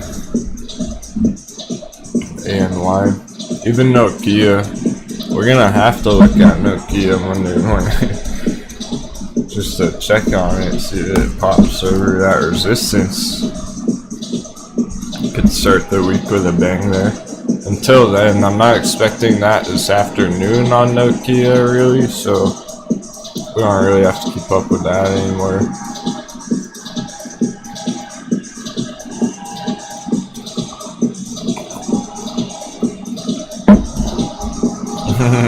Your homework over the weekend, John Castley?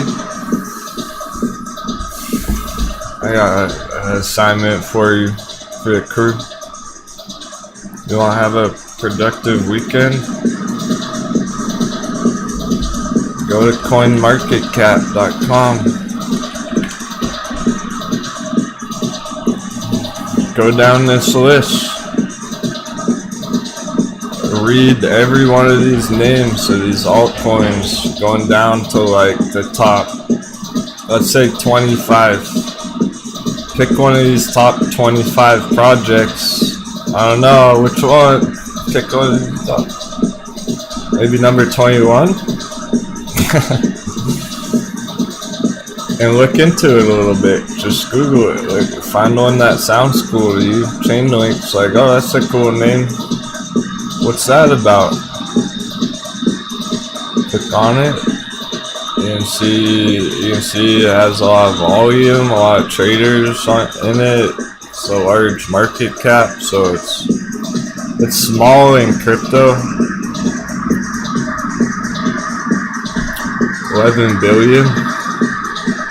12 billion. Oh no, here's the fully dilute. There you go. I thought it was more than that. 26 billion.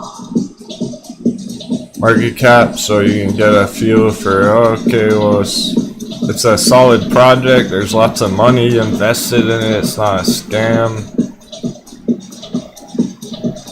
And maybe we can read a little bit about the news on it and stuff. That's your weekend assignment. Start looking into altcoins a little bit.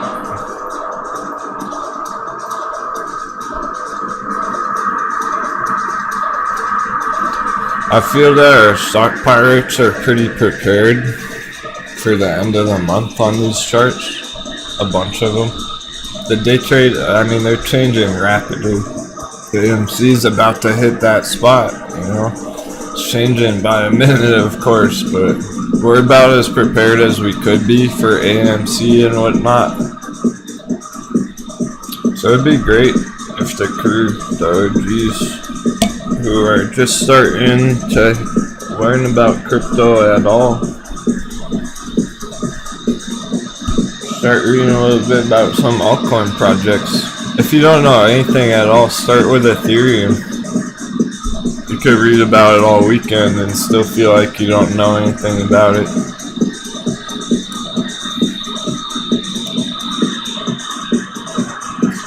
The difference between those projects and Bitcoin.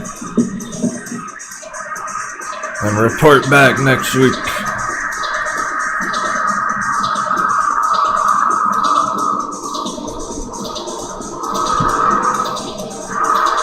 Because there are great opportunities to plunder in those markets too.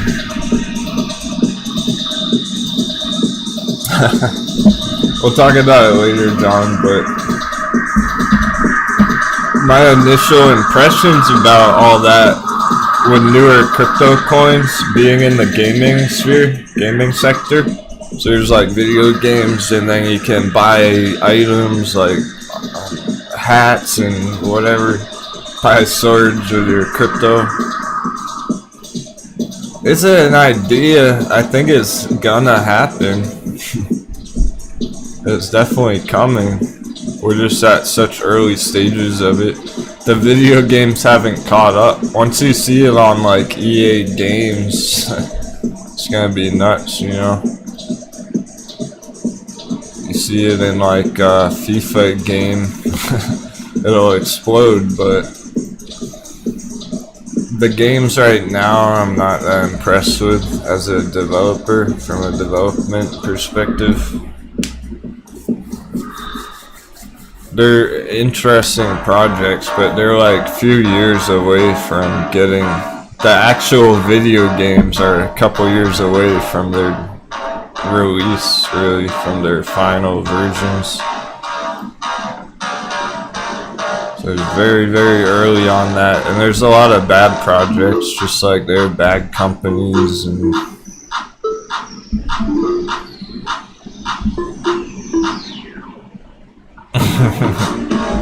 sounds good, Hornet. That's the plan for now. Is you just gotta ride on Denwo's coattails on crypto, learn a little bit slowly. You already have, then give yourself some credit.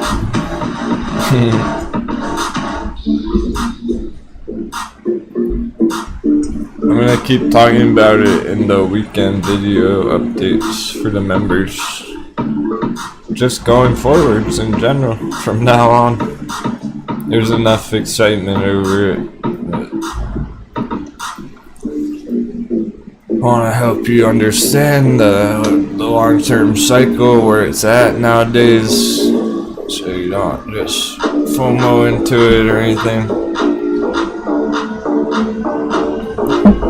There's a lot of FOMO on that stuff. We're going for a long-term success. You want us to forget about making like $10,000 next month or whatever. If that's your goal, how are you gonna make 100,000 next year? You need to buy the dips, the low entries, and hold them all year long for them to go up, up, up.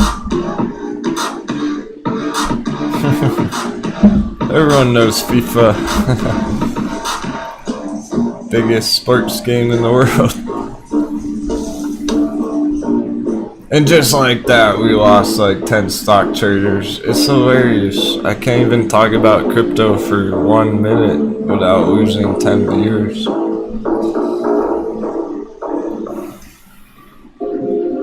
You just have to stare at the 1 minute AMC. It's not even 35 yet.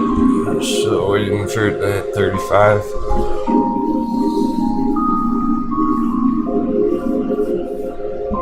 Yeah, QLGN. I wanted to look at that, definitely. Check it out. That's a good thought, Hornet, QLGN. Yeah, there's salty bears on crypto, guys. Part of it, some people like lost a bunch of money on it. They already bought it at 50,000 or the top 65,000. And they already sold it for a loss, and they're all pissed off about it. I get it. So just like the word Bitcoin triggers their emotions, you know. They don't even want to hear about it for a second because they're like, oh, I just lost money on it last month or something. It's a touchy subject for some people. That's why we're talking about long-term accumulation. Even on our stocks, right? Long-term accumulation on Ride still hasn't come back down to $5 there. QLGN's a nice stock with that potential. I like the support area long-term down here on QLGN, so if somebody's just absolutely devoted to stocks and only stocks, these are good opportunities with nice 500% targets.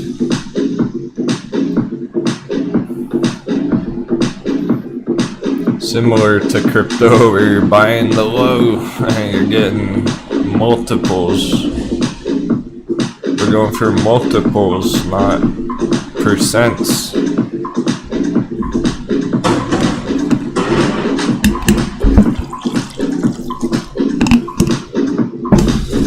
I guarantee none of our crew who bought QLGN recently gives a fuck that it's down 0.5% today. They're thinking about this 500% target.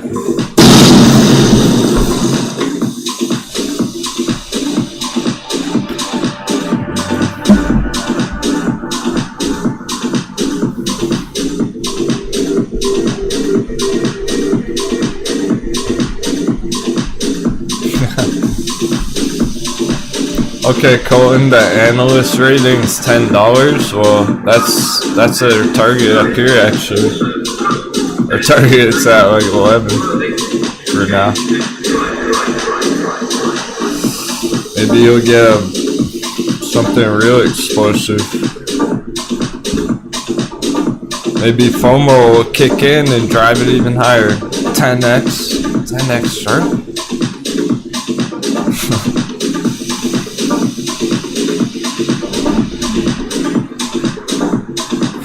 It's a long one. I don't know how long it'll take. I'm on a daily chart. It's been flat for a year, but it's looking better. Could happen any day and just surprise everyone. Except for us, because we're talking about it right now. So you won't be surprised. We're expecting that. That's what we're anticipating. Something crazy like that out of this chart. Give them enough time to do it. But if you're like staring at it every morning and it's not moving, you might get impatient and you'll never make it there.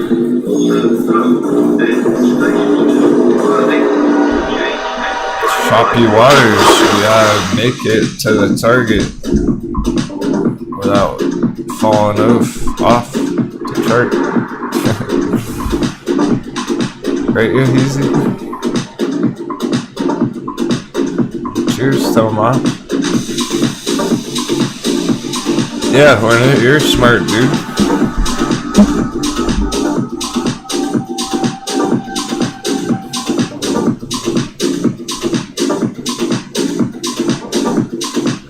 Shout out to Hornet's son who got married last week. I care about my friends. I remember. Good stuff, man. I think you're a smart, mature dude. You're gonna nail it. You're gonna crush it. Because I think you got what it takes on the inside. You got that patience.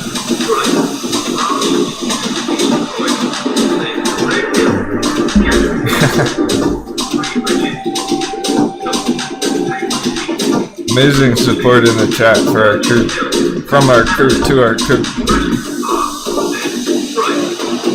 Yeah, I love hearing stuff like that. Really gotta share stuff like that. Learn a little bit more about who the real stock pirates are out there. Yeah, man.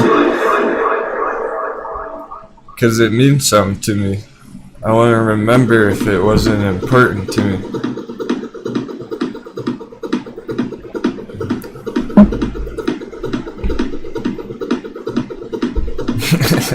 Meanwhile, I recognize every single name in the chat.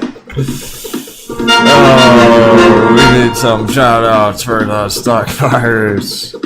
Scott Hines, Hornet, AM, John Castley, Headstock, Java Bean Joe, Colton, Robert, Becky B NYC, John Castley, You're Easy, Tomas, Colton, Gay Cat. All those beautiful green names. Arthur Henry, Firefly, Perkman.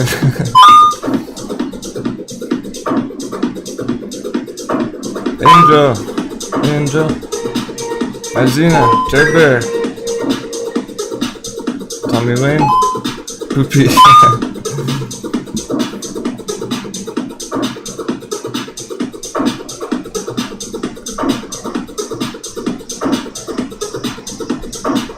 I got you. Is it wise to hold A and Y over the weekend? Yeah, I think so. I don't think it's changed. Let me look. No change.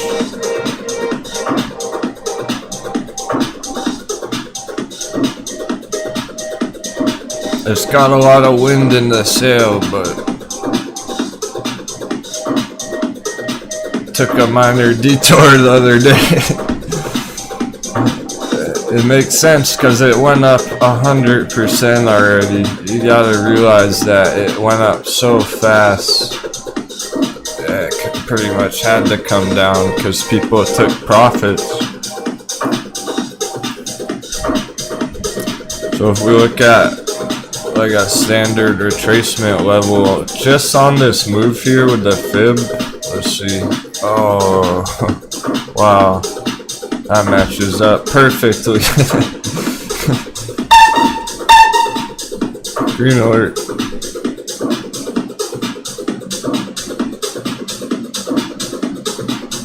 That matches up perfectly with the common retracement, the 0.236. I'm going to be talking about that a lot in the future.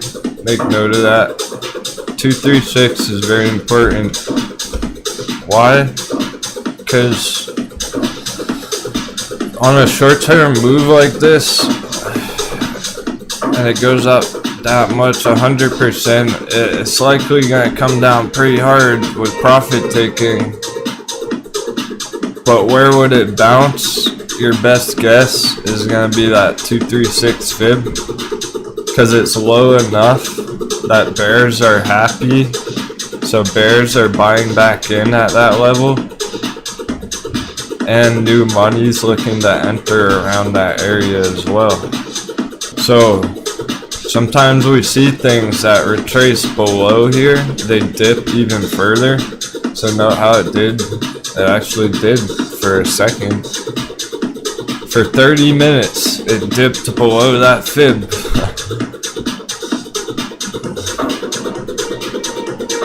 Bear trap. Bounce. So perfect.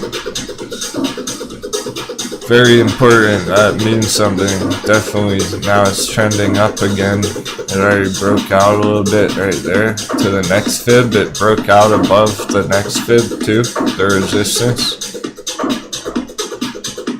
So sometimes we see, alright, so we have this bear trap, right? Ready for your mind to melt? The 236 fib with this bear trap.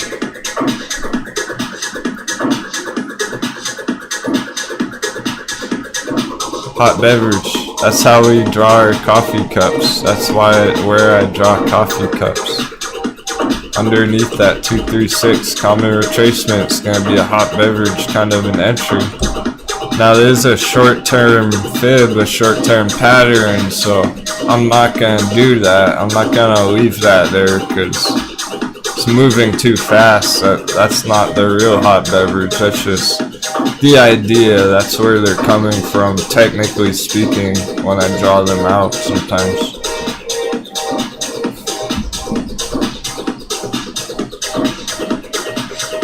Because if you're long-term bullish on ANY, you're looking at it as anything underneath that fib is a really nice entry for the next leg up. If it liquidates people and you get an entry back here before it broke out, it's almost like that pump never happened, so you're trying to get in around the same price it was back here before the rocket ship even left orbit, making it a hot beverage because you know it's trending up, it's trying to go higher, so the lower you catch it, the better. Trying to catch it as low as possible to this previous blast off spot. That's a really nice example of that situation on this chart here, because it might close this gap, right, which would be right about here.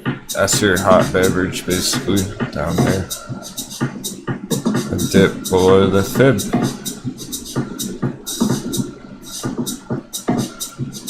But again, I'm not going to leave a coffee cup on this particular chart because it's too short term. We're not trying to watch it that closely.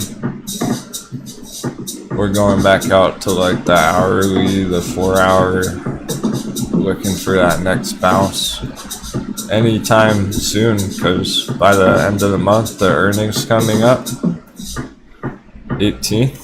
And it's holding that support right there, the moving average on the 4 hour chart. That's why we really like the 4 hour, because of stuff like that.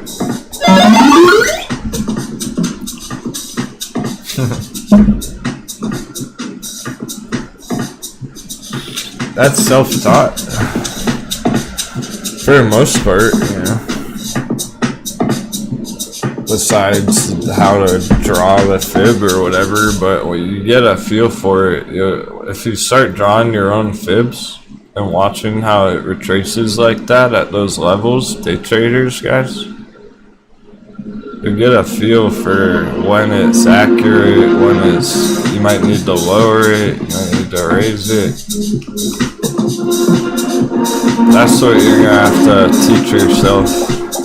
I can tell you about the 0.236 retracement spot, but you're gonna have to figure out where you're comfortable even drawing your Fibonacci's. That's the hard part. Timestamp request.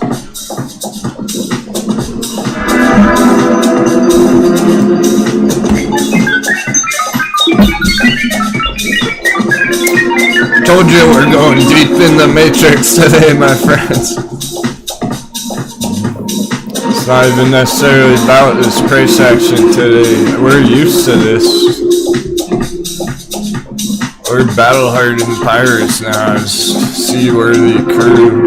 We're used to these awkward, choppy movements at the Friday afternoon.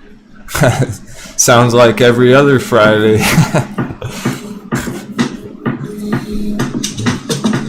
Sounds like last Friday and the one before it too. Oh, whoa. Hold the phone on this AMC test. It didn't even make it to 35 and it's already kind of slowing down there. Like exactly on that resistance line. Exactly. Sheesh.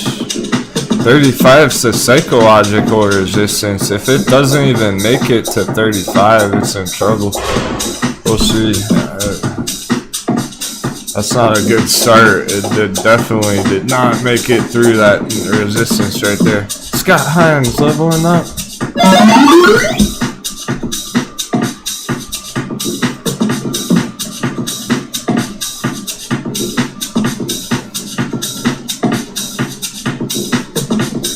I think there'll be a wave splashing over the AMC army on that other boat over there.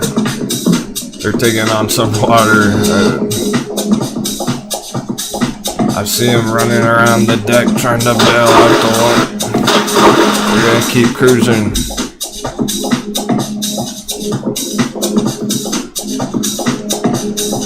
Some of these definitely running low on steam for the day, but that's why they're day trades. Because they're moving so fast, so it looks like, oh, NAOV coming down. Well, yeah, but we'll see on Monday. We'll see power hour. Get this long-term support line, NAOV, Nano Vibronics.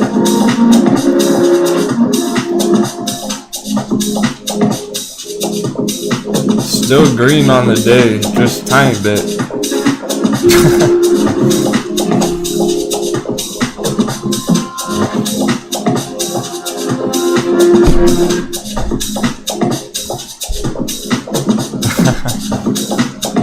Yeah, Gary Cat.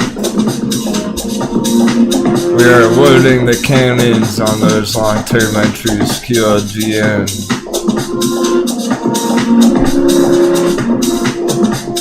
It's people in our crew. It's literally, we know it's happening because a bunch of you are doing it.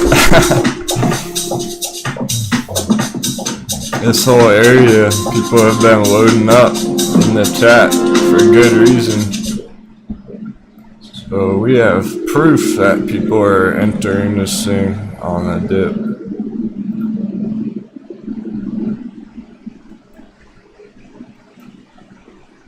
That makes me feel more comfortable about a recovery there. If it was only one random person talking about it, it's pretty clear the potential here with this support trend line. huge bullish divergence, right? Yeah. Alright. You want to see the most ridiculous bullish divergence ever on like a weekly chart? We have that ridiculous bearish divergence on the SPY. Here's your bullish one.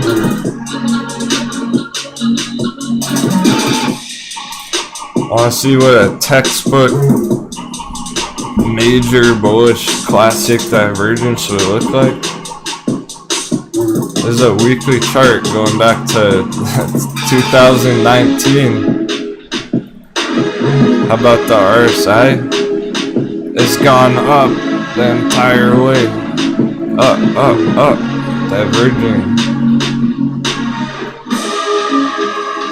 On the weekly, going back to 2019. RSI is in a big uptrend. Bottom of the candles, big downtrend, weekly bullish divergence. That's gonna make people a lot more comfortable loading up on this thing.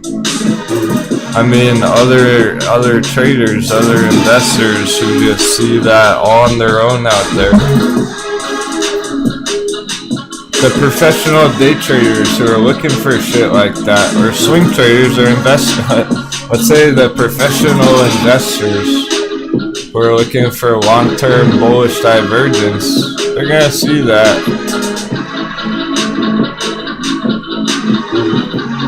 They're not part of Wall Street Bet or whatever.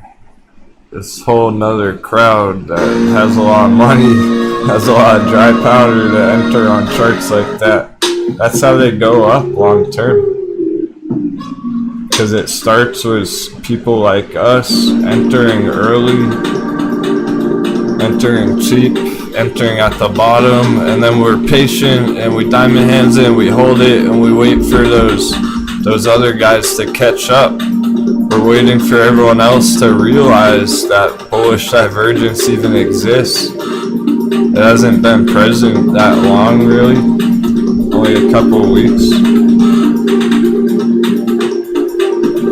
There's a lot of investors who are probably wanting to enter this, but they haven't even spotted that yet, that signal. We're early on it. We know we're so on top of our charts here that we see it. We found it right when it happened, so that's gonna make it more of a midterm, long-term swing there.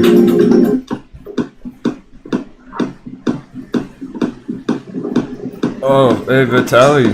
Yeah, let's take a peek at Lucid there.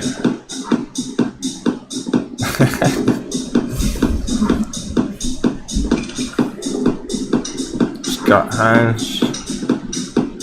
After intensive research, there's no doubt this is where I want to absorb knowledge, she said. Oh, great, Flu Angel. Yeah, from AM, right, perfect, from Angelique. Alright, cool, Flu Angel on Discord, so now Flu Angel in the chat, that's AM, Angelique. So now Flu Angel.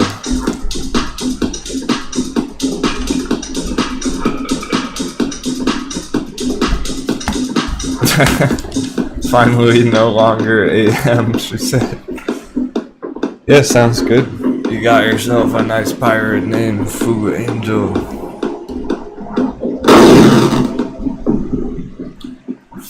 Fook up those charts, Foo Angel.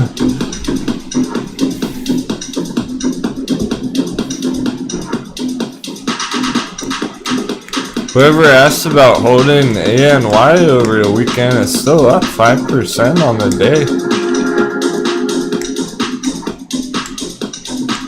So that dip's no big deal at all, whatever short-term dip's going on there.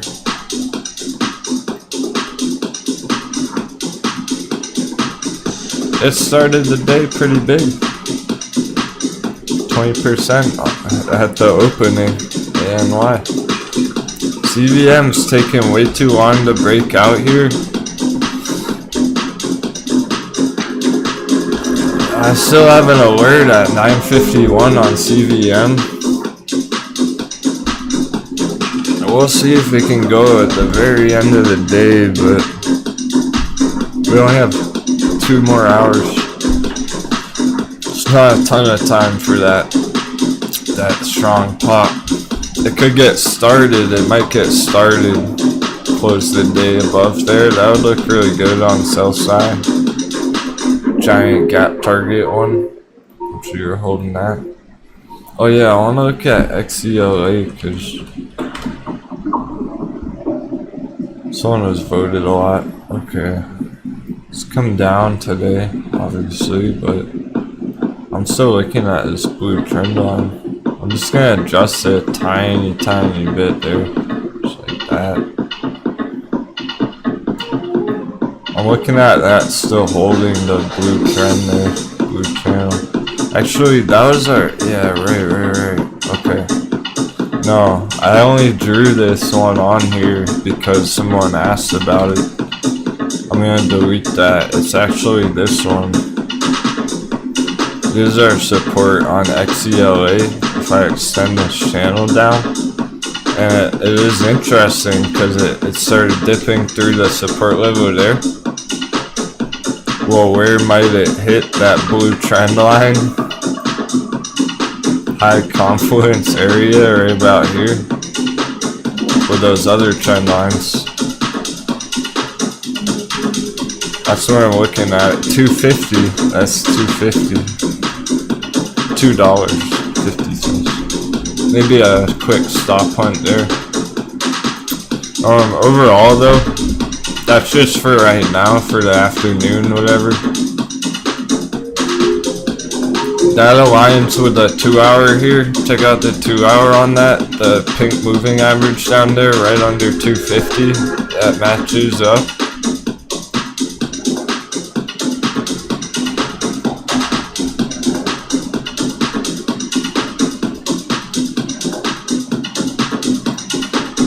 So it's trying to find that support area right there. 250. It's at 275. So no, it's not an explosive day at all on this chart, but maybe next week there, after it taps 250, it looks like something like that. That's what we'd be looking for on XCLA.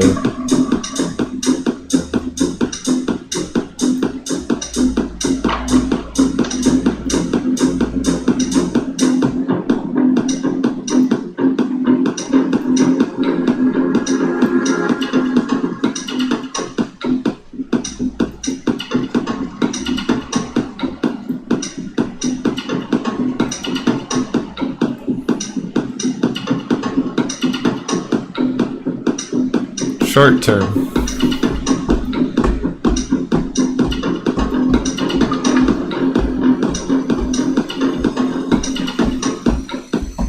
Kind of like blackberry, like boingberry. Maybe that short term stop hunt. Then next week or the end of the month, fucking major blast off coming soon. Sooner or later here on blackberry. We're getting closer and closer to that blackberry major bounce one of these days. Yeah, Ride may be making a move. Nice, Zena. Hey, keep it real. Water everywhere. Alkaline water. Ride is.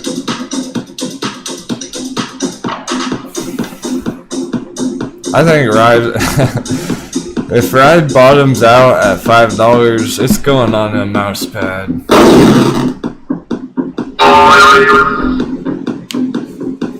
I'm putting this fucking chart on mouse pad if it bottomed out at 5 there. Because we've been talking about that the whole way down is the perfect entry would be between 5 and 6. It basically tapped 5, the very bottom of our entry area, and it's going green. That would be incredible if that was the bottom of all bottoms. It could be. That's a big sell-off short term. It dropped 20% from the low, from the bottom already.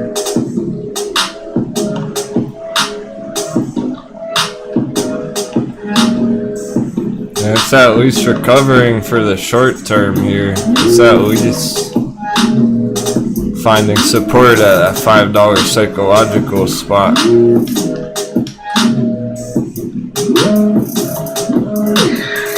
Yeah, it says stop hunt, but not exactly, because it's more like a liquidation.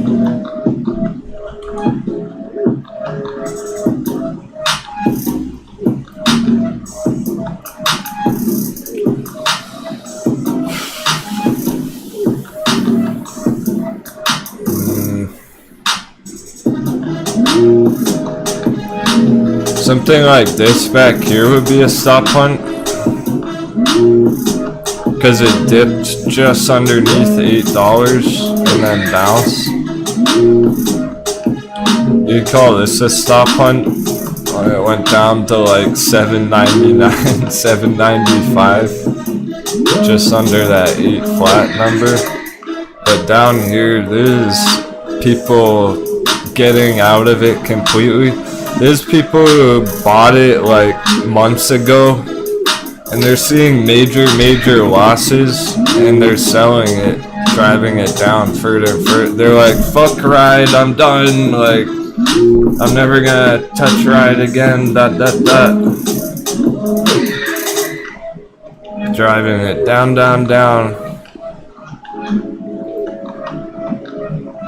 to the very, to the depths of the ocean, deep down in the abyss. Making it a nice entry for the pirates.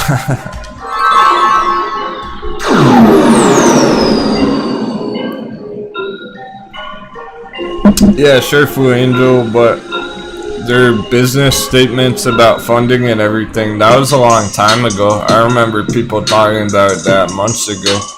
That's nothing new.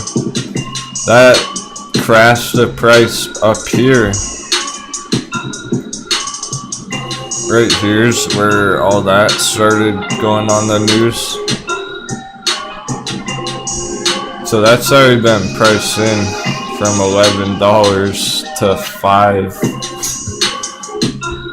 a month later, whatever, a couple months later, dropped in half.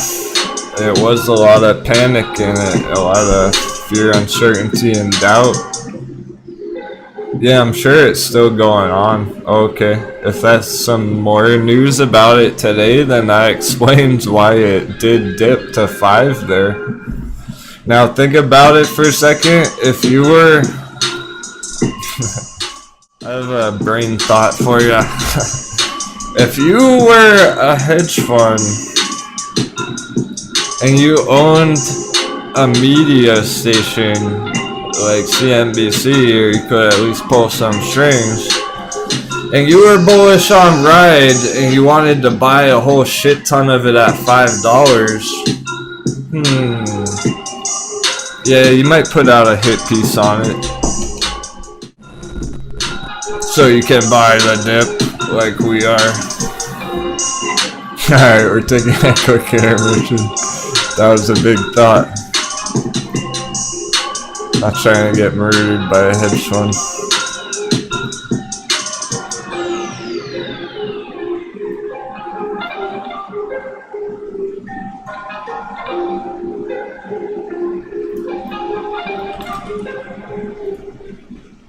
Allegedly.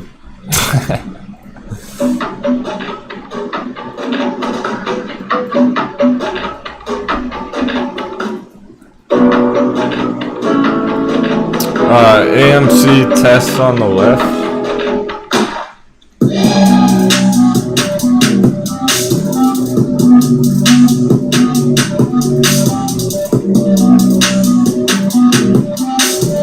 ANY on the right, just because it looks good for next week.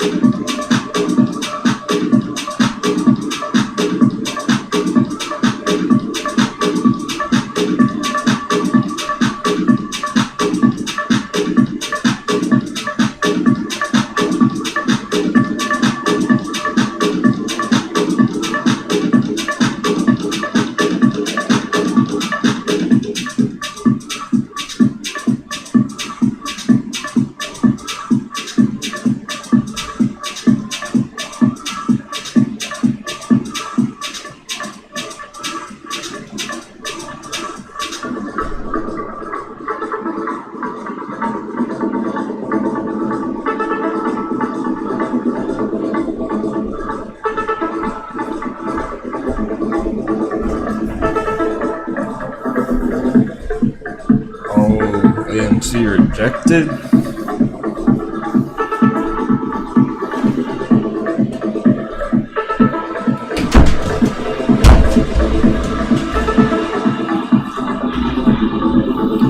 Alright. Good to go. Welcome back, traders. I got a surprise for you. Captain's always pushing the limits. Let's get some sevens in the chat. Saturday night crypto live stream. Fuck yeah. 7 p.m. Western. Tomorrow night, Saturday night. 10 p.m. Eastern. I want to talk about it. Saturday night crypto live stream. It's gonna be a blast. I might even get a bottle. It's gonna be lit. And crypto crunch after hours. So we talked a lot about the Bitcoin bounce. We talked a lot about the USD pairings. We've never talked about the altcoin to Bitcoin pairings. I want to dive into that this weekend, tomorrow. I'm talking Ethereum versus Bitcoin, the battle of titans.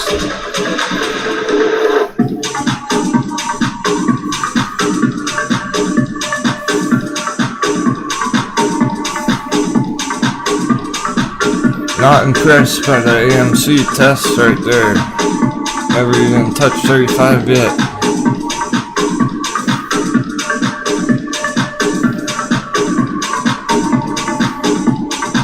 Thanks for the hype in the chat.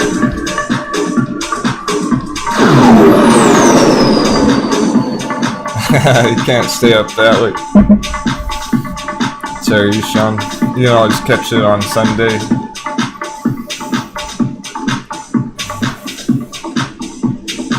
It'll be on the regular channel, public live show. See if we get some Doge boys. Dogecoin Moon boys. We're gonna help them out. Yeah, crypto, it's late night. That's our voice chat party time.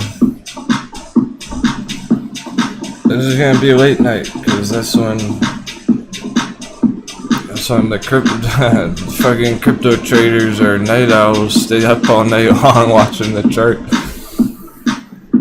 We may start earlier. Maybe I'll start earlier if I'm ready earlier. Essentially 12 hours after we start our regular live stream. So we start our regular stream. I started at 5:30 in the morning, so I'm talking 12 hours later, 5:30 at night, around then, 6:30, 7, we'll see. I'll send out the notifications, of course, Discord, tweet, whatever. And there go the 10 stock traders again, every time. Alright, that's all I had to say about it. Back to the stocks.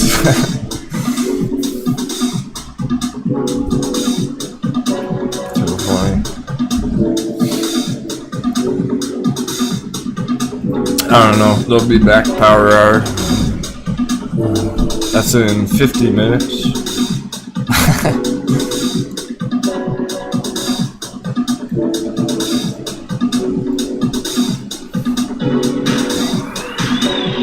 Dollar flat. Yeah, we're not gonna know too much about the dollar until next week, really, because it hasn't changed from that long term.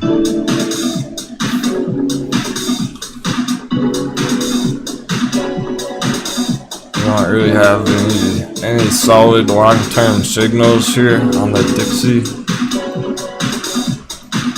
Probably after next week, but not at the moment. We're hoping to see more movement on it, either up or down. Maybe we will power hour, but like it still could dip a lot and be in an uptrend right now, like that. Dollar might do this next week. Boom. So we don't really have that bearish breakdown yet down here.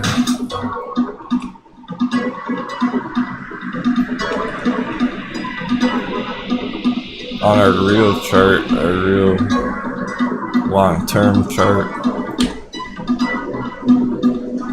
So that'll help us plan for the next few months when we do see a move either direction, whether it goes up or down out of this tight area. That'll be relevant. That'll help us figure out the next few months ahead.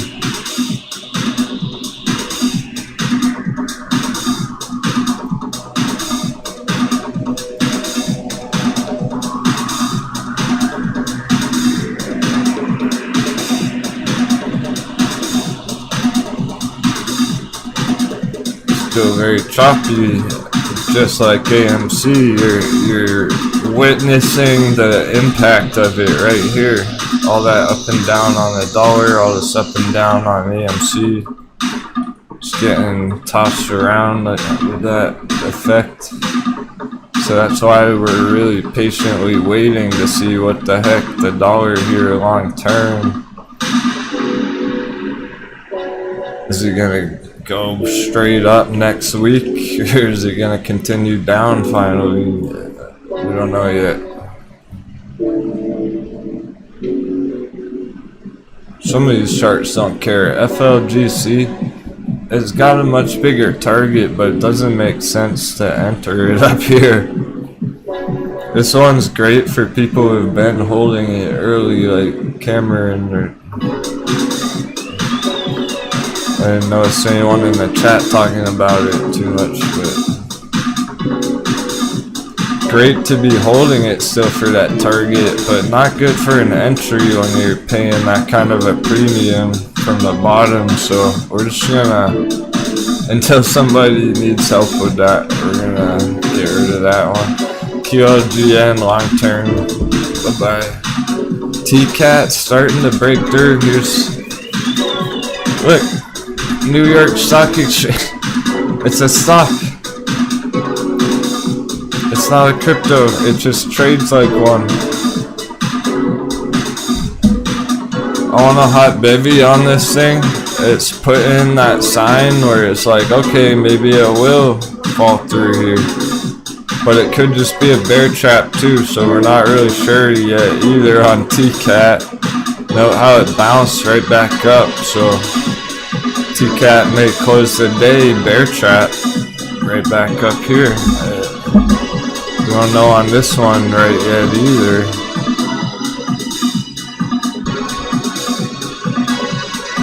It'll be interesting to see how the weekly candles do close on some of these. What's up, me Patriots?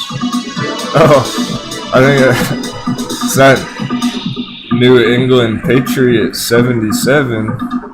Whoa, dude, your name fits right in. I grew up in New England. My family's Patriots fans, and 77 is my favorite number. Are you undercover?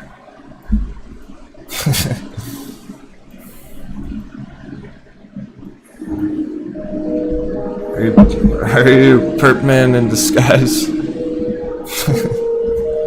I'm just kidding. Welcome, dude.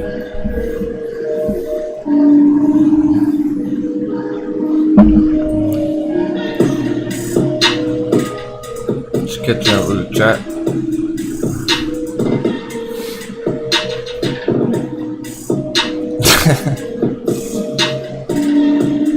Perp man's always wild. You got $1 Tesla contract.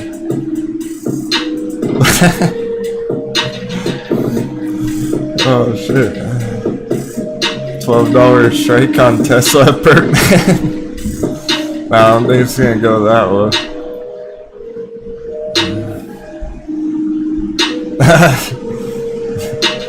He goes, I need Patriots. 77 goes, I see technical analysis to the max. We're deep in the matrix today, man.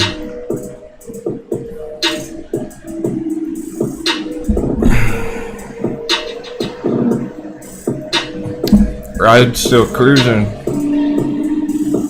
Interesting. I think we need an alert on it. Let's put it on 557. Breakout alert on Ride.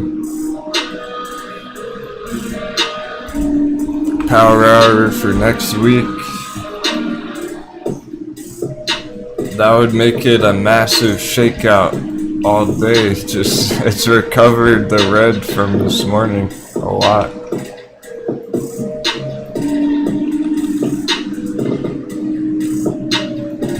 It's only down 5% right now. It was down much more at the bottom. Nearly 15% at the low. Now it's only 5% down on the day. It could go 5% up, turn fucking green. My goodness. Markets are hot. Yeah, I can help you out with that. GRWG. We can take a look at it. For the dude with 77 in his name.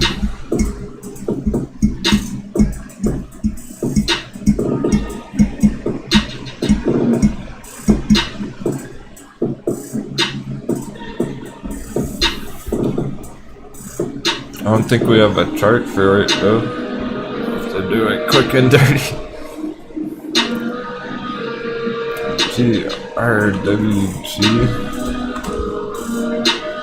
Growth Generation Court.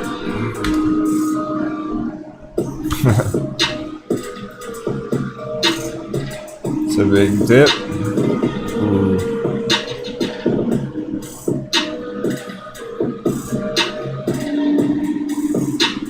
Yes, what's up with GWRG? Unfortunately, not the candle bars.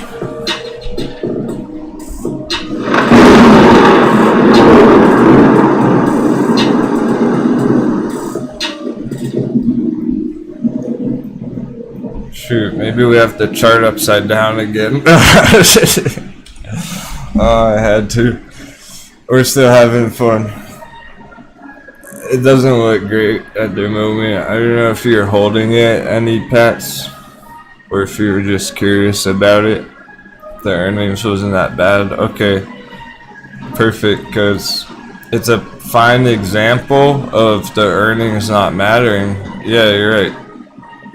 Earnings don't look bad, at least right there on that one number, but here's the issue. Oh, you've been holding it for a while? Okay. It is very overvalued, I can tell already, because it has a pretty standard pattern that we've been identifying on a bunch of charts from back here, the pandemic. This is a lockdown recovery. It got hammered during the pandemic, and then it completely has recovered well beyond the old all-time high even. So it's well beyond recovered. It's recovered and then went on a bull run. So there's a long-term shift here. Trying to find long-term support, which on the weekly chart here, you got this moving average. So at the moment, pretty much the best thing you got is going to be that moving average area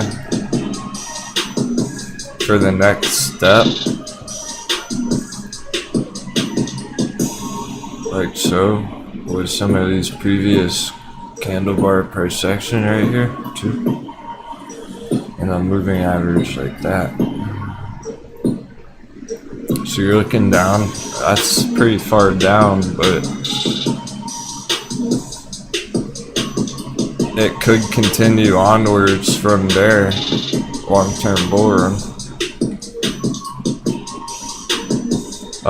Yeah, the long-term's not there for the bulls. Long-term's in bear territory because you got the RSI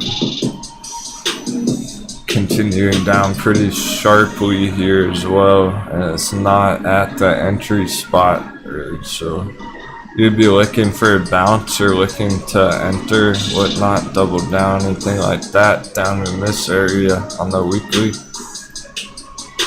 And it's got a ways to go there, so It does look like a pretty significant downtrend right there. At the moment, it reminds me of Nintendo the other day. I like how you're thinking, John Castle. That makes sense. As long as you're not too short term with puts on it, yeah. If you're going mid-term on some puts for the next few months, that has big potential. Bear trade anyone?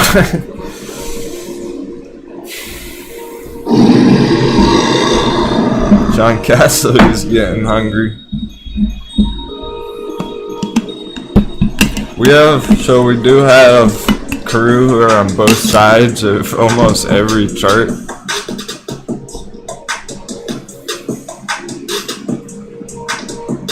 It's not that we want it to go down, but a couple people might trade it that way.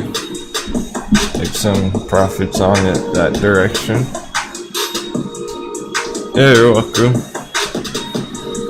It's a good example of stuff that we aren't trying to find entries on right now, because check it out. Here's that picture that we've been referencing a lot lately, and it matches up with this. Here's our S&P 500. Well, standard lockdown recovery,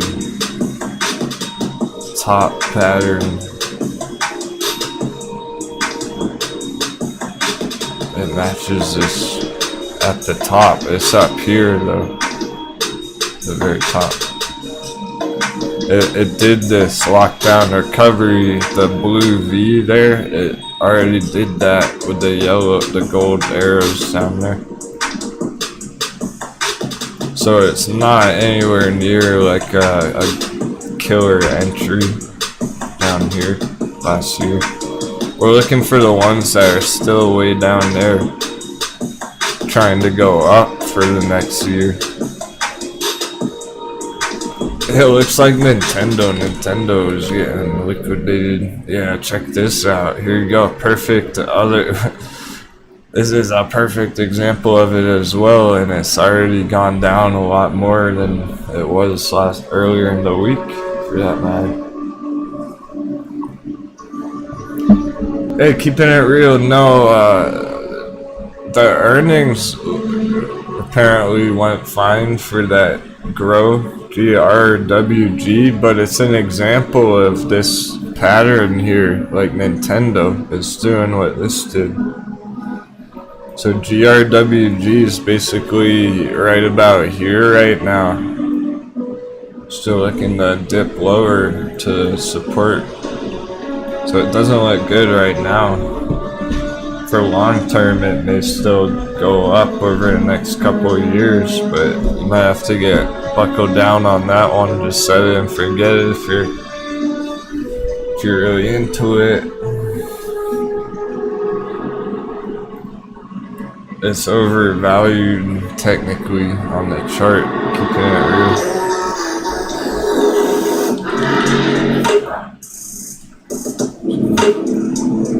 It's gone too high on the year. It's gone up a lot this year. 2,000%, yeah. I don't recommend holding GRWG. It is not. This chart is not gonna make you rich. That should be nice and clear. Message loud and clear. It is not your retirement chart. Not from here anyway. Not this time. When it's gone up that far on the year. It might work out long term. You might be able to get a nice pump out of it. Well, let's say maybe if you get a nice entry over the long term, you could pull a nice 5x or something, but not early from this spot at the moment.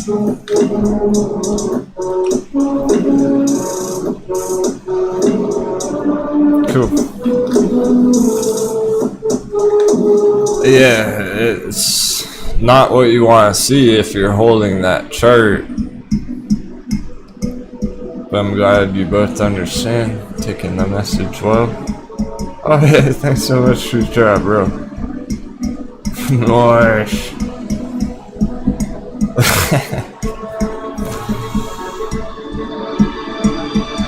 Appreciate it, man. That's a great message. At crew, here's some sevens for the fog of it. Wind out, flip your charts, I love you. I meant it. Chin up, it's fucking Friday.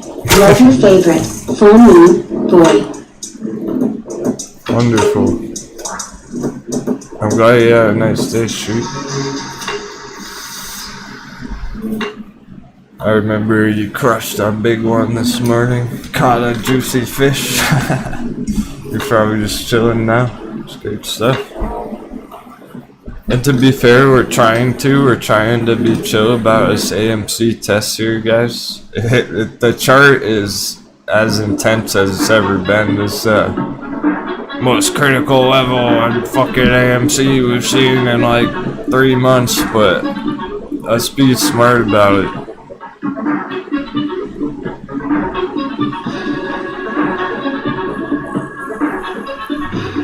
I'm wondering about that 35 number. You know the deal. It always has a battle at a round number for the end of the day on the market close. It can be kind of frustrating if you're just watching it, because it could get 35 and then 34 and then 35, 34, 35, 30 for the whole rest of the afternoon. So we're looking at a battle over 35 basically for the weekly candle close.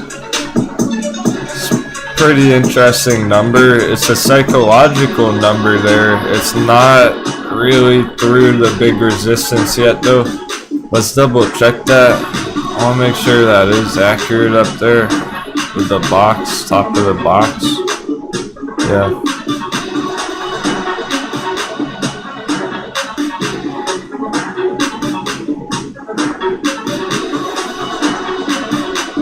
Yeah, that's pretty accurate.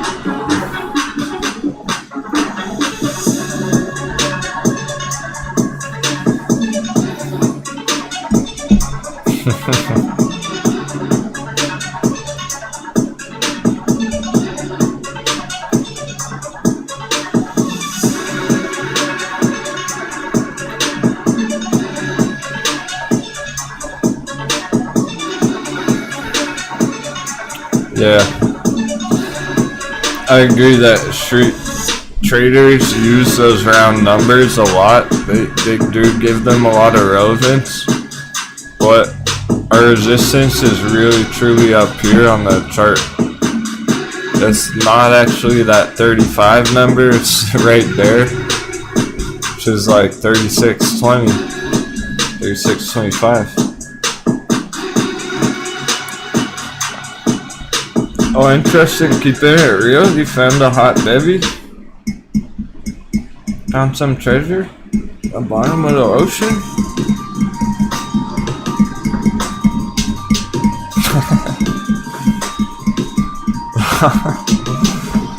Yeah, we gotta look at sundial again too.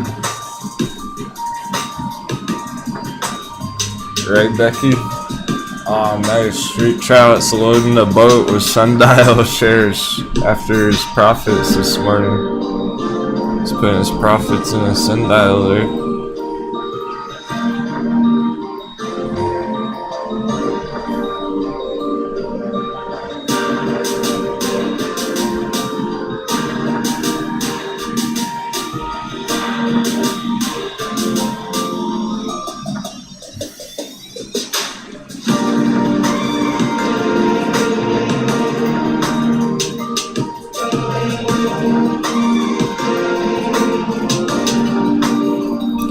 I was putting an AMC breakout alert on there. Yeah, Sundial Bay.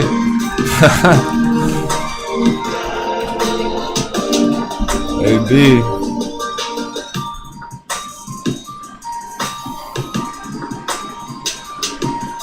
It's in our gold buy box.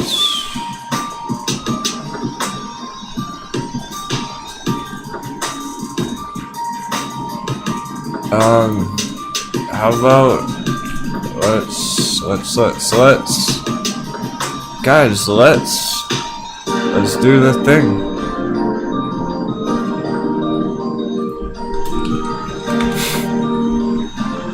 Whoa, not that thing. Holy shit, what chart is this?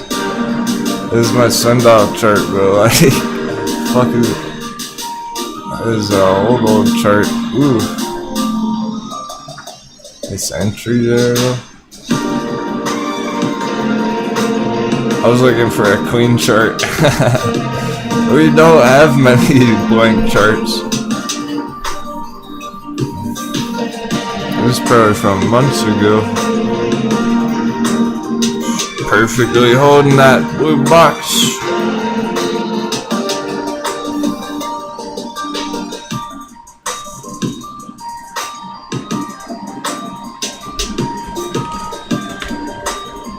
Clean chart. We got a live one. Clean chart. Alright, first of all, here's Sundial long term, brand new chart. Let's crush it.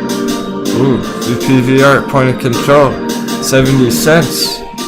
Support level. We are long term support at 70 cents on Sundial. So on AMC, this same VPVR, the weekly, the daily point of control on AMC is at $10, way down. At 10, like that. On Sundial, it's way up here. Right there.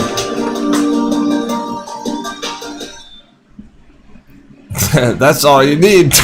On to the next chart.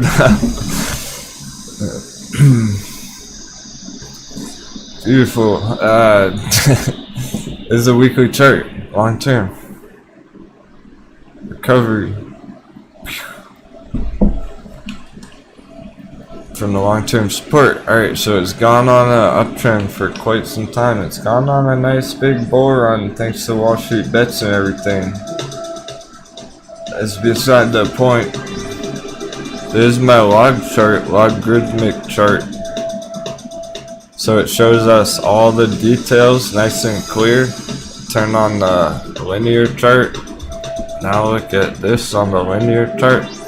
And the VPVR, the point of control is not going to change on the logarithmic versus the linear. The math doesn't change. The numbers aren't changing here. The chart looks way different.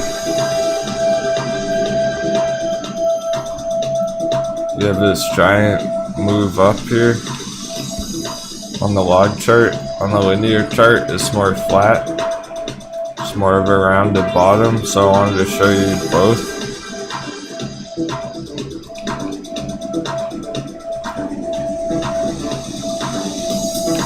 And one more thing for the bulls, if you need any more than that. And there's probably even a bunch of bullish divergence, you name it, but you want one more big thing? Feel confident about Sundial? Long-term resistance breakout. Retest of the support. Continuation. See you on the moon.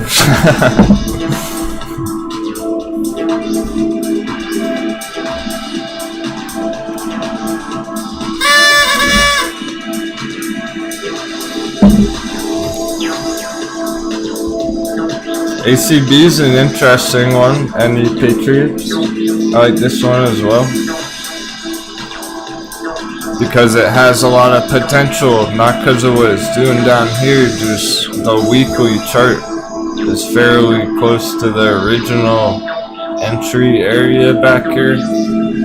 So imagine you invested in ACB or cannabis back here at $5 years ago, 2016, but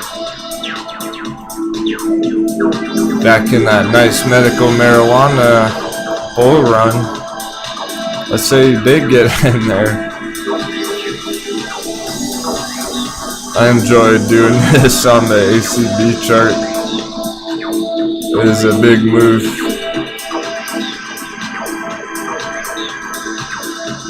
That was 3,000%. Holy shit.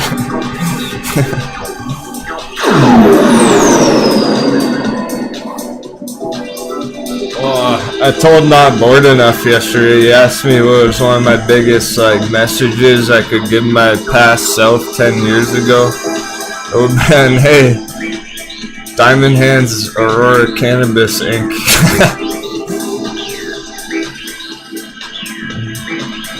That last MM bull run was pretty epic. I didn't get in on that. I was too busy trading altcoins. And on the flip side, here's what you gotta realize. Get through your head. So I was busy trading altcoins and I missed out on that 3,000% pump. Some people are too busy trading ACB and Sundial and they're missing out on a 3,000% on altcoins. You might want to play around with both markets. There are good opportunities in both. And with that kind of potential profits, you don't really need to go too heavy into ACB.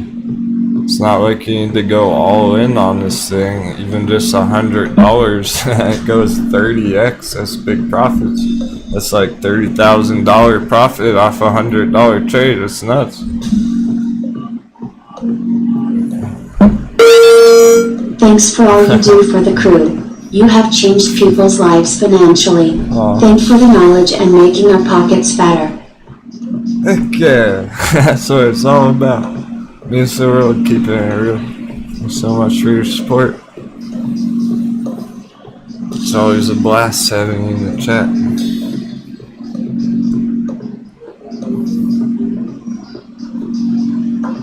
And you throw some pretty awesome parties at your house.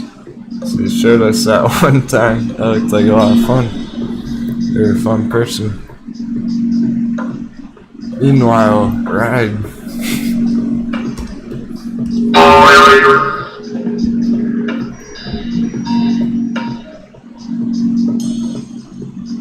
Ride might close the day green, believe it or not. It's up 8% from that bottom. Some day traders plundered it around $5.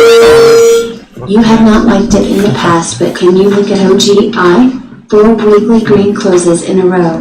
Much love, crew. Work like a captain, play like a pirate. OGI bull right here. Collect the booty, crew. Nice, sir, Vic. Thanks for your sevens, bro. May you have a healthy day. Drink some more water. Maybe hold off the rum today, bro, if you're feeling sick. Happy trading.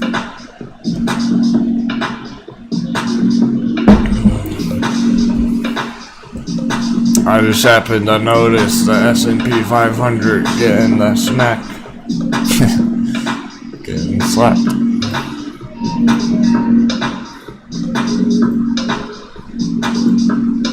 Blow off top. It's shaky grounds. It's hovering on top of a bridge, just looking down at the river like, oh. Do a backflip, do a barrel.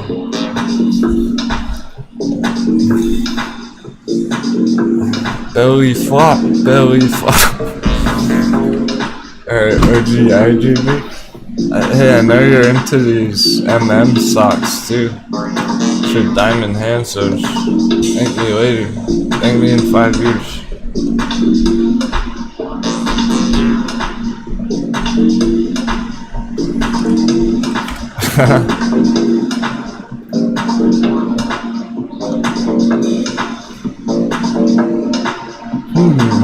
Okay. This fresh chart without even drawing anything is looking pretty decent.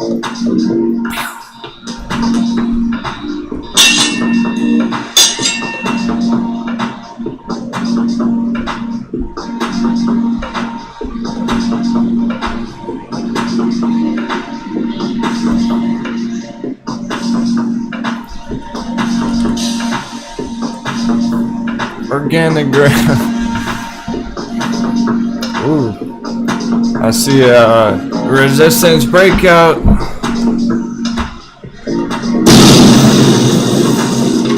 I see a breakout. Not sure what we had said about in the past, but that's popping out of that area right there from our old blue trend line. Whatever the fuck this old blue trend line even is. Wow, big retracement. Oh, perfect, guys. Remember that Fibonacci lesson earlier, ladies and gentlemen? Shout out to our lady pirates.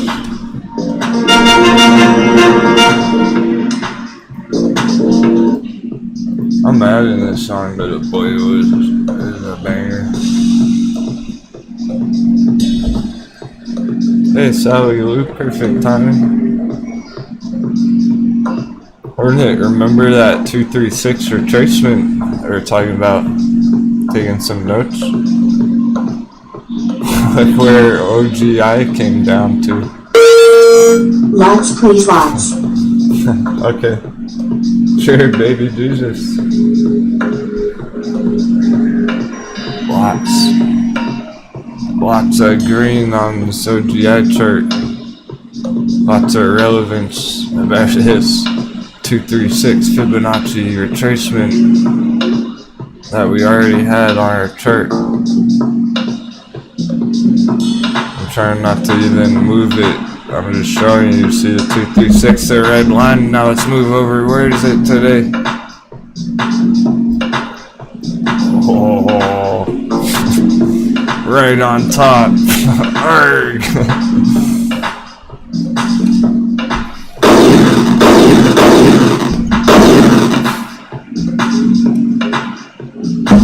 Fire the cannons. That's exactly what we were talking about with that 236 retracement. That other chart was perfectly touching down there. So is this one.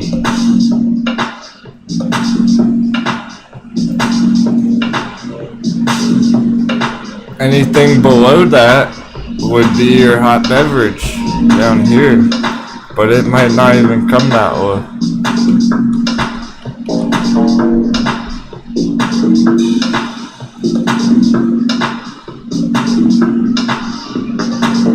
My goodness, I think we need some more hot beverage emojis in the chat. Thanks, Robert.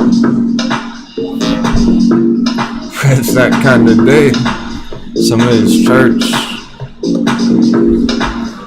This one looks good though. Time to retire the meme stocks for chat.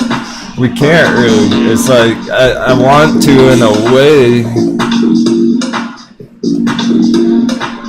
But we can't, because that's what people are talking about. A and Y, that hot bevy, end of the day. Not really, but it's...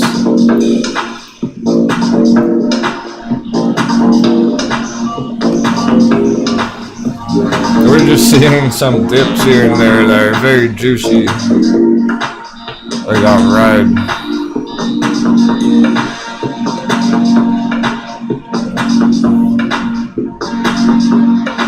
I'm pretty sure Ride is worth more than $5 per share. Pretty sure.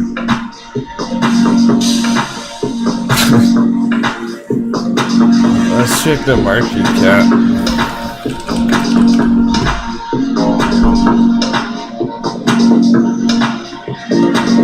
$1 billion market cap. Okay. Yeah, sounds fine.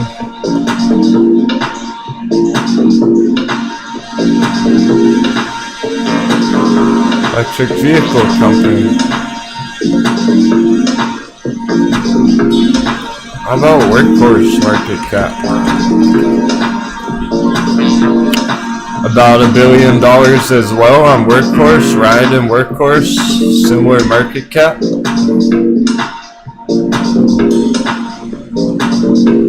$1 billion. How about Tesla? $700 billion.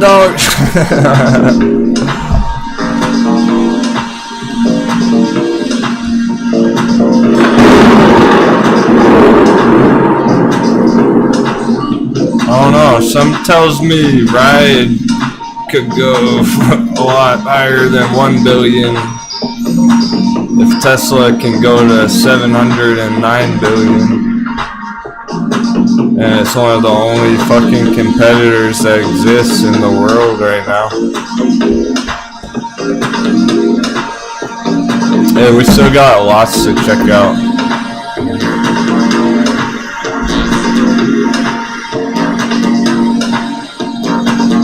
We got caught up with our hot movies, they're just so tasty. OGI trade looking nice. Moving on to car lots.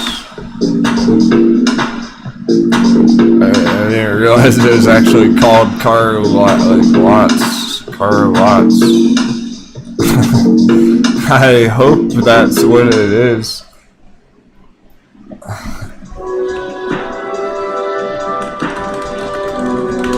It better be a car company. Something to do with automobiles. $450 million. It's not huge, but it's fairly big. What the hell is this? Sorry, baby Jesus, man. I'm not. Car lots is. What is their website? What is this? Akamar Partners. Car lots. Car lot.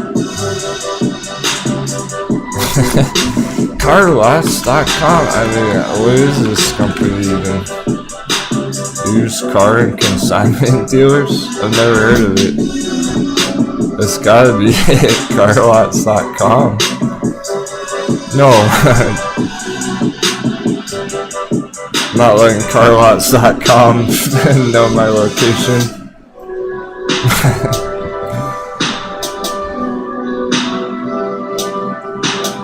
Anyone else in the chat got anything to say about this? Car lots? Sure, keeping it real, one minute.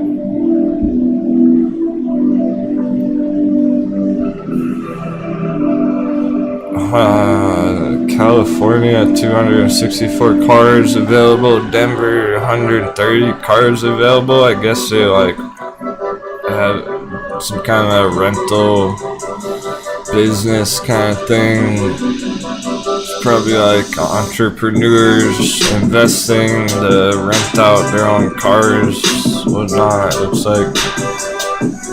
I'm not surprised that got hammered then, because obviously the pandemic, it's like you're not really meeting people face to face. Lots of travel going on, rental cars and airports and stuff, right? Bertman says he can name 5 competitors to this. I've seen ones that are kind of along that concept, but they're kind of self-serving. I don't know if that one is. I didn't see anything about it there. I've seen some more interesting ones, in my opinion.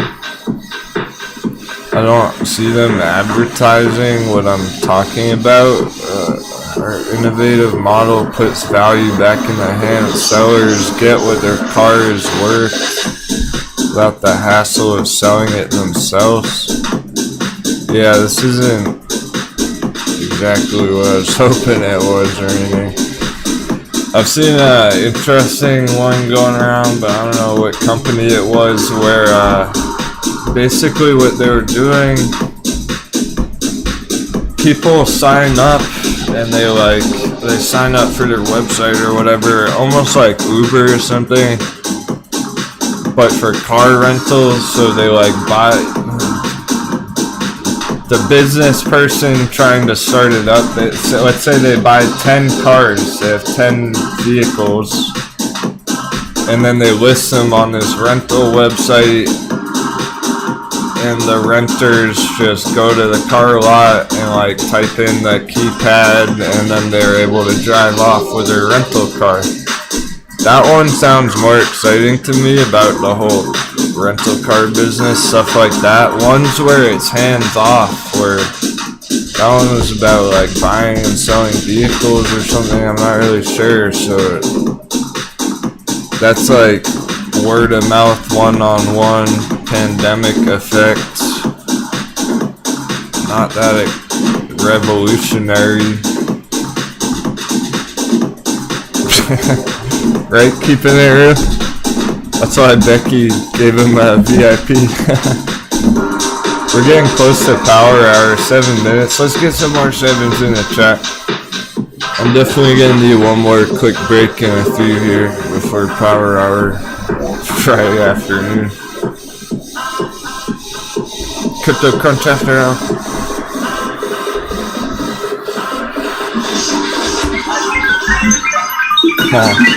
Cheers, dude. Slot car, it's feeling good today. Very well. Like, cruise on.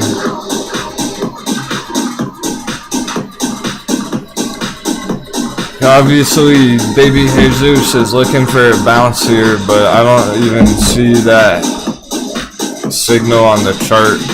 Look at this fake out breakout back here as well. That's pretty sketch. You want to see it break out from this hard downtrend on the daily chart if you're going to be investing in car lots. Not yet. Interesting to talk about though, it was kind of fun. The S&P, Jesus. That's speaking of baby Jesus. Bless me. He don't like what's going on the S&P.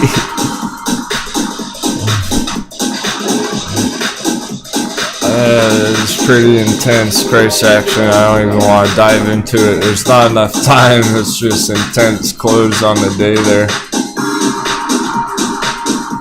Keeping it real. Is ORPH asking about? Oh, Urfazan.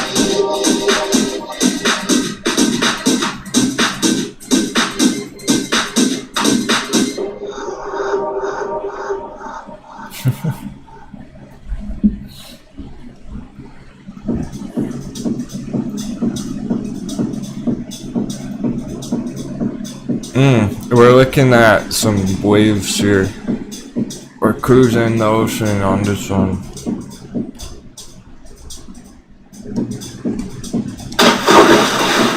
It's a bit wavy, it's a bit stormy. But Captain has the map. The treasure chest. Looks like we got some treasure buried up here. Well over $10 on Urfazan. It just had a major rocket ship the other day. Very blasted. And that may be the tough thing about the dip on today. It looks like, yeah, it's down 5%. So maybe that's throwing you off because you might have entered the other day and now it's 5% red and you're wondering what's gonna happen. It looks good, just needs more time.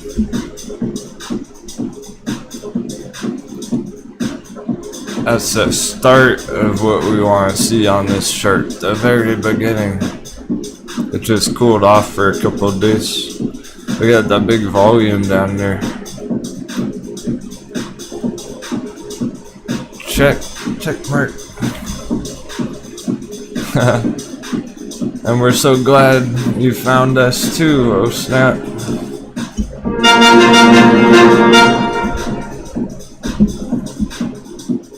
Tight-knit community. 80 to 90% subscribers coming back every day. 13.5% female audience. Amazing.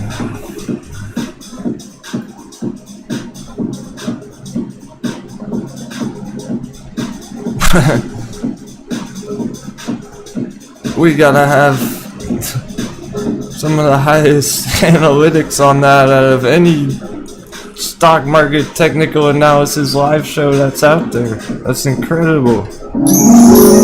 I'm so proud.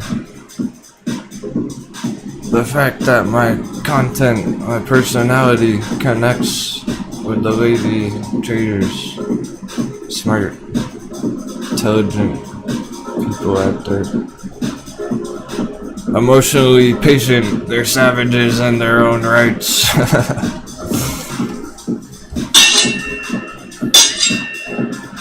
They're not fucking around, they mean business.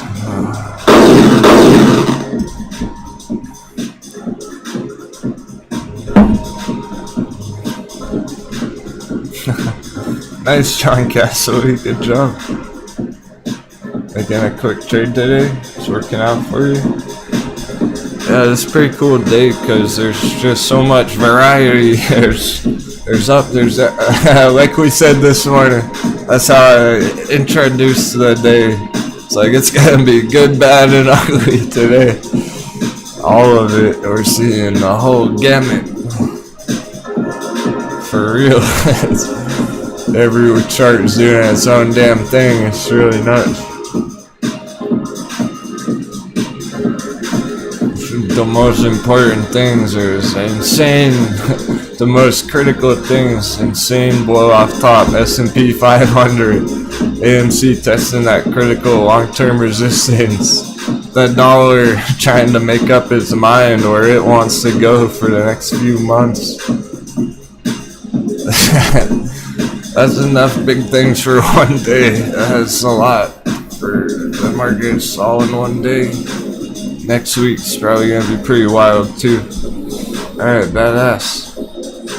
I'm gonna take my last intermission because we're going right into power hour and then we're gonna crypto crunch right after, so we won't even stop after this. We'll just go right through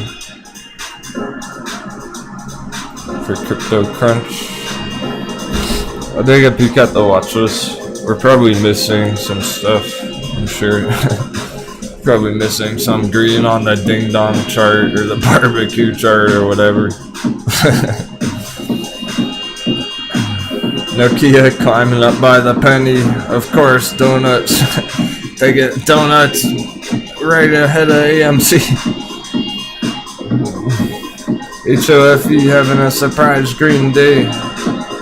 Palantir chilling around 25. Palantir might be interesting next week as well if it does pop over 25. I'm gonna leave at the AMC and the S&P 500. They're so important right now. Is bigger than like our day trades going on because it's people's retirements, it's people's everything getting affected by this right now.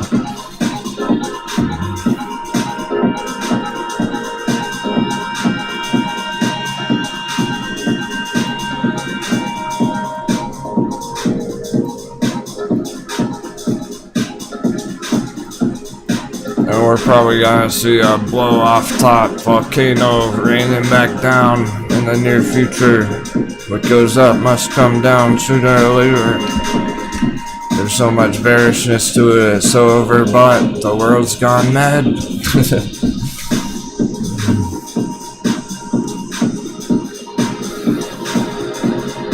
It's gonna be Moon Boys YOLOing all in Tesla at all-time highs. And I might come down like a rock after. People are gonna get absolutely devastated based on the stuff I'm seeing. Stay calm, hold Sean.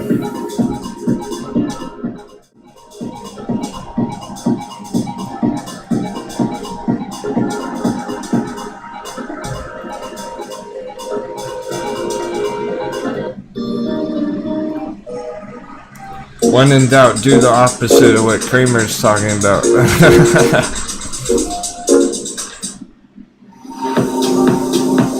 Inverse trading, paper and Portnoy.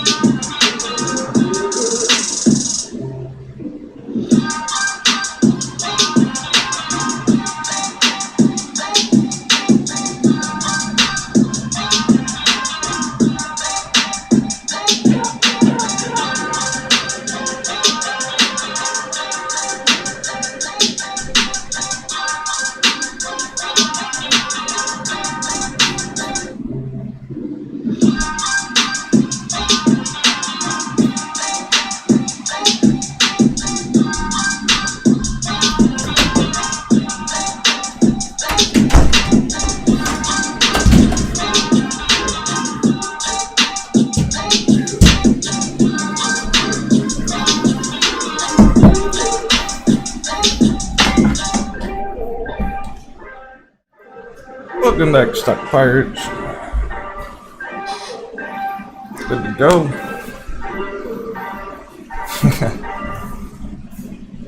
Guys, crush one out of the park, yo, easy.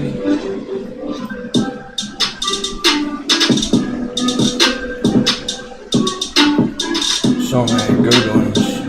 Let's see. Where are ditchers looking at right now? Ooh, Mr. Boomhawk's got some input.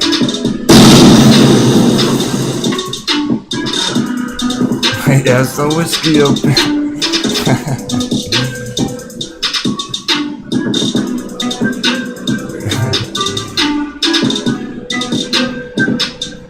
The chairs have been crushing it. We got a good list, so.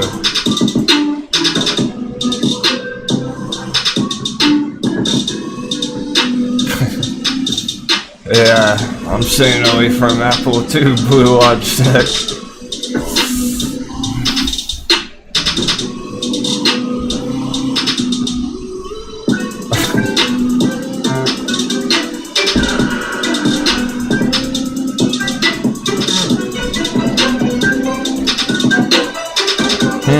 Works is holding the line on WRX at $3.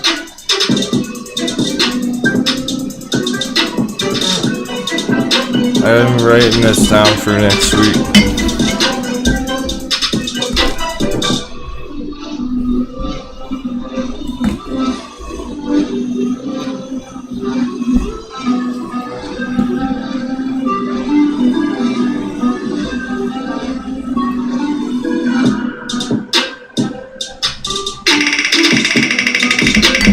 Wheel of Fortune.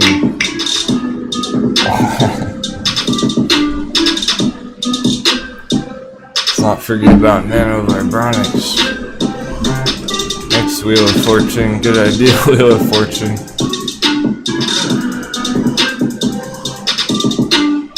That was a big pump this morning. Looking at this parallel channel for now. And the AOV. We still have these valid higher targets just because it didn't happen right there.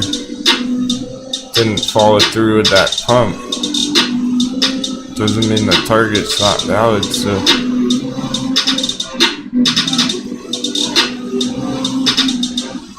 Blue.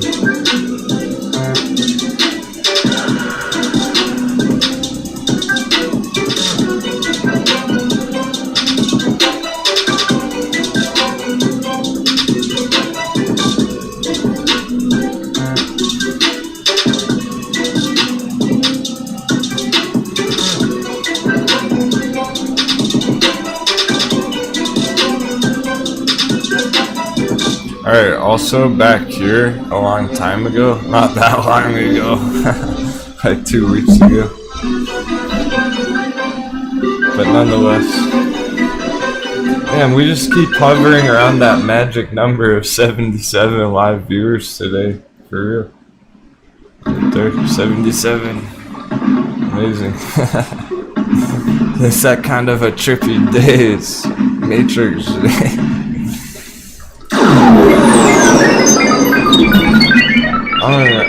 Cheers to a successful week overall. There's some good, some bad, some ugly. I didn't hear about anyone falling overboard. I know some people are holding red positions at the moment on certain charts like HT and RIDE, but stick calm, hold strong, you know the plan. I'm confident in your emotional fortitude that you're not just gonna paper hand it on Monday or something.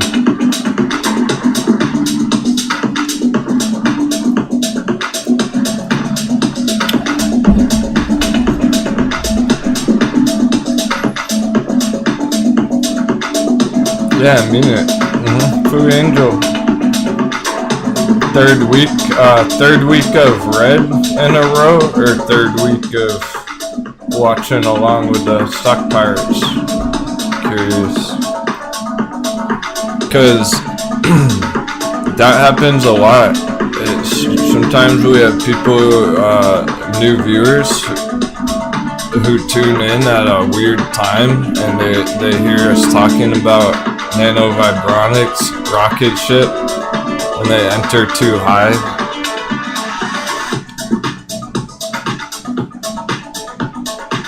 Depending on when people start watching the show, it can take some time. I wouldn't expect anyone to succeed after just 1 month or anything.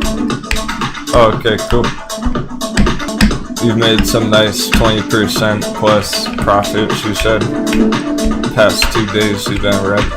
Yeah, so a couple of days of slow down speed bumps. But keep in mind, like NAOV, it's way higher than it was just a couple of days ago. It was down here the other day. It's still up 35% from that bottom. Yeah, gotcha. Everything you entered recently is red. Sounds about right. That's kind of where it's at the moment on some of these. They cooled off a little bit.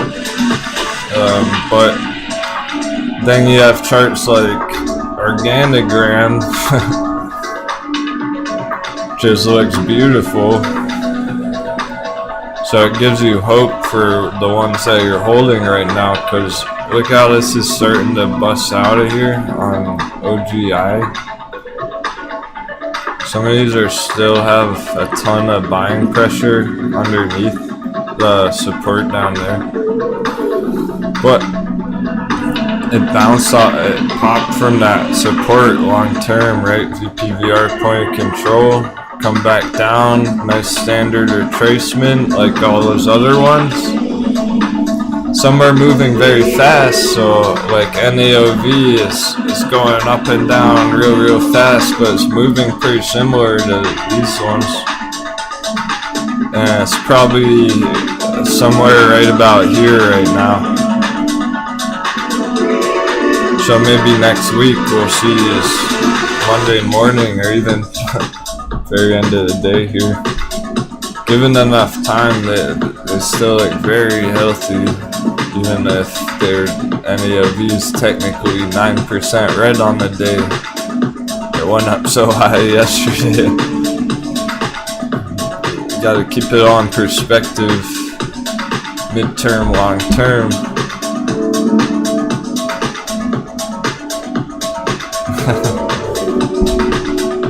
Pretty much, keeping it real, it's a good point. It's hard to learn what's really going on if you just tune in for a few minutes. We've covered so many bases today, throughout the day. Valuable investing lessons.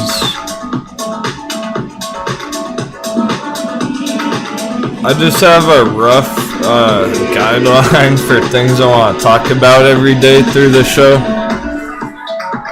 and then I let the chat and the markets take it from there.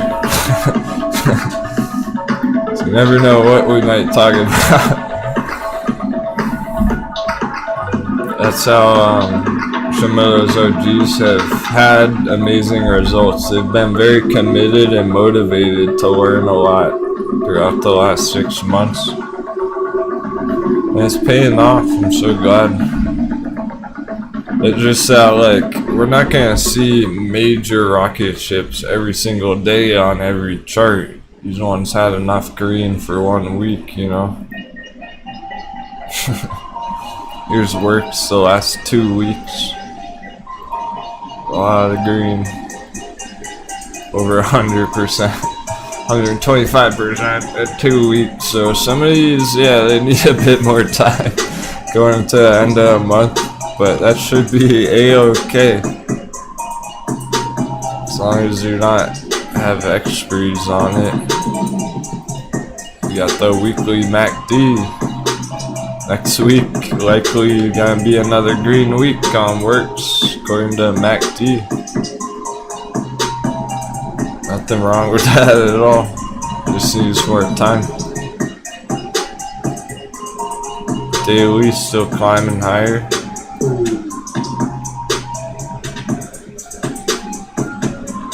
WRX. It's kind of an offshoot one, but some people are holding it. It's got a lot of volume coming through. Just kind of checking out some of these other ones going into the end of the day, these offshoot ones that we haven't looked at a whole lot today.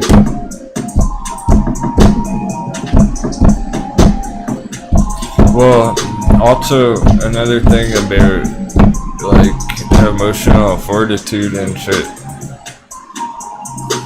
Some of these charts, they're long-term plays. They really are. I've been accumulating Castor Maritime in small chunks for 6 months. The whole time we've been talking about it, I've been making small entries. I've been still accumulating CTRM for 6 months for long term. I probably have like 500 shares or something like that. A few hundred shares at this point.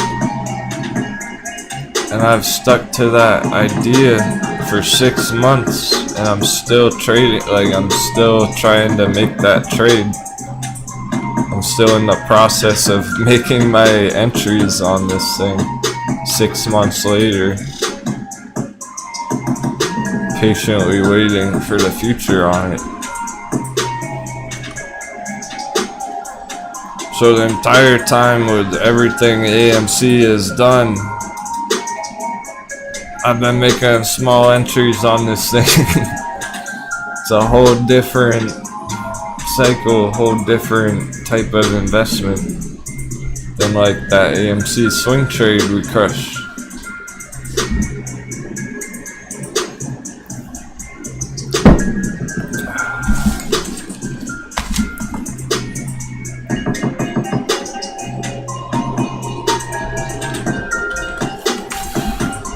Because I'm not actively trading that. I'm not watching the chart every day. You don't need to on CTRM.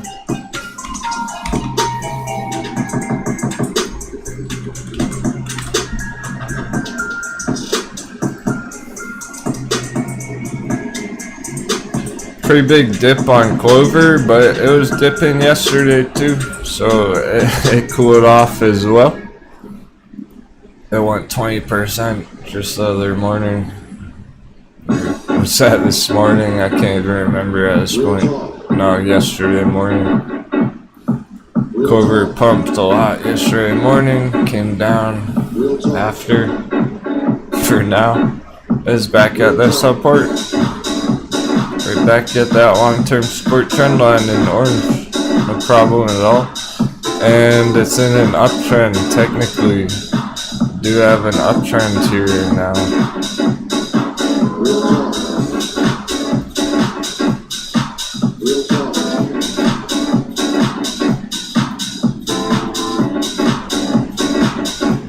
Interesting. That'll be interesting next week, it looks like. If it gets that big bounce and keeps running or not. We'll see. But we're not gonna find out in the next 38 minutes here, I don't think. Not on this one, not on Clover. The best we got is our signals of just holding this support area still. So we still have a nice uptrend on it. It's bounced multiple times from there. You have some volume pouring in.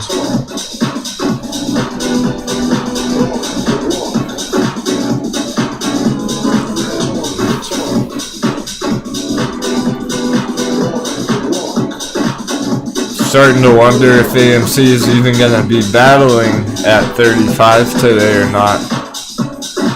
The battle might end up happening lower than that. It's really came down.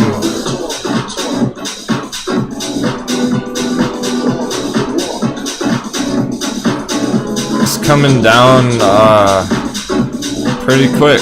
after that rejection. For now. See how it closes. It's probably not even worth watching till the candle close.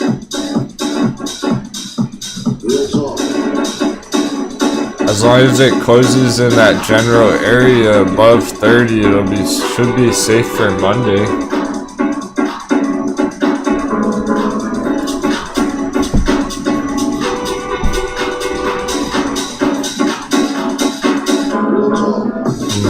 Metamaterial is similar to Clover there. Still holding the support trend line uptrend. Is indeed still holding bullishly here on MMAT metamaterials.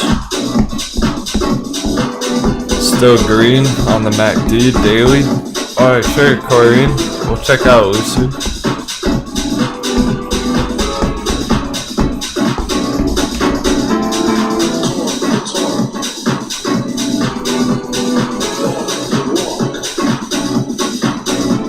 You don't have it on the weekly though, so that's why it's taking more time. 4 hours still green. This MACD looks like it's gonna turn ugly on metamaterials, but I don't believe it until I actually see it on the chart here. Until it actually does turn red there, it's still green right now. So metamaterials is looking a-okay for next week, at least at this rate for now. Some of these really could bounce hard on Monday.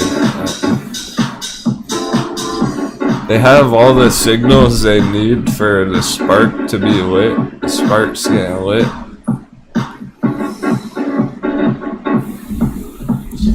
Need some more FOMO on it on next week. Some Moonboy FOMO.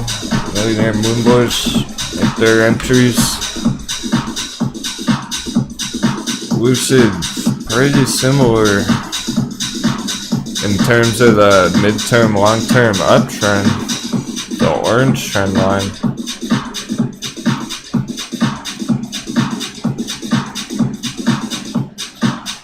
Right. So Lucid's still looking to close the week in good health also.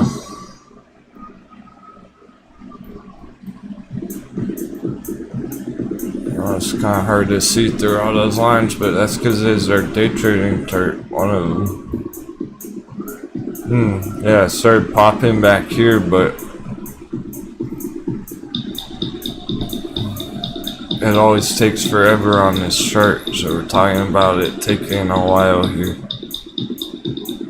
Riding the waves, trending higher and higher over the next year. I think we're just gonna have to say that now. We're basically talking about next year targets on this at this rate. We only have 4 months till the end of the year, 3.5 months, so it's like, if it takes as long as it probably will take on this chart based upon what we've been seeing on it, 2022, and then maybe later into the next year, bigger targets.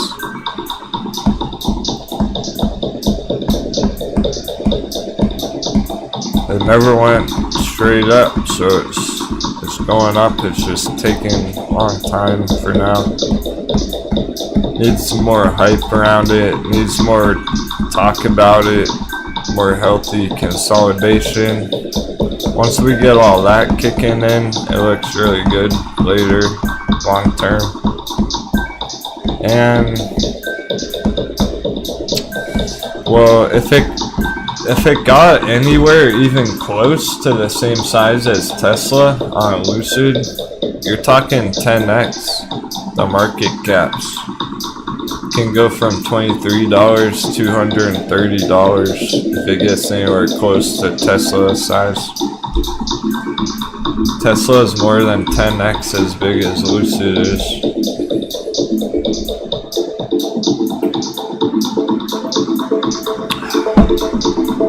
Happy trading.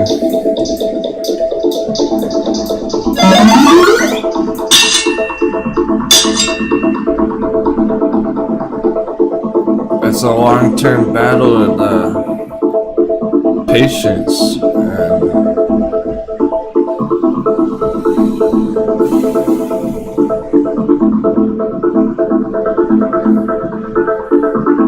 Sometimes I think about in 10 years, all the young kids are gonna grow up. They might tune into my show.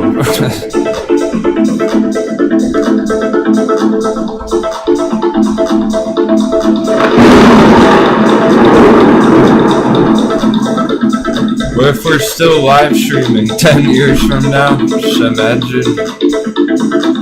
And all the kids nowadays, they're gonna grow up, they're gonna wanna trade, they're gonna wanna learn how to make money too.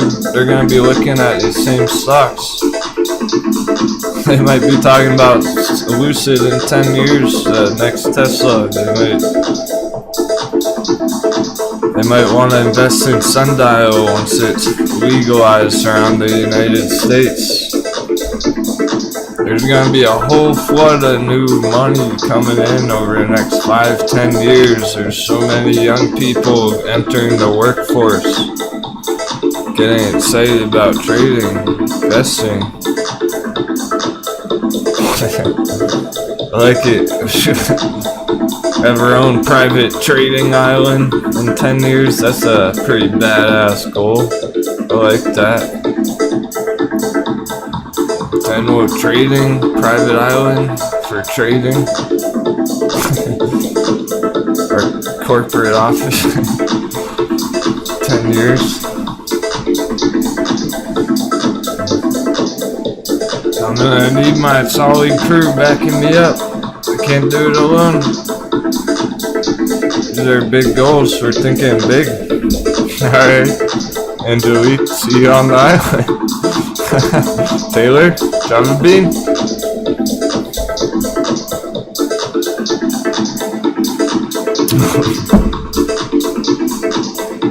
Right, Poopy?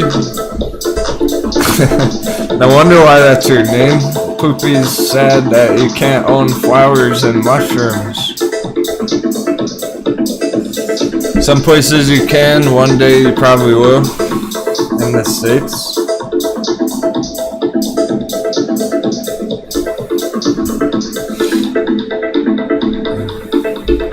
It's the future. I can see it coming. Look, that's here.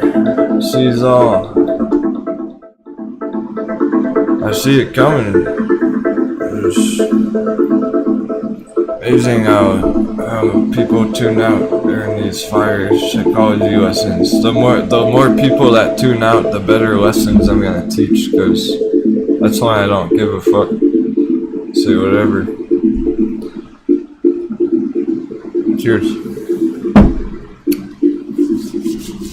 I see it coming. It's gonna happen in the US one day.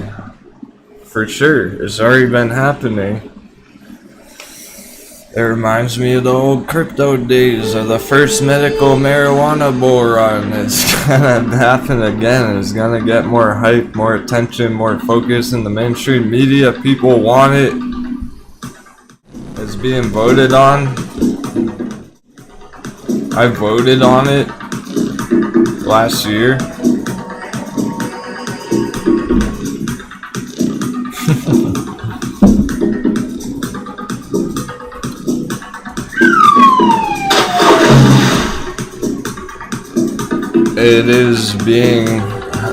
It's having progress in certain states around the country. Absolutely is. That's why we like SNDL, MindMed. $3, nice entry, MindMed, but you already know that. I'll just focus on whatever chat's talking about. Chilling with you guys.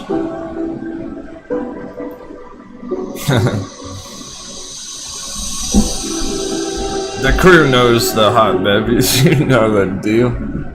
Not worried about the crew.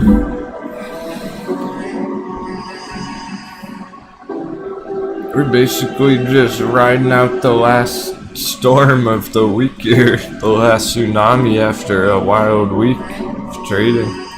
It's been a wild one. Kind of reflecting on all that.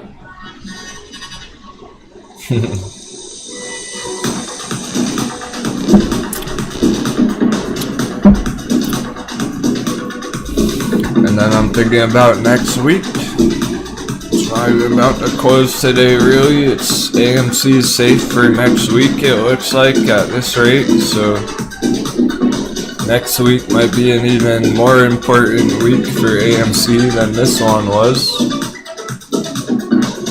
Same with GameStop, of course. Huge list of day trades. We'll do a Wheel of Fortune again to pre-market next time because there's like so many good choices. And I wouldn't panic sell on any of them really. Only if I've put out a warning about them. Only if I've triggered a red alert on them. I'll tell you if they look rough with a red alert.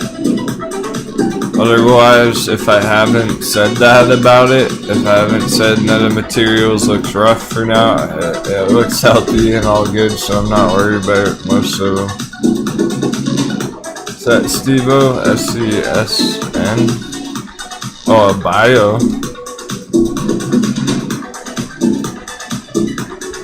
Likewise, Hornet Man. Hope to see some of you guys on tomorrow night. Crypto Live special.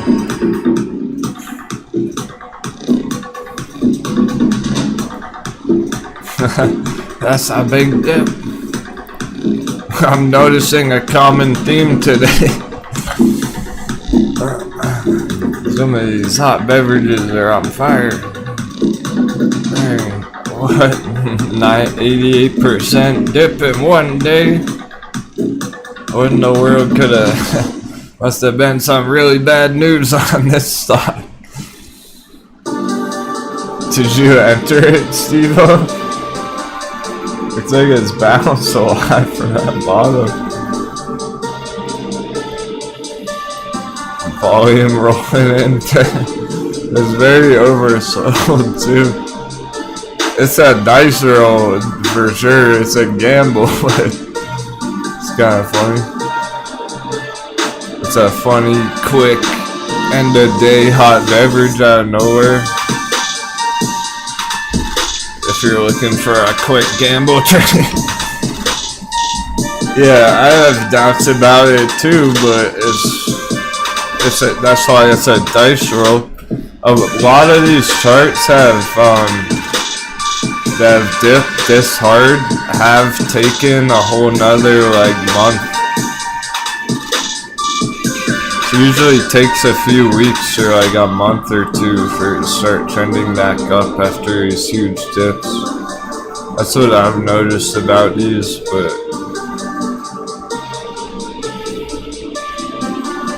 that's why it's a dice roll, because you would be entering a crazy dip, just crossing your fingers for next week, for next month. Otherwise, it might go flat for a couple months.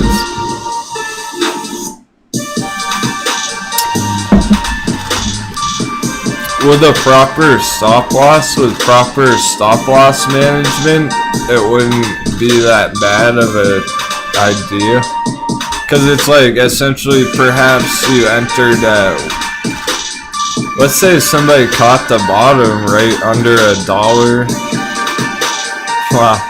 Like 80 cents, and then they had a stop loss up at like 97 cents. They're just chilling. If you get the right entry and right stop loss in places, it can work out. Stuff like that. But it reminds me of things like CCXI here, where it's very similar. It got absolutely devastated right there in like one single day. That's when we started looking at it. No one in the audience cared about this before it dipped, as far as I know.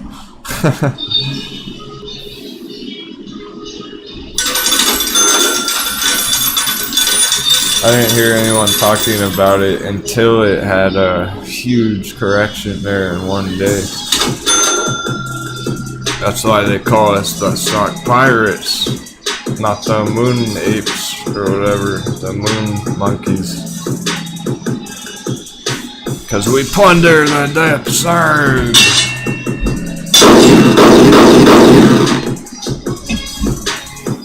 We got in under 10. It's a beautiful trade, but it has taken a few months here. So it was a sick dice roll. It actually worked out. People made big money on it already.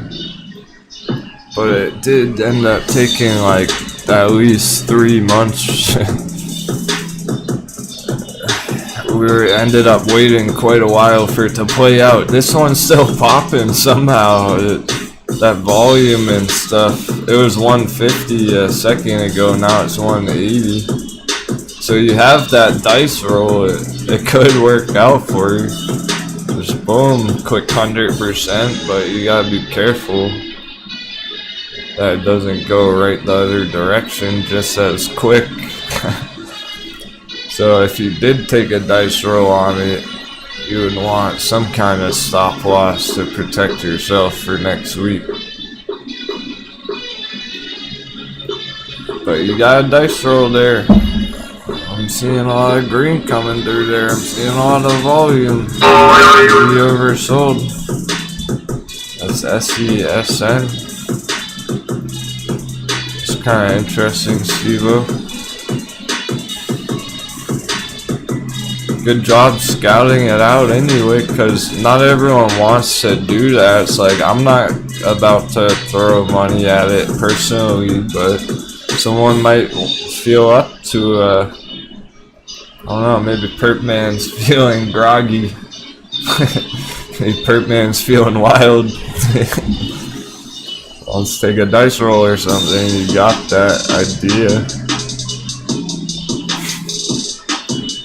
Major liquidation. Now it's down close to the long-term support area, so it's bouncing. It's near the buy box essentially. I would consider anything under $1 on it buy box. So it actually did go under $1 there. It went to like 75 cents. So you do have an entry on it. Very cool.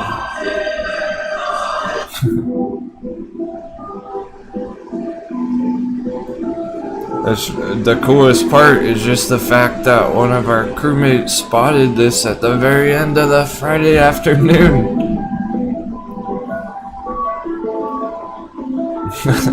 Get the volume candles matching up with that dip right there. Sometimes that works out. Sometimes that does mean a bounce is imminent.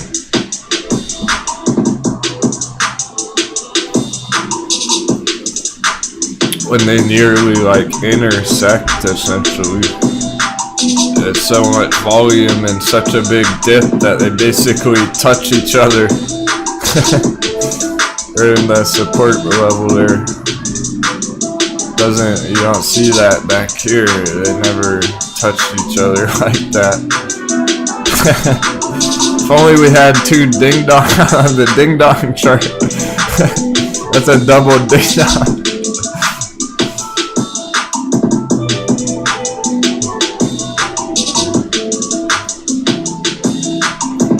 AMC, it's basically flat. I'm not impressed with that AMC green today. That's not much at all. But it's safe for now. It's safe for next week, it looks like. Maybe a retest on Monday. It might try and break out again Monday. That resistance just didn't happen there. It didn't happen here. That's what I don't like about AMC right now. Make that very clear. It's not out of the woods yet. Quite literally.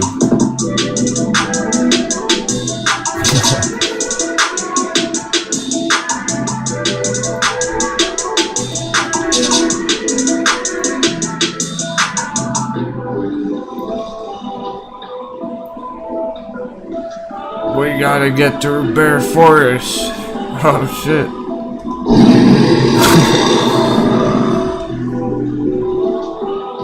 Gear up. Definitely gonna need to be careful of that giant bear up there in Bear Forest. This is kind of scary. It's scary for your money. That's a money bear. He eats your money. He doesn't eat you. He eats your money. Oh man.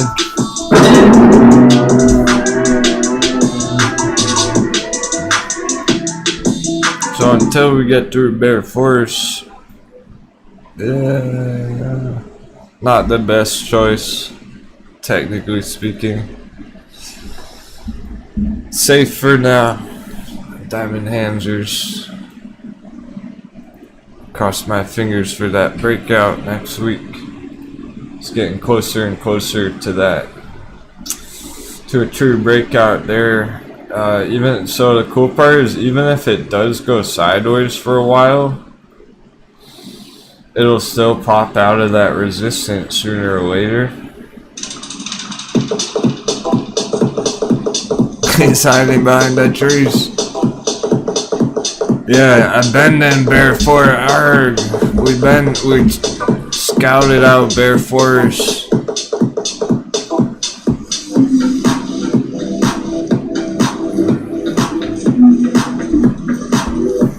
The front line, we scouted out Bear Forest up here. Checked it out. It was scary. It was dangerous. We backtracked out of Bear Forest. Trying to find our safe spot, our safe place on AMC.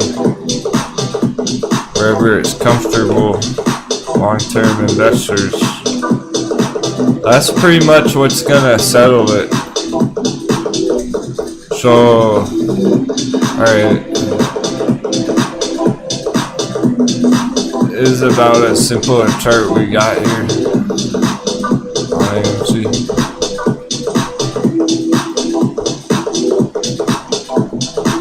All these moving averages on the daily, weekly chart, they're all getting crunched up. Fuck, I wish we had an even cleaner chart. I think I'll just delete one.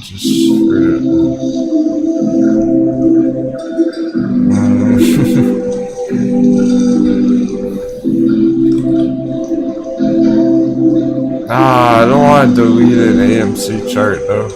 They're all so beautiful.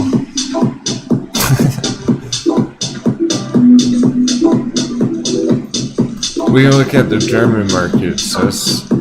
That's better. Okay. German market's always more clean. Here we go. Perfect. Oh fuck. Fucking right. Whoa. Whoa, whoa, whoa. Whoa, whoa, whoa. If you watch the training course videos, you've seen this chart.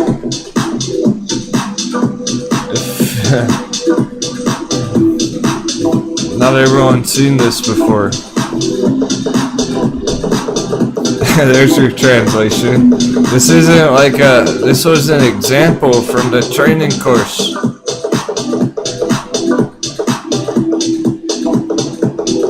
Pretty sure that's where it's coming from.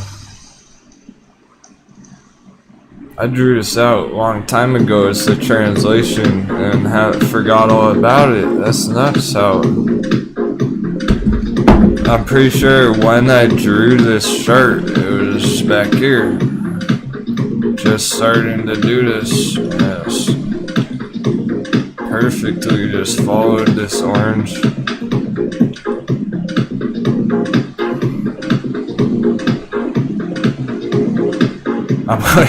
I'm just remembering this orange trend here. This is your miracle bounce. We can see it on AMC. We might get that miracle bounce. How's that, AMC Bulls? Oh, the money one can make his one stop staring at the AMC chart all day long. Thanks, Captain, for steering us to money. Blessings to all. Heck yeah. Thanks so much. I get you. Shot my life away. Well said. I'm laughing because I'm looking at the AMC chart right now. Like, there's a chance. But this is why not everyone's seen it. It's the German markets. The German charts are the best. They're always so much cleaner, so much easier to see what might be going on. So I didn't remember like charting out this beautiful kind of rounded bottom recovery there. It matches up just so nicely there at the moment. So there's a bullish idea right there for epic bounce.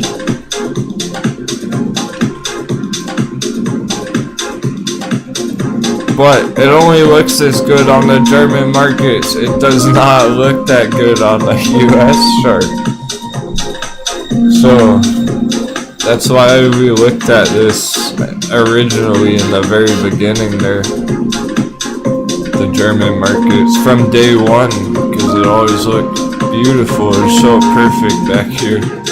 Just soak in the magic triangle on the German markets there. Because there's less manipulation, Angelique, overseas there. Hedges aren't allowed to, it's not the same regulation and shit, so they can't legally short the German markets like that. They're bound within the states, yeah. So they make the AMC chart look like shit on the US markets. And then we look at the German markets like, wow, that's a perfect looking chart.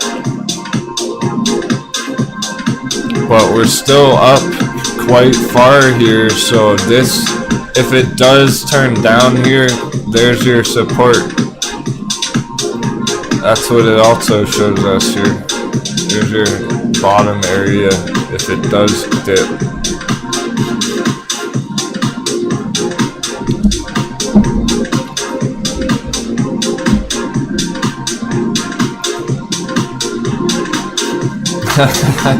Yeah, trading heaven over there in Germany, pretty much. I think Gizmo was saying that the taxes are pretty lenient as well. Some of those countries, more attractive tax regulations for traders. But, oh, okay, so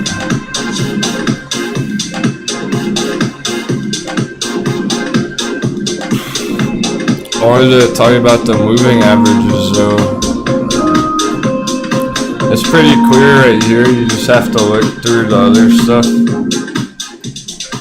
But this pink moving average on bottom and the red moving average on top.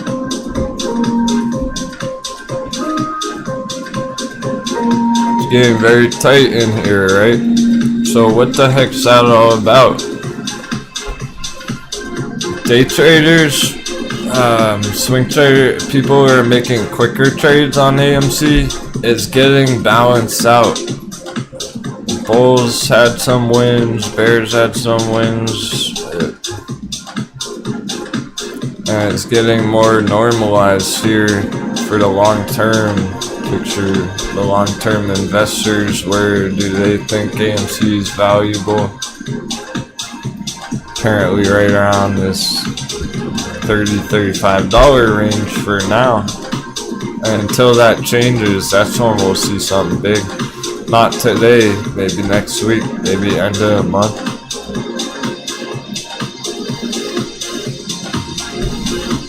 That's what that shit's all about.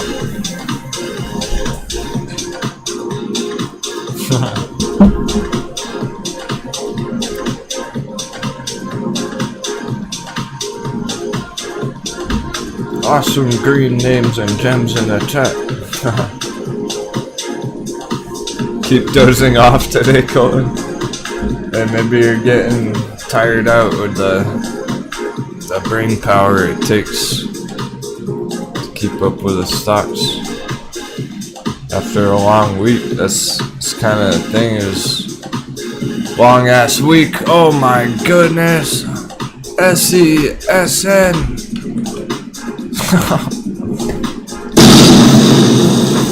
That fucking dice roll we were just talking about. It's over $2. It was at 150 like 10 minutes ago. Holy cow. It's up 150% from the bottom. What the fuck? That's how hard it dipped today, guys. And one day down 90%, up 150 on the way up.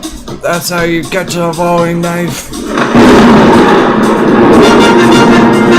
I don't even think anyone entered it. I don't know. No one said it in the chat that I saw, but that was your fun dice roll end of day.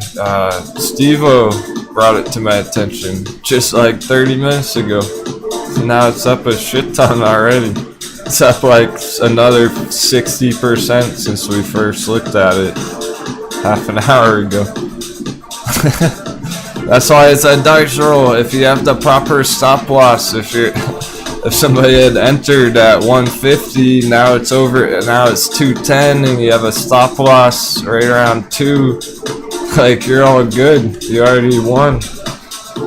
So it's a cool trade idea. You see what I mean? With the proper risk management, it wouldn't have been that bad of an entry because it was going up and it's still going up. So any entry down there has been good so far. And then you're just trying to ride it up for the bigger targets, but Jesus, I'm gonna have to write it down for Monday. This is the one where we looked at the RSI and it was like, yeah, that's pretty oversold. You have reason to take a dice roll on it. That's a huge dip. It could be an epic bounce. It's already going crazy. Oh yeah, Zomedica keeping it real? Sure thing. You're way late on it, but at the same time you're not. At the same time, it's still pretty close to the bottom on that. Wild major volume right there. Oh, nice, Steve-O. One of your friends did. He's laughing. Alright, well, tell him I said congrats.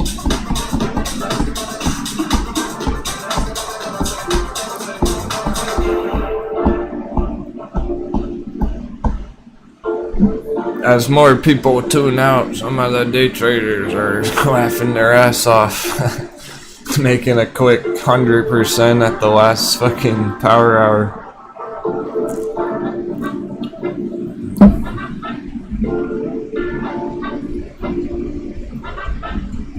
S&P closing bearishly there, looks like 2 minutes to go.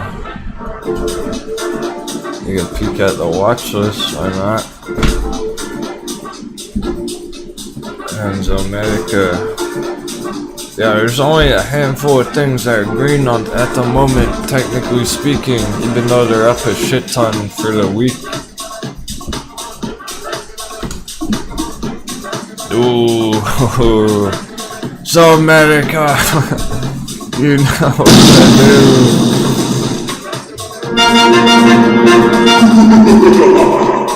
Pressing all the buttons. Another. There you go, Cersei. Who ordered all these Gosh darn hot beverages. You're overworking the barista. What? Another? Just gonna float right down. A nice feather floating right down into our hot beverage. Nice and peacefully on the sidelines, waiting to get plundered. Sheesh. That's getting liquidated. It's obviously not good for longs, but ideally you would have exited the breakdown from that trend line for watching it closely. So for swing traders, let's just focus on the hot bevy coming into a theater near you. Can't wait for next week already. Stuff is wilder than it even looks right now because it's leading up to a intense next week and a month. We're building up a lot of pressure on these charts, guys, for next end of month here.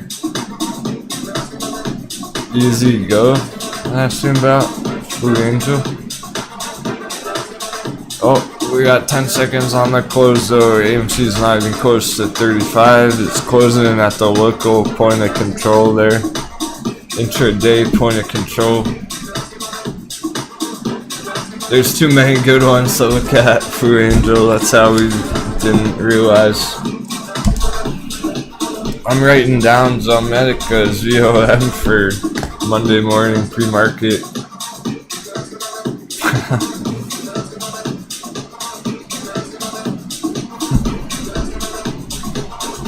So let's summarize our stock charts and crypto crunch.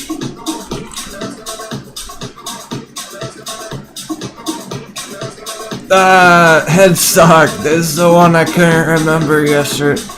FUV. I had a we were laughing about this shit yesterday. FUV stock. Is that three-wheeled vehicle thing?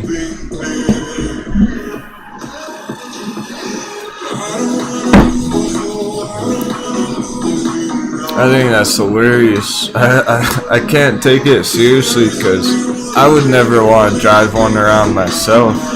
I like motorcycles and stuff, not. There's headstock.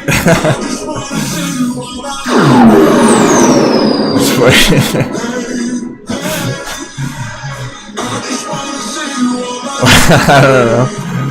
You want to laugh. You got the captain to laugh. Everyone forgot about it because it's silly, but it's kind of funny. Anyway, not diving into that at the moment. We'll look at the chart in a few minutes if you want.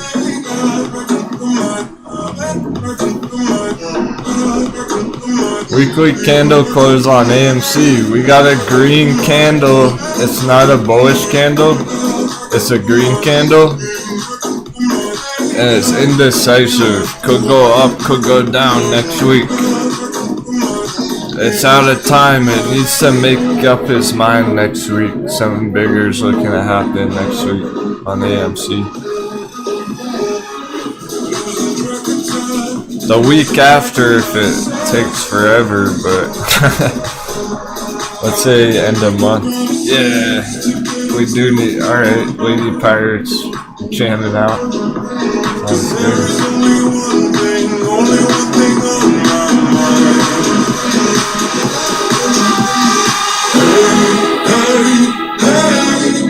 Attendees below. Here's our attendees. AMC $15 Bull box.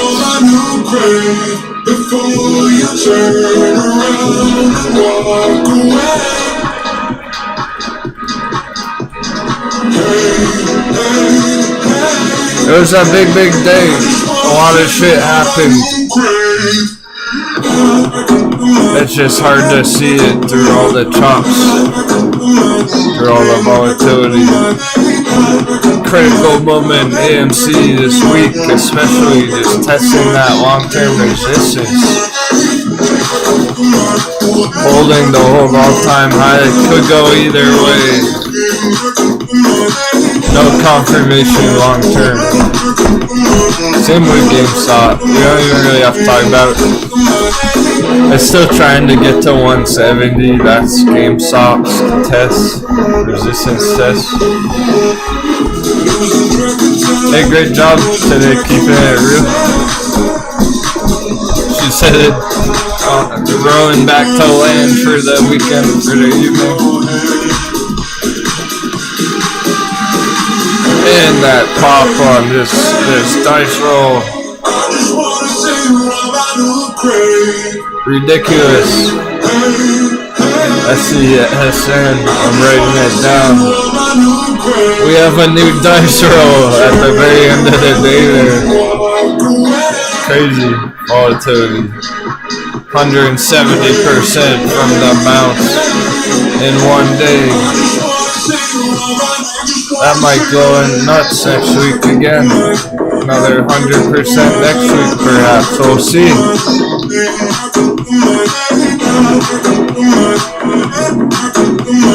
Easy Go hasn't moved, but you have a big volume spike.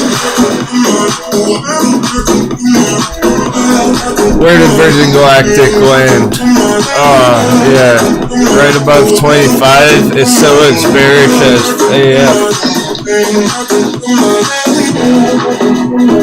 We're looking at 22. Virgin Galactic. Worst case, or potentially the best case, depending on how you're looking at it. $16.50, $17. That's where we'll make our move.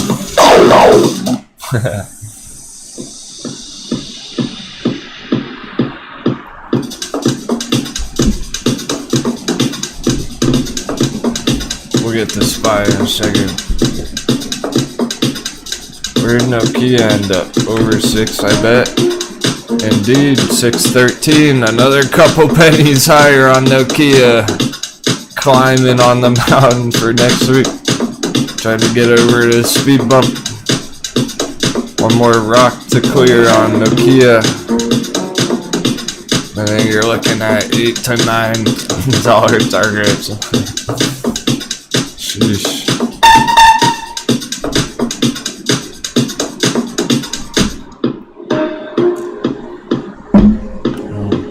BlackBerry kinda uneventful this week, eh?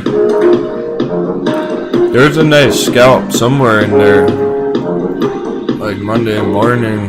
Maybe it was even last week when it first popped to 11, but it's back at that support on BlackBerry, so it's back to the square one basically.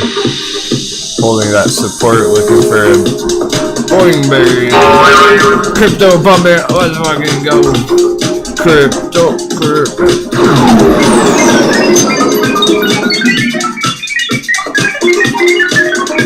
Oh man, I've saved some of those banger tracks, let's go.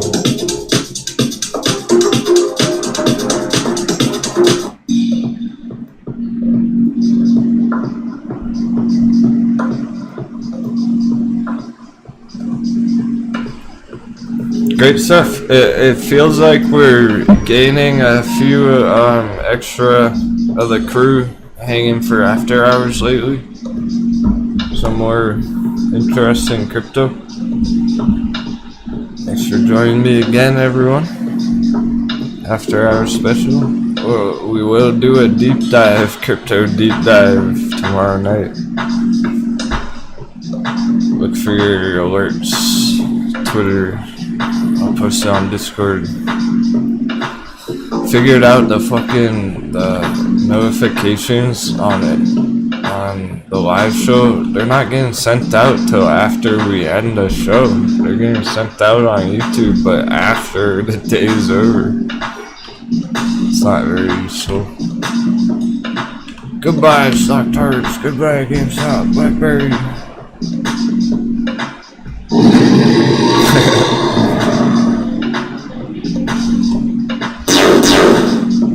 Yeah, the S&P did indeed all-time high.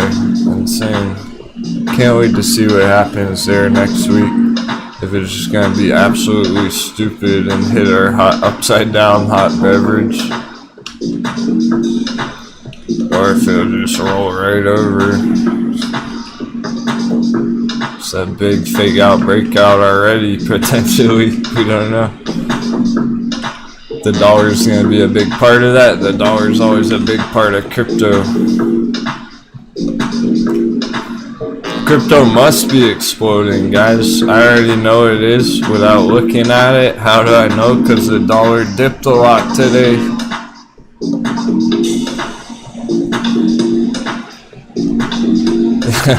If the dollar gets rejected here long term, ready?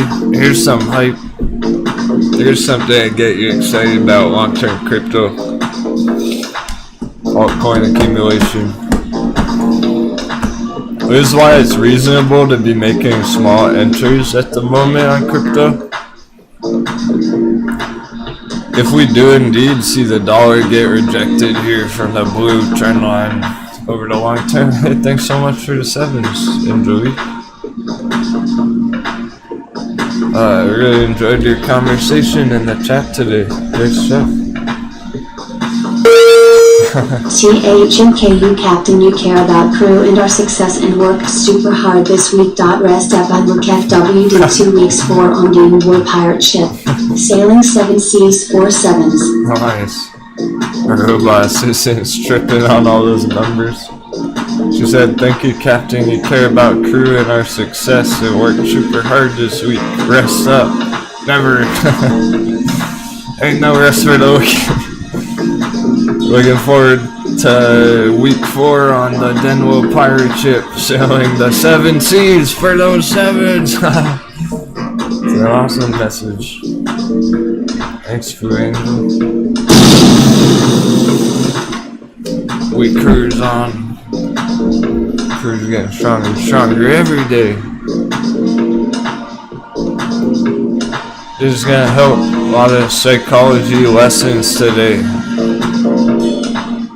Good stuff to think over the weekend. Those retirement fund things we were talking about, etc. Greater market shifts, new generation entering trading, entering the investing world. It's coming. It's gonna happen. But is it gonna happen here? Right now, next week, or is it gonna happen 2022 next year? Somewhere there's gonna be a life-changing opportunity.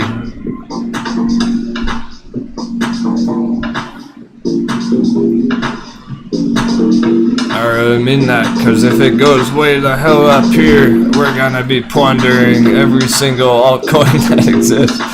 We're gonna be loading up the boat on the altcoin market. I hope it does. But if it continues down here now, Bitcoin's going to 100,000 if that's what happens. Mark my words. If we see dollar way the fuck down there, we're gonna see Bitcoin at $100,000. Whether that happens in the next few months or the next cycle, let's call it.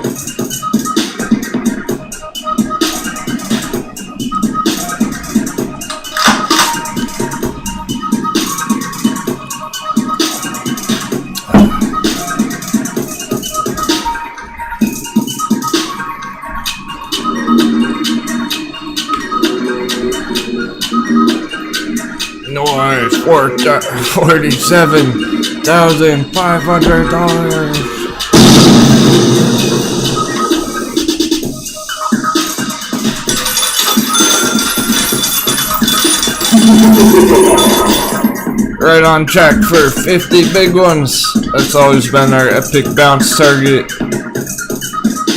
Oh man, remember back here? Right here. This is where I saw a bunch of YouTubers saying Bitcoin was gonna go straight down. Right here. Whole bunch of YouTube videos saying, oh, that's it for Bitcoin now. It's time to go back down. No. $50,000 target. It doesn't fuck around. It fucks you around. The chart doesn't fuck around. It throws you around for a loop. When it wants to hit a target, it hits that target.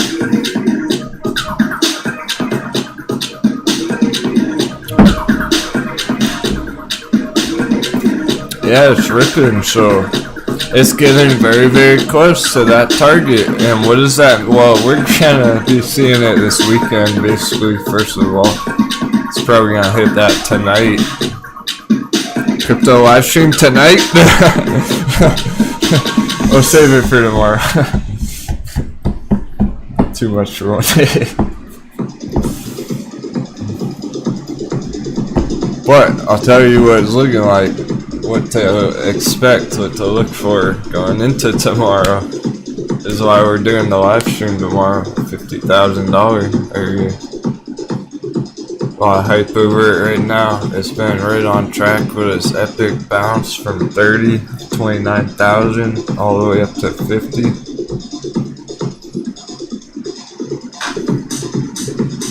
David Adams, you're scared of psychological pullback at 50K. Yeah, that's a big number. Look, it's probably gonna pop over 50. I'm expecting like up to 55. I'm expecting a few $1,000s over 50. Actually, I'm expecting it to pop through here, break out. Then I'm looking for a retest. I don't trust it until it retests and make sure that it's gonna hold up this long-term bullish area.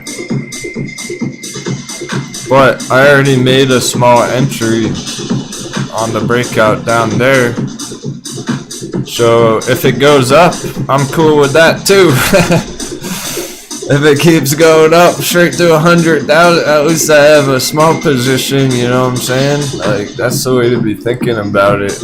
You don't exactly want to buy one whole coin at $50,000. That's a major investment for most people.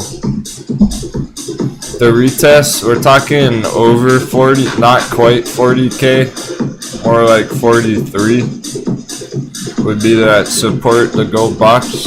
43,000, not exactly 40. I don't think it's not gonna stop hunt people under 40 unless it's really breaking down, trying to go lower. It doesn't do shit like that. Crypto's different. This isn't stocks where you got these rich fuckheads like stop hunting every single number, every single big number, you know. It doesn't have to stop hunt 40,000. It doesn't have to stop hunt 50,000. There's too much money, too much hype, FOMO. If it's going up higher, it's gonna go straight up. Hey, if it is long-term bullish, and we are gonna see a major breakout, it'll probably be here end of month. That's how fast, guys. We're looking at, if it does have a solid real breakout there, we're looking at $70,000 targets end of month.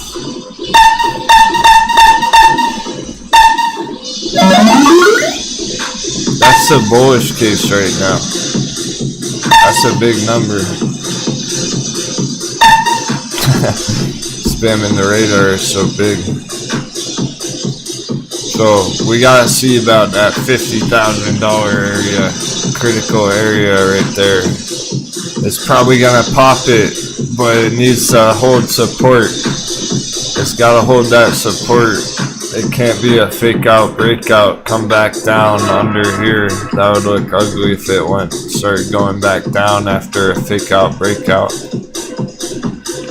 So it's getting real critical real soon. Very cool. Moving on.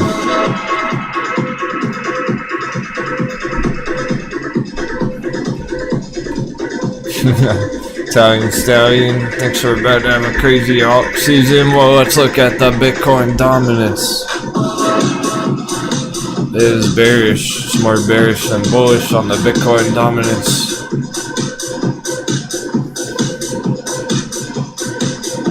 But it's risky. It could get a bounce too. For now, it's in good shape. It's in very good shape at the moment, just right here. There's a lot of short-term bearish patterns on it, but it could change any day. Something that you're gonna have to just keep up with. Here's the total market cap, that $2 trillion point. Major number. Remember gold? Gold? We looked at it earlier. $10 trillion market cap on gold, solid physical gold. Bitcoin, crypto, all of cryptocurrencies, altcoins combined, 2 trillion. You're talking 10 on gold, 2 on crypto. Rocket ship. That's a whole 5x higher crypto markets could go to catch up with gold.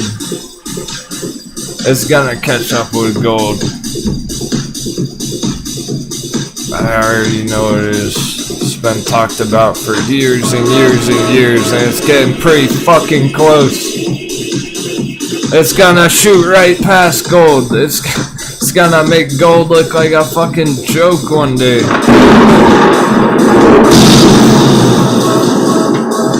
No one's gonna want to hold gold after what this shit's looking to do long term.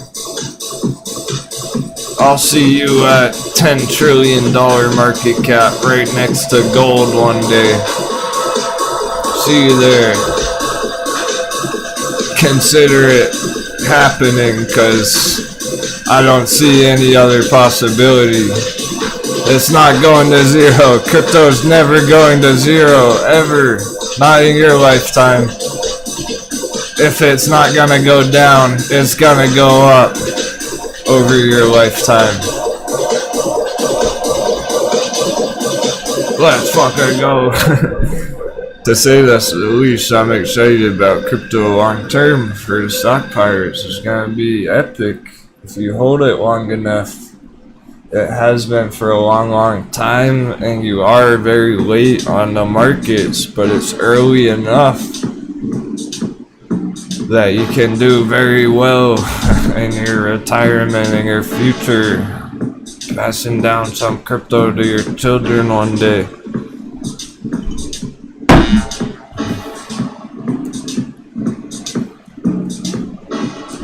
Yeah, I've heard of DigiByte. It's very volatile.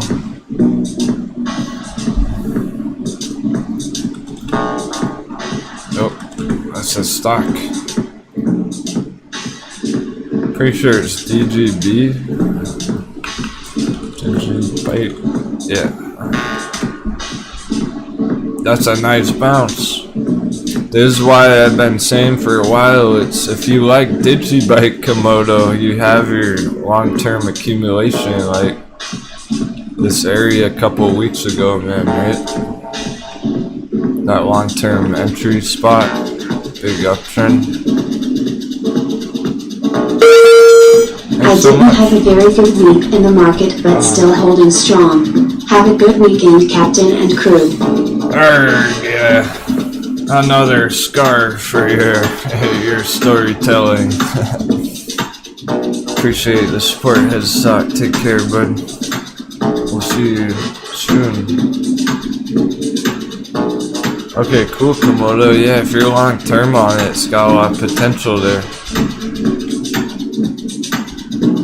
It's at a reasonable area. It's not too stupid. It's stupid, but it's not too stupid. It looks like it's about, 500. or more percent up on the year. It's up a lot on the year, right? So it's pretty stupid, but not absolutely ridiculous. It's not the same as buying it way the hell up here, thousands of percents. Oh yeah, Kimoto, you're so kind. Well, we will have our live show going, so tomorrow night. So the hot babies will be active. I think you can on Patreon. No one's ever tried.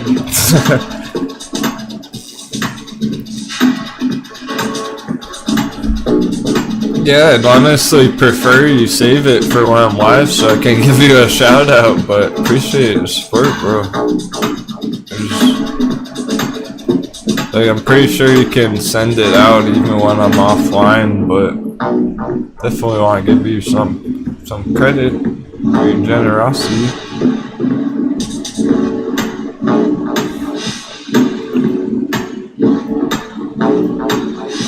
Alright, check out your RSI, your weekly RSI on Digibyte.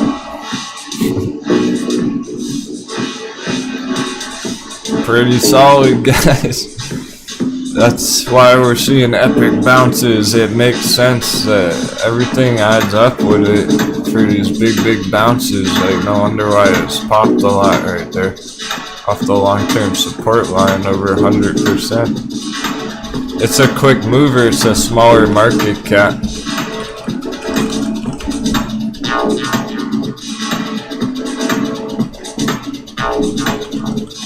Digibyte, way down there, so far down, it's not even loading. It's number 85 in terms of market cap, so these are the ones I'm talking about, smaller market caps, guys. Look at all this green on the smaller market cap altcoins, all green, essentially, right? The smaller ones are hot. A funny one that we talked about getting wrecked, Ravencoin, we were talking about in the past, that got wrecked. Look, it's up 50% this week. 80%, 15, 50%. The smaller ones are better returns right now on these bounces. Because basically, alright, here's your end of day crypto lesson, important one. Bitcoin blasted off, it's at 50,000. How come these ones aren't doing that? Why isn't Digibyte up here? Well, it's looking to go there, my friend. It just takes a little while for the money flow. We're looking for the money to flood from Bitcoin into these altcoins. Why does it even happen? Because they're tradable directly. You can trade them between Bitcoin, Digibyte. So people go from the dollar, they start with their US dollar, right? Just generally speaking here. They start with their money in the USD. And then usually they buy some Bitcoin.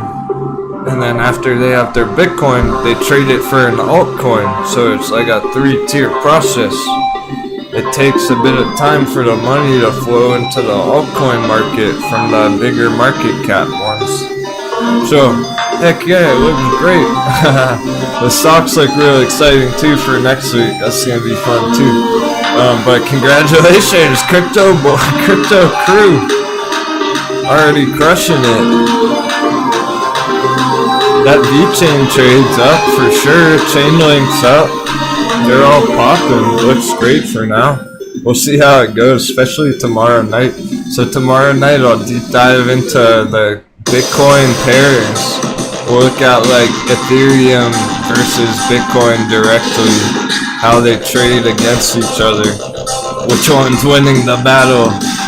Thanks so much everyone for the kind words, the awesome conversation in the chat. Great stuff. I saw so much positivity. It's amazing. Happy trading. I'll see you tomorrow for the Crypto Live special. Take care, everyone. Have an awesome day.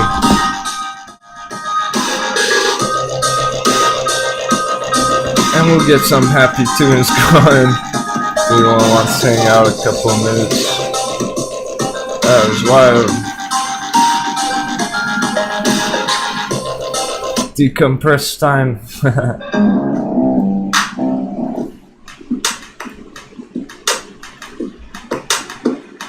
Safe travels, crew. Prepare your gear for next week.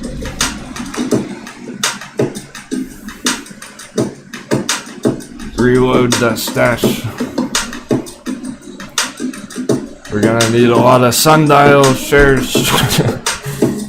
We're gonna need a lot of hot beverages. And we're gonna need some diamond balls. Some diamond ovaries.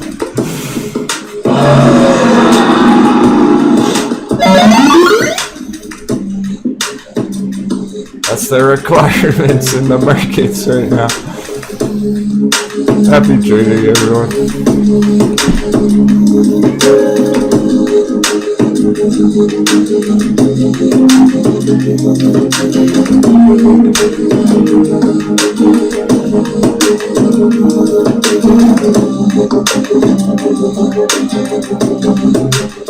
Even Bobcats here.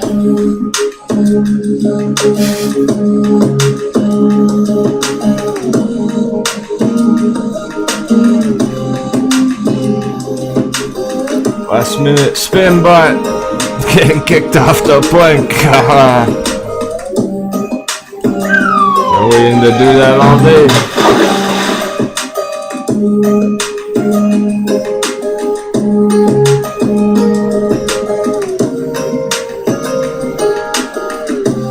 He's going in the brig.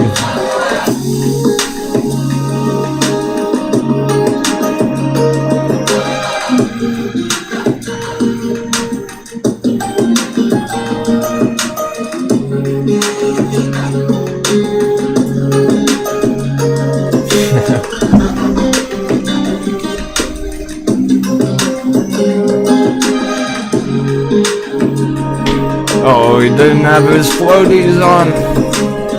Someone throw him a pair of floaties.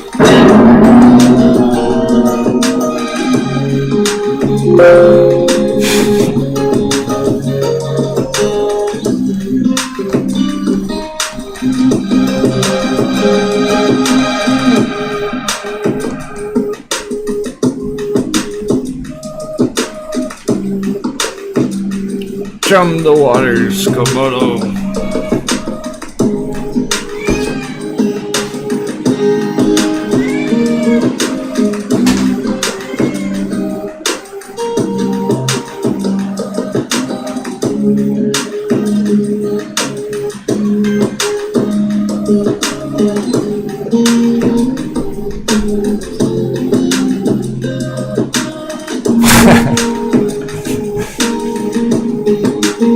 Every man for themselves with the floaties. Have a great day, yo.